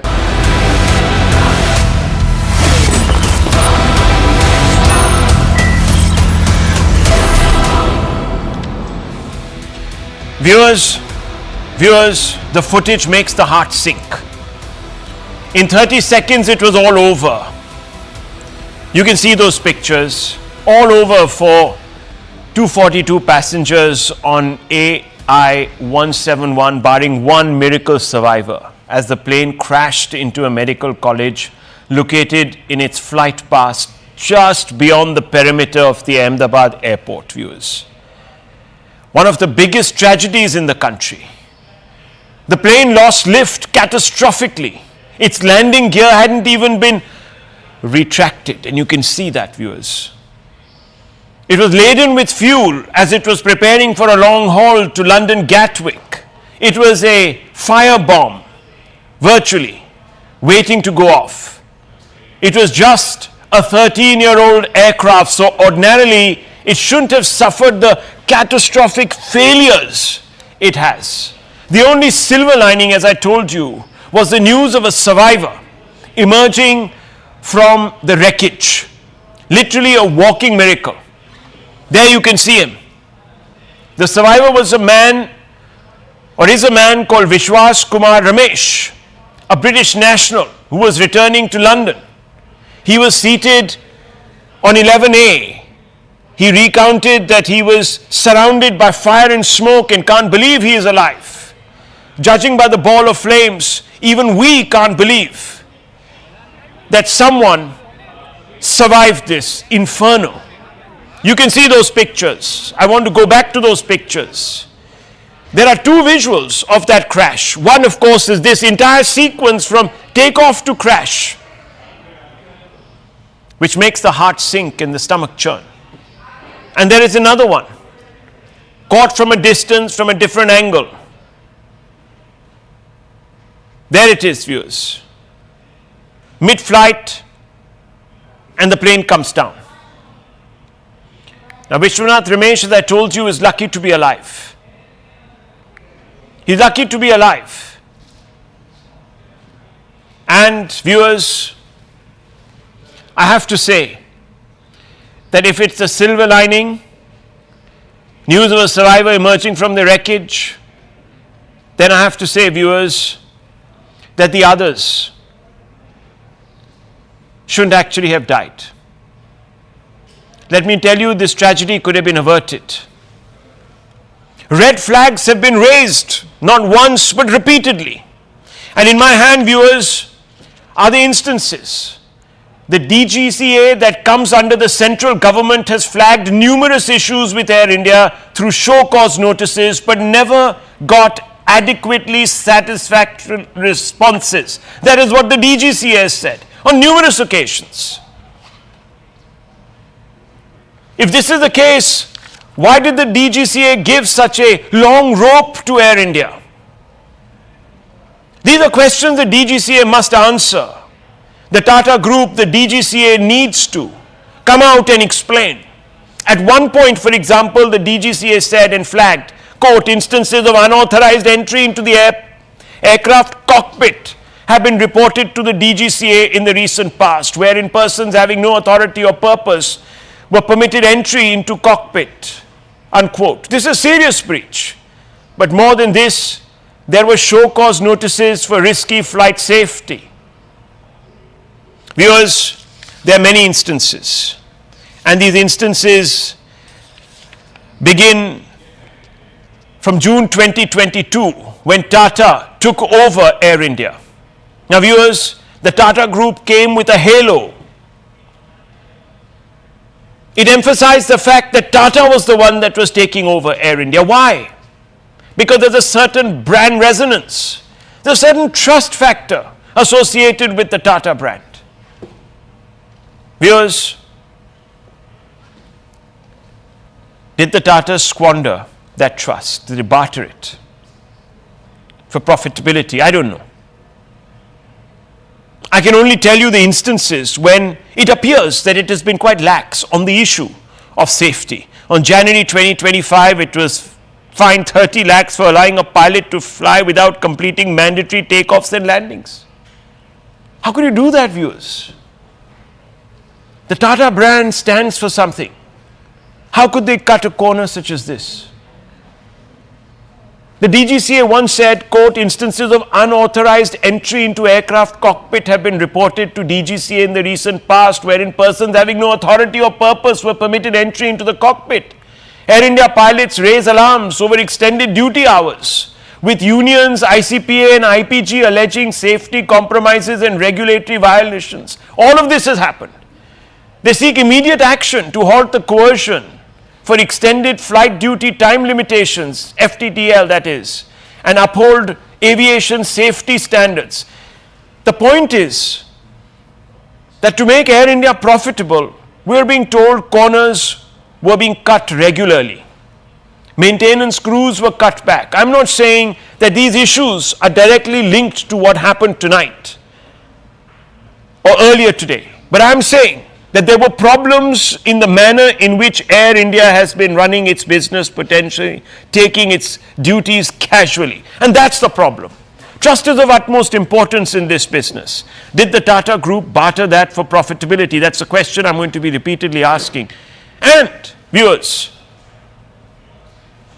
if this was the track record, if the DGCA itself was not satisfied as it maintains on its own, and let me read out something to you, viewers, from another part of this report that I have. It said, in May 2024, the DGCA issued a show cause notice after 2 long-haul flights left passengers in stifling cabins without proper air conditioning. The notice stated the airline was time and again failing to take due care of its passengers, unquote. It is just a mentality. And the DGCA, if it found that the airline was so constantly in breach of its own standards, why didn't it do something about it? There's also something else. A whistleblower had urged the maker of the Air India Dreamline plane, Boeing, to ground the fleet. Boeing engineer Salehpur urged maker to ground every 787 Dreamliner, flagging risk of premature failure. Salehpur claimed manufacturing giant took shortcuts to reduce production bottlenecks while making the 787. He also came out with a complaint that read, gaps in separately manufactured fuselage sections faulty, reduces durability, raises the risk of a catastrophic failure. I'm not saying that happened earlier today, but between 21 and 2023, the Federal Aviation Administration of America and Boeing paused deliveries of the new Dreamliners to investigate the issue. Boeing later stated it had updated its manufacturing process and deliveries eventually resumed. Did Air India do its due diligence with Boeing? How did it satisfy itself that Boeing has taken care of the problem? What was the nature of this due diligence? Because in just this year, there have been 6 incidents involving the 787. This is the 6th aircraft incident in 2025 involving a Boeing 787 Dreamliner. Washington-bound Boeing 787-8 Dreamliner made an emergency landing in Lagos after declaring a mid-air emergency. September 2024, an Air India Boeing 787-800 passenger plane en route from Delhi to Birmingham made a precautionary landing in Moscow due to technical issues. There was another problem between an Air India plane, Dreamliner, Delhi to SF, made a precautionary landing in Siberia. Why? Because the crew detected a potential issue in the cargo hold. May 2024, Boeing warned airlines flying its 787 Dreamliner model to inspect certain switches in the cockpit after a New Zealand-bound LATAM plane dropped violently mid-flight, injuring several passengers. You might even remember that incident. There's also the Turkish angle, viewers. Air India had signed an agreement with Turkish Technic for the maintenance of its wide-body aircraft. After Operation Sindoor, this was reviewed, or the contract is under review. I don't know the exact status. I'm not saying at all, viewers, that it did this so deliberately. But viewers, there are a lot of questions that need to be answered, specifically aimed at arriving at a conclusion. Could this have been prevented? With greater care from both the DGCA and Tata. Today, the Tata Group has expressed regret. But is it nearly enough, viewers?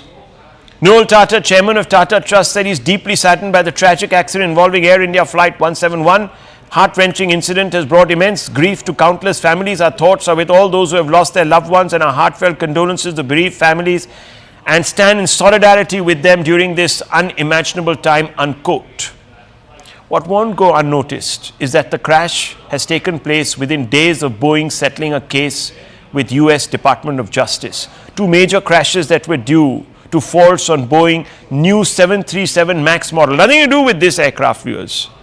In Indonesia and Ethiopia in 2018 and 2019, those are the 2 cases. Last month, Boeing paid off $1.1 billion in a deal with the US Department of Justice to avoid prosecution over the 2 crashes.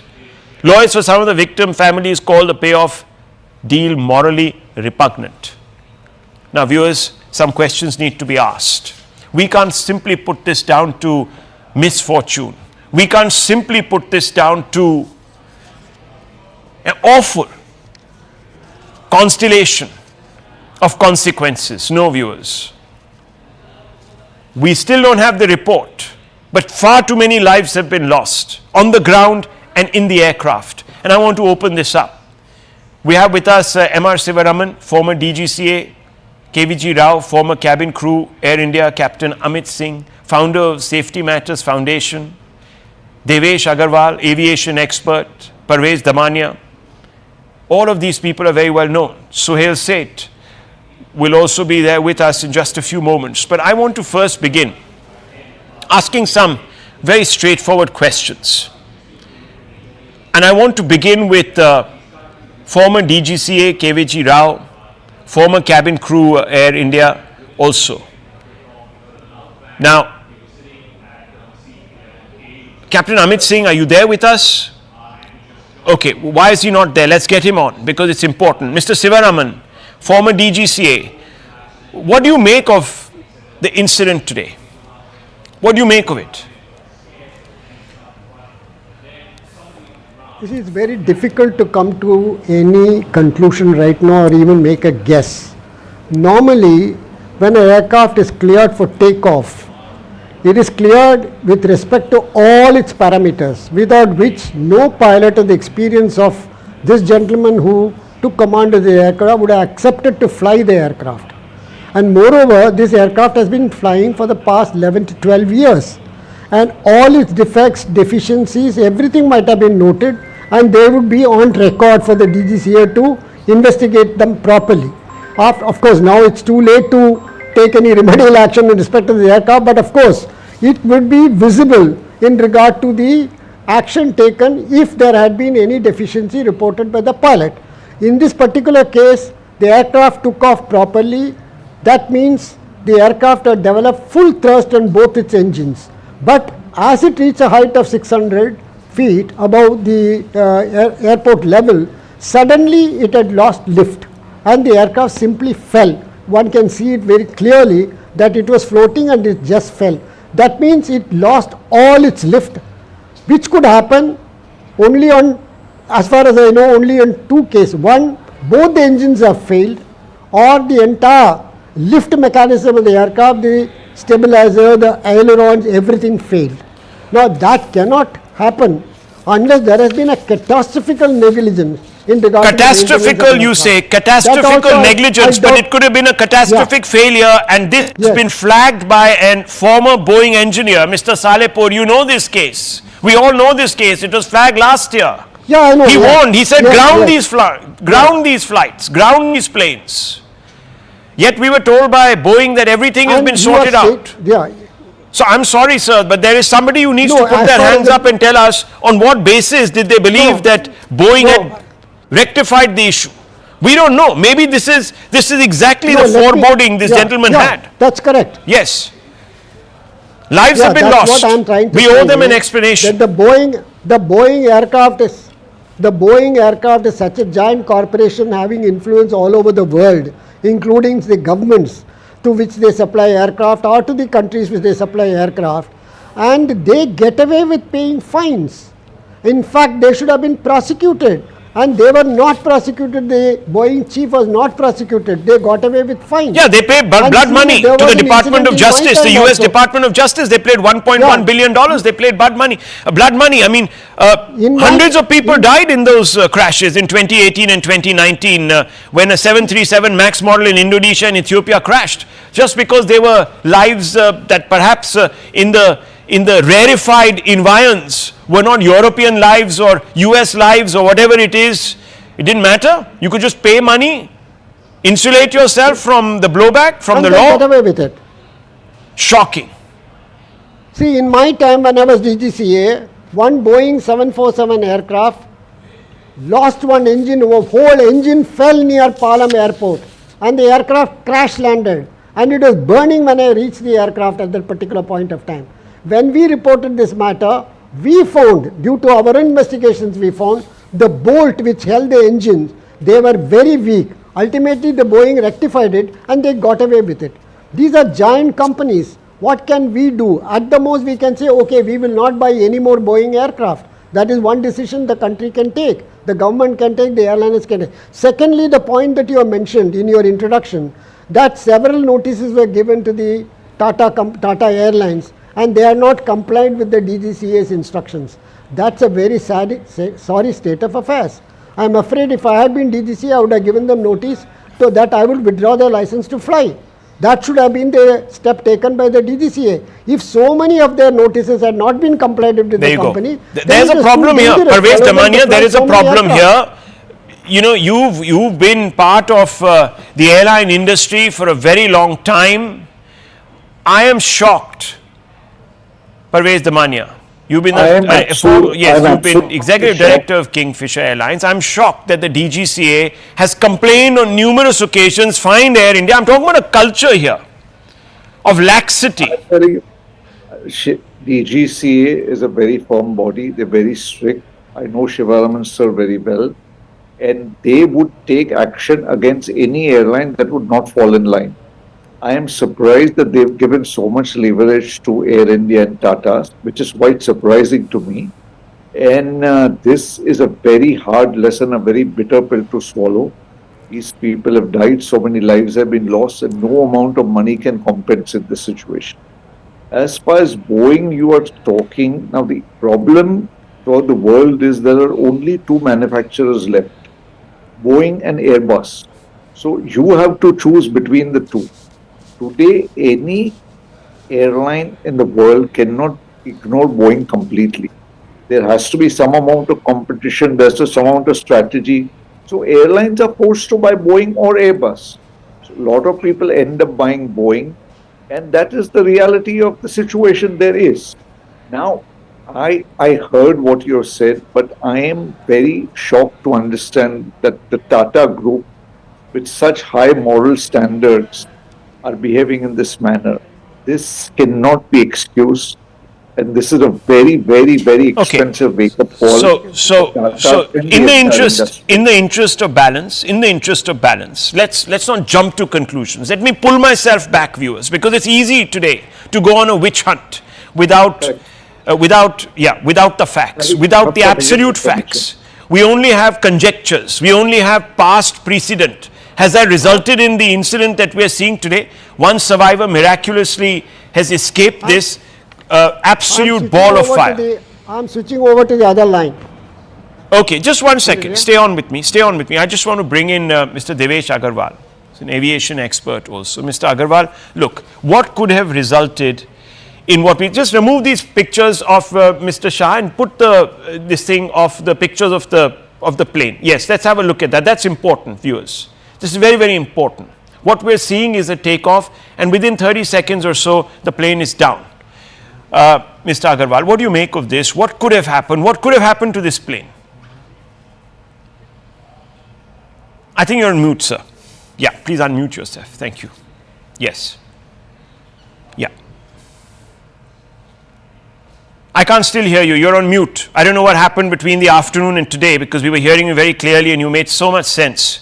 He's still on mute. I don't know. Okay, let's try to come back to you, but let me bring in Wing Commander Sudhakaran. Wing Commander Sudhakaran, you've been a pilot. What do you make of this? What do you think has happened? Some people are saying that the flaps of the airliner weren't opened to a particular degree, etc., etc. Everyone's become an expert. What do you think is happening? To begin with, I'm not a pilot. My mistake, sir. Nautical engineer. So I'm qualified on avionics, not a pilot. But having said that, having served in the Air Force and having been around the aircrafts and seen enough accidents, see, any accident, the primary cause is generally assessed through what is called as the Swiss cheese model. And that has been brought out by many experts. It's not one reason which leads to an aircraft accident. It never happens. It is a layer of cheese which gets aligned, and all these holes, when it gets aligned, that's when that perfect accident happens. And unfortunately, today was one of the day, and my heart goes out to people who lost their lives. I stand with the families today. But you know, if you try and assess, there is one thing that is very clear here. There is something that is catastrophically failed. Okay, something catastrophically wrong. Okay, let me bring in now Devesh Agarwal, if I can hear him. Devesh Agarwal, what do you make of this? Okay, Rahul, if you see the video with the audio on, you can hear engine sounds. So, you know, the thoughts of people saying that there's a sudden loss of power. Actually, there seems to be a sudden loss of lift. Now, that could happen for a variety of reasons, including an engine failing. But the thing is, these GE engines, the Gen X engines, are, you know, from a family of GE engines that are over 30 years old, and they have got a solid reputation. In fact, you were mentioning the flight which was from Delhi to San Francisco, which had to divert to Russia. It was a 777, and all 777s are powered by GE 90 engines. And these are the engines that have proven so reliable that earlier, when aircraft used to fly, they had to be within 60 minutes of an airport for diversion. Today, that time frame has shifted to 6 hours, which permits these, flights of Air India over deep parts of Russia where there is no airport nearby, purely based on the reliability of that engine. Now, and just a small piece of information, any aircraft has to certify, it has to prove that it can take off at its maximum takeoff weight, full of fuel, full of equivalent of passengers, the maximum specified takeoff weight of the aircraft as specified by the manufacturer. It has to prove that it can take off with one engine failed. If you go to YouTube and just see, Airbus has to do it, Boeing has to do it, Embraer has to do it, Comac has to do it. We talk about Russia, MC-21. There are now 5 different manufacturers. All of them have to prove that their aircraft can fly with one engine, or rather take off with full weight with one engine. So here, it exactly as one of our panelists from the Air Force saying, it's a Swiss cheese model. No accident is a result of a single cause. It is always a series of slices of cheese where the holes line up, and mistake after mistake after mistake. Now that mistake could be human, it could be weather, it could be technical, it could be mechanical. This particular clearly, aircraft, what do you mean weather? Because it's a clear day, visibility is great. Well, there are no surface winds. No, that's the thing. You could have. I don't see that as much of a possibility, but you can see the aircraft is taking off at an angle. What is the crosswind element there? Was there a microburst, which is called wind shear? These are things that will come out, and which is why I urge people, please let us not speculate. Let us wait for some kind of preliminary report. I'm very, very sure that the accident investigators from India's AAIB, because they will be assisted by the US NTSB, by Boeing, by GE, by Air India, by AAI. There will be a big investigation team, and it will come out. So we just have to hold on for a little while and let's avoid speculation, because honestly, I feel we do disservice. No, but we're also looking at a pathology here. We have to look sir. at the pathology. Look, yes, of course we have to wait. No one is foolish enough to think that the pilot would want to fly an aircraft that is compromised in any which way. No one is suggesting for a moment that Tata willingly has put passengers in jeopardy by flying this aircraft because it knew something but decided not to act upon it. I'm not getting there. I'm not talking about that kind of culpability, but I'm talking about a laxity, a lax approach towards passenger and air travel, passenger safety and air travel, and there has been enough of a history. And the DGCA, look, I don't know about the DGCA, but the little experience I've had covering news for a while now, I have noticed that the DGCA, some people here say they take a lot of action, etc., but I've also seen when certain things have been permitted, which should not have been permitted. We've seen this in the past. Rahul, if I may, Air India, at least see, the aircraft may not have been maintained internally, kept clean, things were breaking, things like that, I can understand that. But Air India engineering, they have a very strong reputation. Okay, look, I mean, let me just 5 seconds, 5 seconds. They have a reputation of sending out airworthy aircraft. You see, Air India flights are not this thing. You talk about diversions and all. Hey, that happens so regularly. Okay. Let me bring in KVG Rao. He's been a part of Air India before. Mr. Rao, tell me, Air India is above blame because their brand, their values are unimpeachable. That's the sense I'm getting on this panel. Would you agree with that? Firstly, Rahul, my heart goes out to the people whose lives are lost. Having said that, Air India always had a very bad track record of flight safety. I have been flagging the flight safety violations since the year 2008. And there are innumerable, like I can tell you around lakhs of flights have flown illegally and contrary to rules. I'm not getting into that now. Air India got privatized under the Tatas. After the Tatas, also the culture didn't change in Air India. Profit took over the thing. I'll give you a simple example, Rahul. This is a DGCA report in July 2023. They conducted a surprise raid on the Air India, and they found that the checklists were physically signed by an auditor from CMS department, which does not fall under the approval and inspection scope of DGCA. But till today, nothing has happened to that officer. She has got promotions, she has risen from GM to director, and finds her way always into the flight safety department. The DGCA has been the most lackadaisical organization that I have seen from 2008. I have filed numerous writ petitions in the Bombay High Court and the Delhi High Court. Unfortunately, the courts, there are delay in the courts, it's happening. I have documented at least 1 lakh violations from 2018 to 2014. Now we come to know that in 2017, when we filed a writ petition before the Delhi High Court, that DGCA did not have the powers to make those rules also. So DGCA was actually fudging reports, and our worst sector was the India-Australia operations. Flights were operated despite a report given saying that if you operate in the manner that you are operating, the flight safety risk is 25 times the permissible limit, and it is their own report. It is not my report. But the DGCA has been sleeping over it. Why do you think? There is a quid pro quo. If you want me to be very honest with you, it's a quid pro quo. It's as simple as that. I have not won. Here I have DGCA saying that medical reports are forged. Can you go through some of these documents, sir? Tell us a little bit about this. I'm completely shocked right now.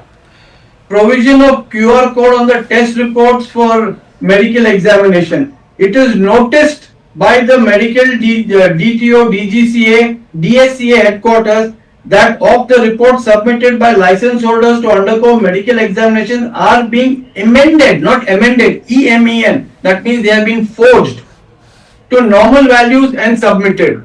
What action has been taken against those people? Nothing. The flight safety director gets away with blue murder. Here, this is another thing. DGCA report. Wrong crew on a flight, and they flew halfway to realize that the person on the left hand side was not competent to be on that aircraft in the first place. Oh my God. No action. No action taken. And which airline is this? Which airline is Air this? India. I am only talking about Air India. When, sir? When? What period? What time period? 23rd August 2024. So this is after Tata's took over. Yes, 23rd December 2023. Okay, July 2023. Rahul, I will not make a statement without having documents. I have approached the Civil Aviation Minister n number of times. His ears have been filled by people who have committed these frauds. Which Civil Aviation Minister? You talking about Mr. Naidu, the Union Civil The Aviation present one also has just sent a mail to him, and the earlier ones also. In fact, for violations, I have also obtained court orders to file FIRs. They have taken it to the High Court, fraudulently obtained interim reliefs. We are fighting it. I have been fighting this battle, Rahul, since 2008 on the flight safety violations. After the arrival of the 787s, all the rules were tweaked. Each and every rule on the India-Australia operations where Air India started their 787 flights were tweaked. Contrary to what Mr. Naseem Zaidi, who was then the DGCA, was very particular. That no, this is how you will operate these long-range flights which are over 14 hours of flight time. It is their own DGCA officers who have violated those rules. We have brought it to their notice, but nothing happens. Because like I said, there is political compulsions, there is maybe gratuities involved. And I make this statement with full responsibility, Rahul. I have seen it day in and day out. I have been a victim of exposing these corruptions. So tell me something, sir. You said that you've approached the courts. You're not getting a hearing from the executive or from the DGCA or from the airlines, what have you, but you approached the courts. And what is the court done? The court in this country that is constantly, viewers, unveiling itself in activism. Now let's listen to what the courts have done in this country. Mr. Rao, tell us. I filed 2 writ petitions in the year 2013 and 2014. Till 2019, neither did Air India nor did DGCA file a reply to those writ petitions. And 2019, the present Chief Justice of India, Justice Gawai, had to pass an order saying it is unfortunate that for 5 years you have not filed a reply on the violations that took place from 2013 to 2019. My gosh. I have filed criminal cases on these people because they have endangered lives. The court, and I'm sorry, the courts also have let me down badly. So we're not surprised. I'm sorry, I'm not surprised. I'm telling you, Rahul, these are all criminal cases filed by me in the criminal courts. I have at least 63 criminal cases. So are you saying, so Mr. Rao, let's just cut to the brass tacks. Are you saying that this kind of an incident could have been averted had there been greater honest vigilance? Is that what you're saying? No, let me give you an example. For example, let me give you an example. On March 2025, DGCA show causes Air India 80 lakh fine for breaching pilot flight duty time limits. It's a very sensitive issue, viewers. Then, January 2024, 2 months prior, 30 lakh fine for inadequate Cat 3 pilot rostering during fog. So the person who was flying that plane did not have the adequate training, the skill set to fly in fog. Viewers, and that person would have been carrying anywhere between 150 to about 170 passengers. So you're risking knowingly the lives. Lakhs of lives that have been endangered till today. And I have documents to prove it, Rahul. I don't speak without documents. I am before a court on affidavit. No, I'm talking about DGCA action on Air India. So just a fine, 30 lakhs here, 20 lakhs there, is that the price of 180 lives? Yeah. I'm shocked. What is 30 lakhs? The company is paying it. Exactly. It is the shareholders' money. It doesn't come from the pocket of the pilot. It doesn't burn a hole in his pocket. I mean, there is a 30 lakh fine, sir. So DGC has taken action in January 2025. 30 lakh fine for allowing a pilot to fly without completing mandatory takeoffs and landings. I mean, this is double jeopardy. Has he not endangered lives? That's what I'm saying. And the cost is 30 lakhs. Yes. So where is the disincentive, viewers? Why aren't these people hauled before criminal courts, etc., etc.? Why is the DGCA not moving? I'm fighting against the wall.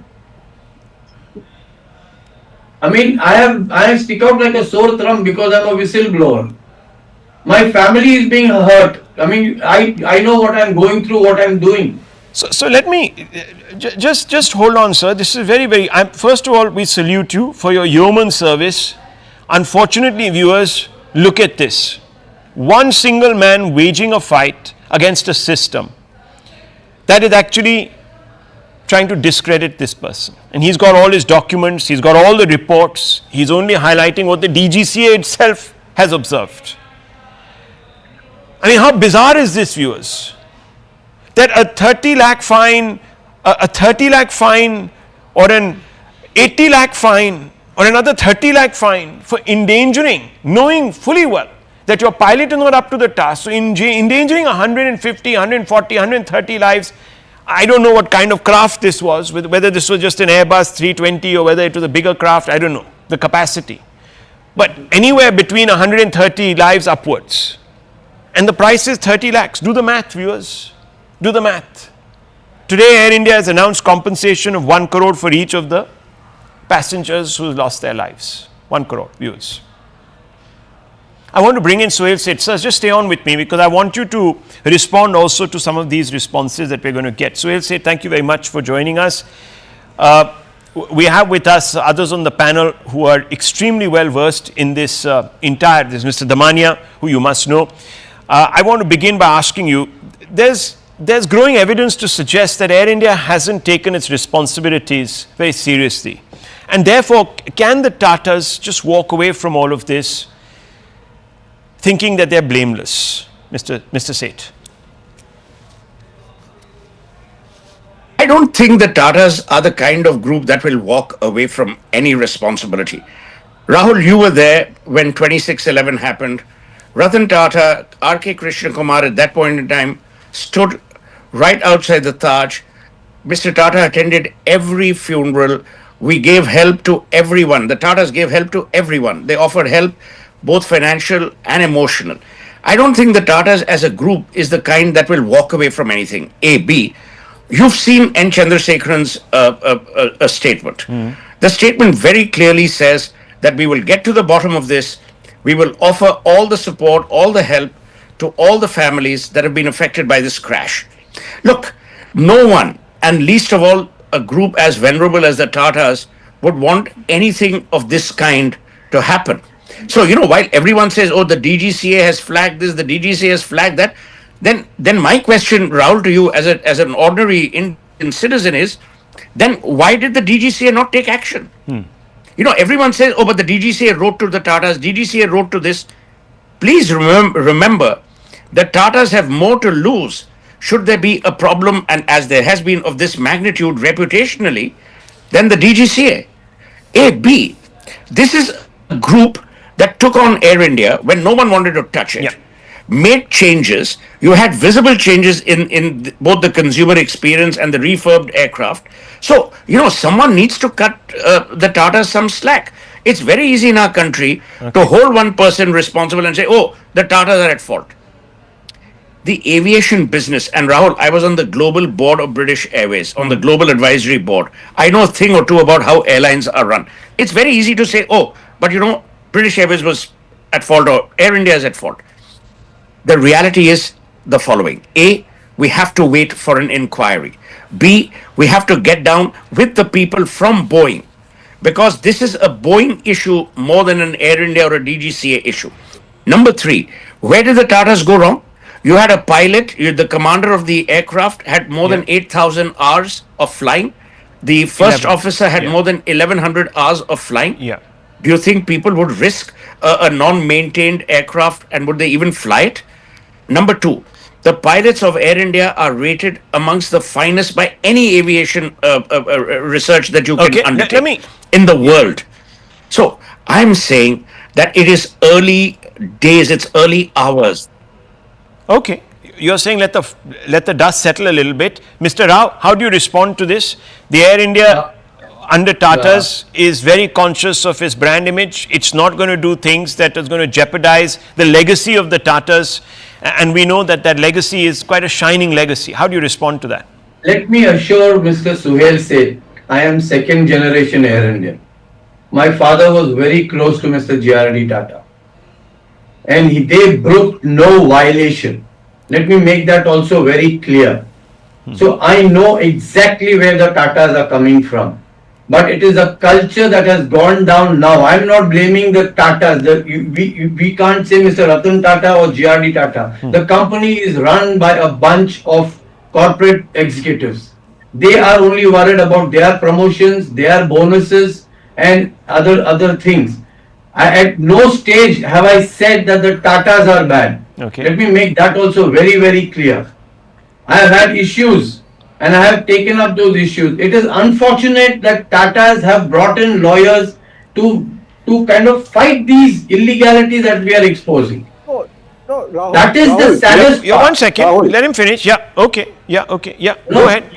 Like I said, I have the documents. Okay. It's not. So Mr. Damania wants to respond to you. Rahul, see, any company will try and protect the reputation. If somebody files a case, Tatas are bound to bring in the lawyers. How are they supposed to not protect the reputation? See, I am 100% sure that Tatas would not cut any cost as far as the engineering standards are concerned. It's a cash-rich company. It's not a company that's going down or some company running tight for money. No, I'm not implying. No, hang on. I'm not. Let's be very clear here. I'm talking about owners. You want to ruin their reputation? No, that's true. But we also know that this is not a charity, right? You have to make profits. There are people who've come out from within Tata Group, within Indian Airlines. Sorry. No, 1 second. There are people who've come desperate to make profit that they will take risks. Okay, let's not be so sure of that. Okay, but then hang on. The next question. We are jumping the gun. No, I'm not jumping the gun. I'm only interested. Voice recorder is found. We are just guessing. No, that's fine. But I'm interested in. Look, this may not have anything to do with any of these pathologies that I'm referring to here. None of this backstory might have actually led to what has happened, and I respect that point of view, sir. I completely, Mr. Damania, respect that point of view. But if you are to prevent the larger rot from infecting other services on other days, we also have to, on a day such as this, look at that issue. And if there are issues, they need to be addressed. We have to minimize risk, don't we? At every stage, safety comes first in aviation. There we go. So I am looking at a track record that doesn't inspire much confidence. I don't know if this is about making money, saving, the extra rupee here or 10 rupees there to boost profitability. I don't know. I'm not going into all of that. But what I'm seeing is a kind of laxity. It's a kind of culture that I think Mr. Rao is referred to. He's talking about the corporatization of Air India under the Tatas, and Mr. Suhail said, look, if the Tatas are so conscious about their image, why would they deploy, for example, pilots that aren't adequately trained to operate in low visibility conditions during fog? I mean, this was in 2023, December 2023, and they are fined in January 2024. Mr. Seth, can you hear me? Yeah. It's a great point that you've raised. Now let's go step by step. Fog is an issue with two things. Number one, the airport equipment. And now you know that one runway from June 15 in Delhi is going to be shut because they're going to expand the runway from 610 to 900 meters. And they're going to install equipment which will allow for fog landings. Number two, why are you blaming only Air India or the Tatas? All airlines have suffered. There have been diversions where an Emirates flight trying to land just a minute, Mr. Seth. I have to go straight across to Mr. Amit Shah. KVJ Rao, stay on with me. I'm just going to cut across. आज दोपहर को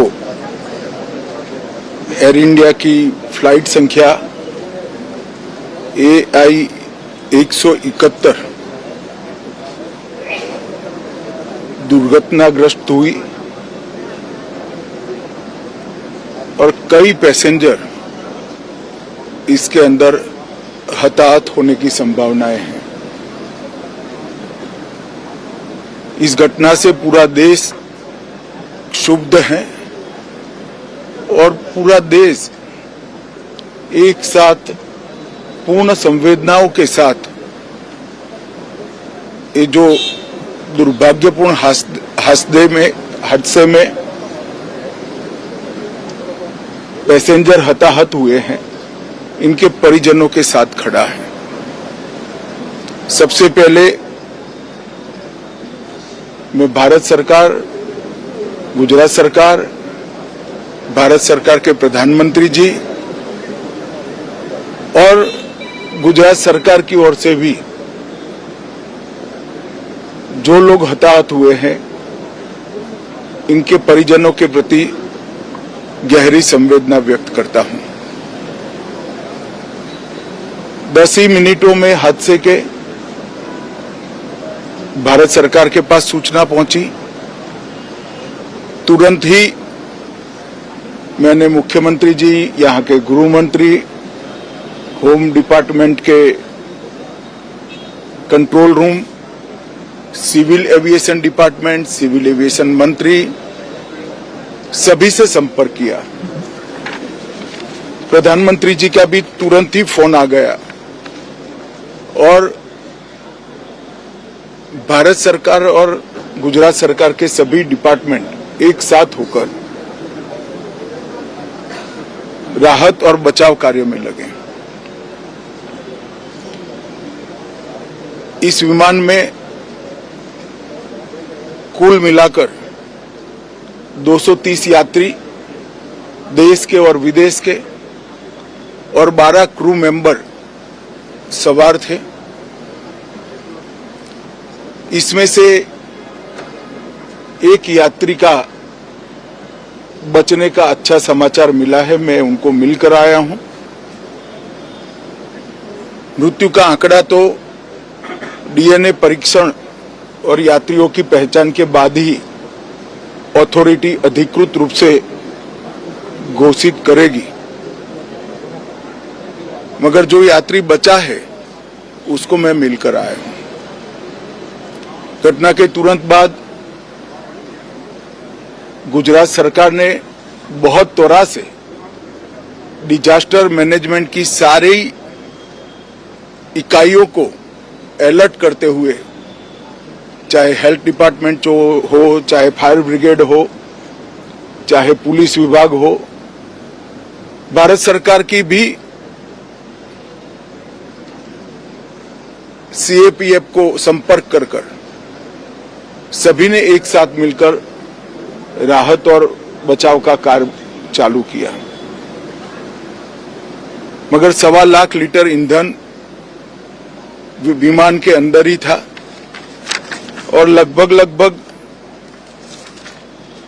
गर्मी तापमान इतना ऊंचा हो गया कि किसी को बचाने की मौका ही नहीं मिला। अब मैं घटना स्थान पर भी जाकर आया हूं। सारे यात्रियों के मृतदेह को बाहर निकालने का काम लगभग समाप्त हो चुका है। जितने यात्रियों के परिजन यहां पहुंच चुके हैं वो सबका डीएनए लेने की कार्यवाही भी 2-3 घंटों में समाप्त हो जाएगी।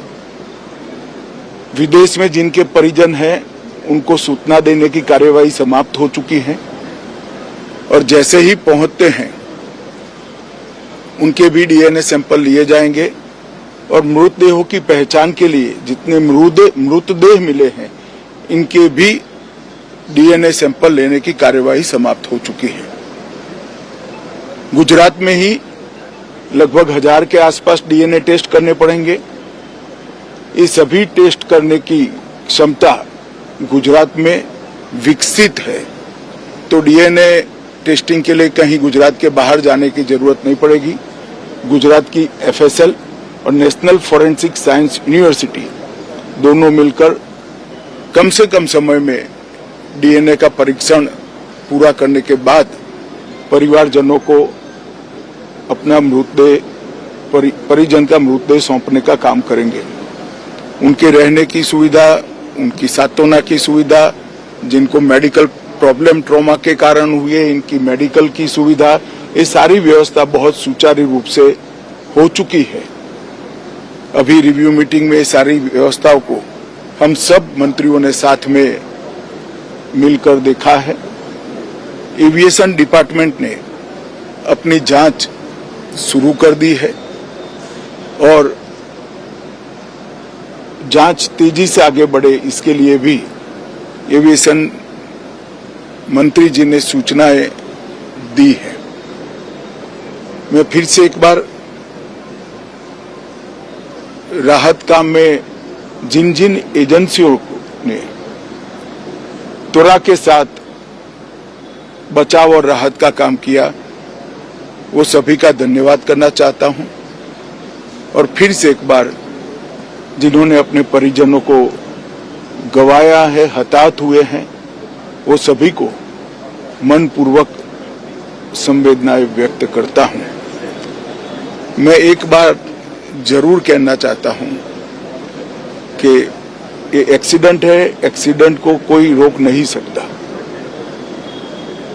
परंतु 365 दिन 24 घंटा इस तरह की घटना के लिए प्रशासन का जो अलर्टनेस है उसकी कसौटी उसी वक्त होती है जब ऐसी घटनाएं होती है। और आज गुजरात के डिजास्टर मैनेजमेंट की तैयारियों का एक प्रकार से दुर्भाग्यपूर्ण तरीके से मगर कसौटी हुआ और बहुत त्वरा के साथ यहाँ पर काम किया गया, वो पूरे देश के मीडिया के सामने और परिजनों के सामने भी आया है। अंत में मैं फिर से एक बार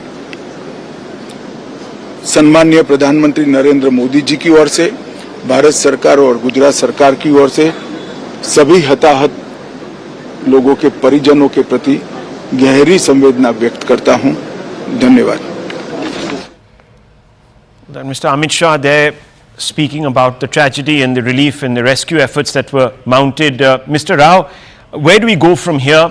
I also want to bring in Mr. Devesh Agarwal right after that, because we have a survivor, a miracle survivor, and I want to understand how that can actually happen. How can, after this fireball, someone walk away? But Mr. Rao, what's your quick assessment of the way ahead from here, Mr. Rao? Can you hear me? Yes. Where do we go from here, Mr. Rao?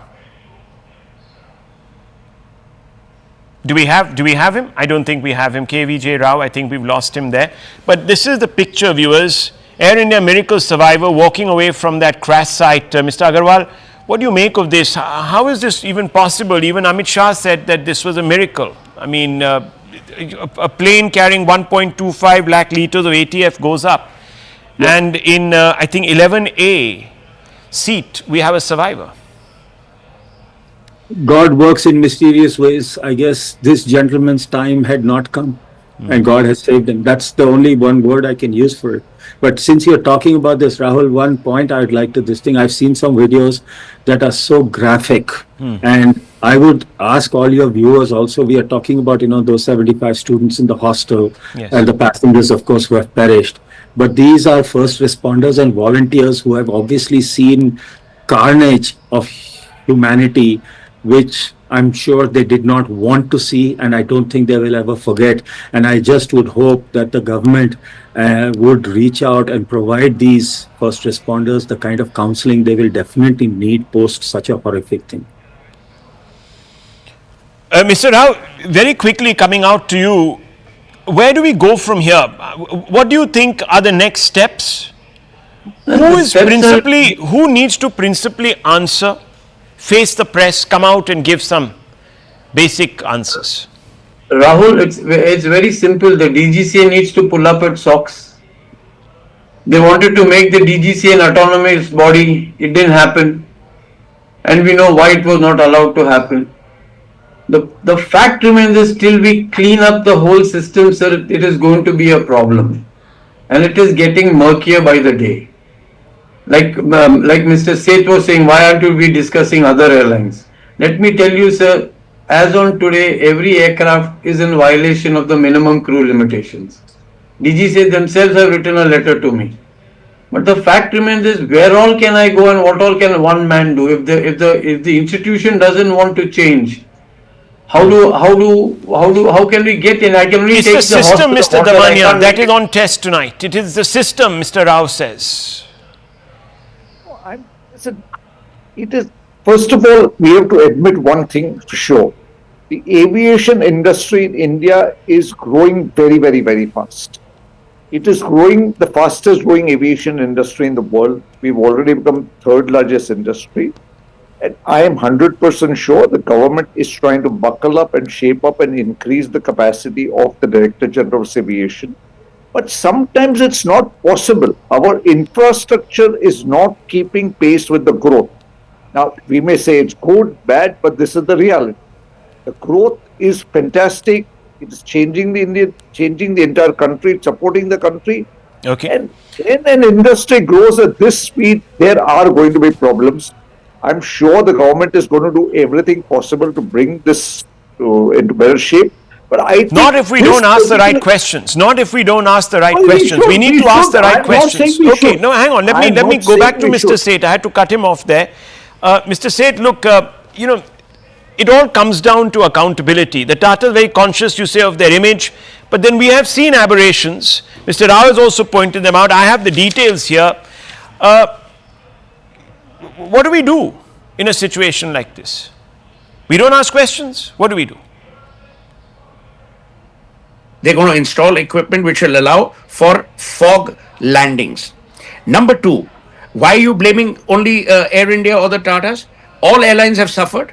There have been diversions where an Emirates flight trying to land has had to go back because the Cat 3 equipment is not working. The problem, Rahul, is no one understands, and you more than anyone else will understand when I say what I'm about to say. Pilots have to be type rated for Cat 3 landings. And that is why, if you see, pilots in countries where there is a lot of fog, whether you look at the Nordic countries, whether you look at some parts of America, they're CAT 3 trained. That CAT 3 training requires investment, which the Tatas have made. Which is why, if you go back to December 2024 and compare it to December 2023 and look at Delhi airport, you will see the number of diversions or the number of non-landings owing to fog were far less because the Tatas had put into place certain measures. I can only ask Now, the questions. here's the thing. I can, no, said hang on. that the I'm running DGC out of time. I'm running out of time. We can only ask those questions. We can only ask those questions, viewers, that are apparent to us. Yes, we agree. There has to be an investigation. Mr. Rao is also in favor of that. Mr. Agarwal is in favor of that. Mr. Sudhakaran is in favor of that. Mr. Damania is in favor of that. Mr. Seth is in favor of that. So we want the truths to emerge. But then on the back of that, we also want accountability. We've had 2 crashes in the past, but not much has changed really. Not many people we found were made accountable, apart from the small fry. That has to change. Till that doesn't change, viewers, there is not going to be a change in culture, and that's the real problem. We can talk about infrastructure, we can talk about this, that, the other, but if the culture improves, ways will be found. I leave it to this.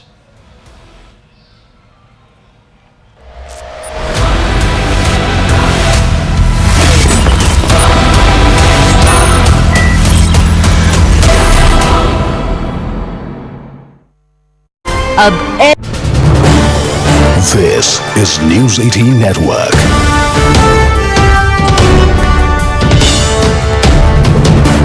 India's largest news network. I can assure you that Indian aviation is probably one of the safest in the world. We have all the protocols in place. Our DGCA is very robust and effective, and to find, to pick holes into our ability to manage Indian aviation would be very unfair. And I always say this, and I repeat, that aviation is either 100% or zero. There's nothing like 99.9% in aviation. And therefore, in this case also, look at the aircraft. It arrived from Ahmedabad from Delhi. Obviously, it flew without any issue. And to take a 9.5-hour journey from Ahmedabad to London, obviously the pilots would have done all the pre-flight checks. And no pilot is foolish enough to take off if he is not satisfied. The captain per se in this aircraft would have also had thousands and thousands of hours of command. And a 787 and today's aircraft per se are very robust, fail-safe. They have many backup systems. And to really think what went wrong, I would be hazarding a guess which would not be fair. But the point here is the aircraft did go on a takeoff roll, and between the time the wheels went up and the time it crashed, probably the time frame would have been almost only about 60 seconds or so, because you can't go to 800 feet and crash and it be within the time span is only 60 seconds. Now he's already given a mayday call. Now I don't know what exactly went wrong. It will be again hazarding a guess which would be unfair. The only thing which can be ascertained is now, since the aircraft has fallen just a few 100 meters from the airport and in the BJ Medical Complex, therefore to retrieve the black box and the other equipment would be also, quite simple. We would be able to ascertain only after that. Let me tell you one more thing. In today's aircraft, they are very sophisticated. All the parameters of an aircraft, right? Every single second the aircraft is in the air, all the parameters are recorded, not only by the aircraft, but they are also transmitted to a central command, real time, of the airline itself. So if there is, when an aircraft does a flight, there is a way to ascertain every single parameter during whatever the duration of the flight. So if anything would have gone wrong prior to this flight, or which may have escaped the attention of anybody, I'm sure this will be retrieved in no time once the equipment is found.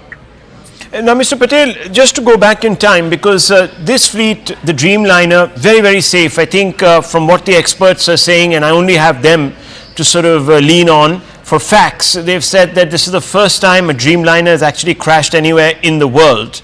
Now, most of these Dreamliners were purchased, I suppose, about 10, 12, 15 years back by Air India when it was still government owned. Obviously, there would have been a huge procedure that must have unfurled within government to select the plane. There would have been due diligence. There would have been all sorts of studies that would have been conducted. Well, most certainly. I mean, first, the procedure itself in government is a very robust procedure. Goes through several layers. And ultimately, the basic selection of aircraft is done only on technical parameters. Because, the airline, requires a certain type of aircraft for certain, lengths of the flights. You want to go to the US, you want to go to the European countries, or to, 8-hour flights, 12-hour flights, and so on. And the kind of configuration you want. Let me also tell you that the Dreamliner, at the time it was ordered, was one of the most sophisticated, advanced fly-by-wire aircraft which was going to be produced. And it was ordered by probably most major airlines in the world, Air India also being one of the early ones. And to now even discuss it would be unfair, because after this particular aircraft itself, which has crashed, had been flying for almost 11 years. And if you see any major airline in the world, and if you go at any moment of time, there would be more than 1,000 787s up and flying.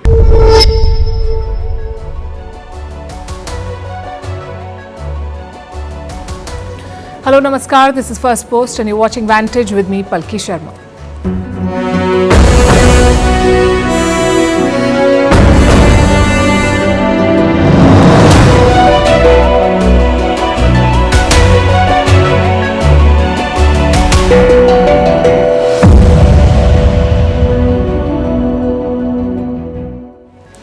We come to you tonight with news of another tragedy, a plane crash in Ahmedabad, an Air India passenger plane that took off for London and crashed within minutes.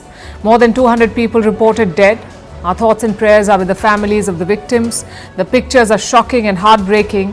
How did the plane crash right after takeoff? Was it engine failure? Was it human error? It's too early to say. Among the dead is a former Chief Minister of Gujarat. And so far, there is news of just one survivor. It's no less than a miracle. We will tell you how it unfolded, what the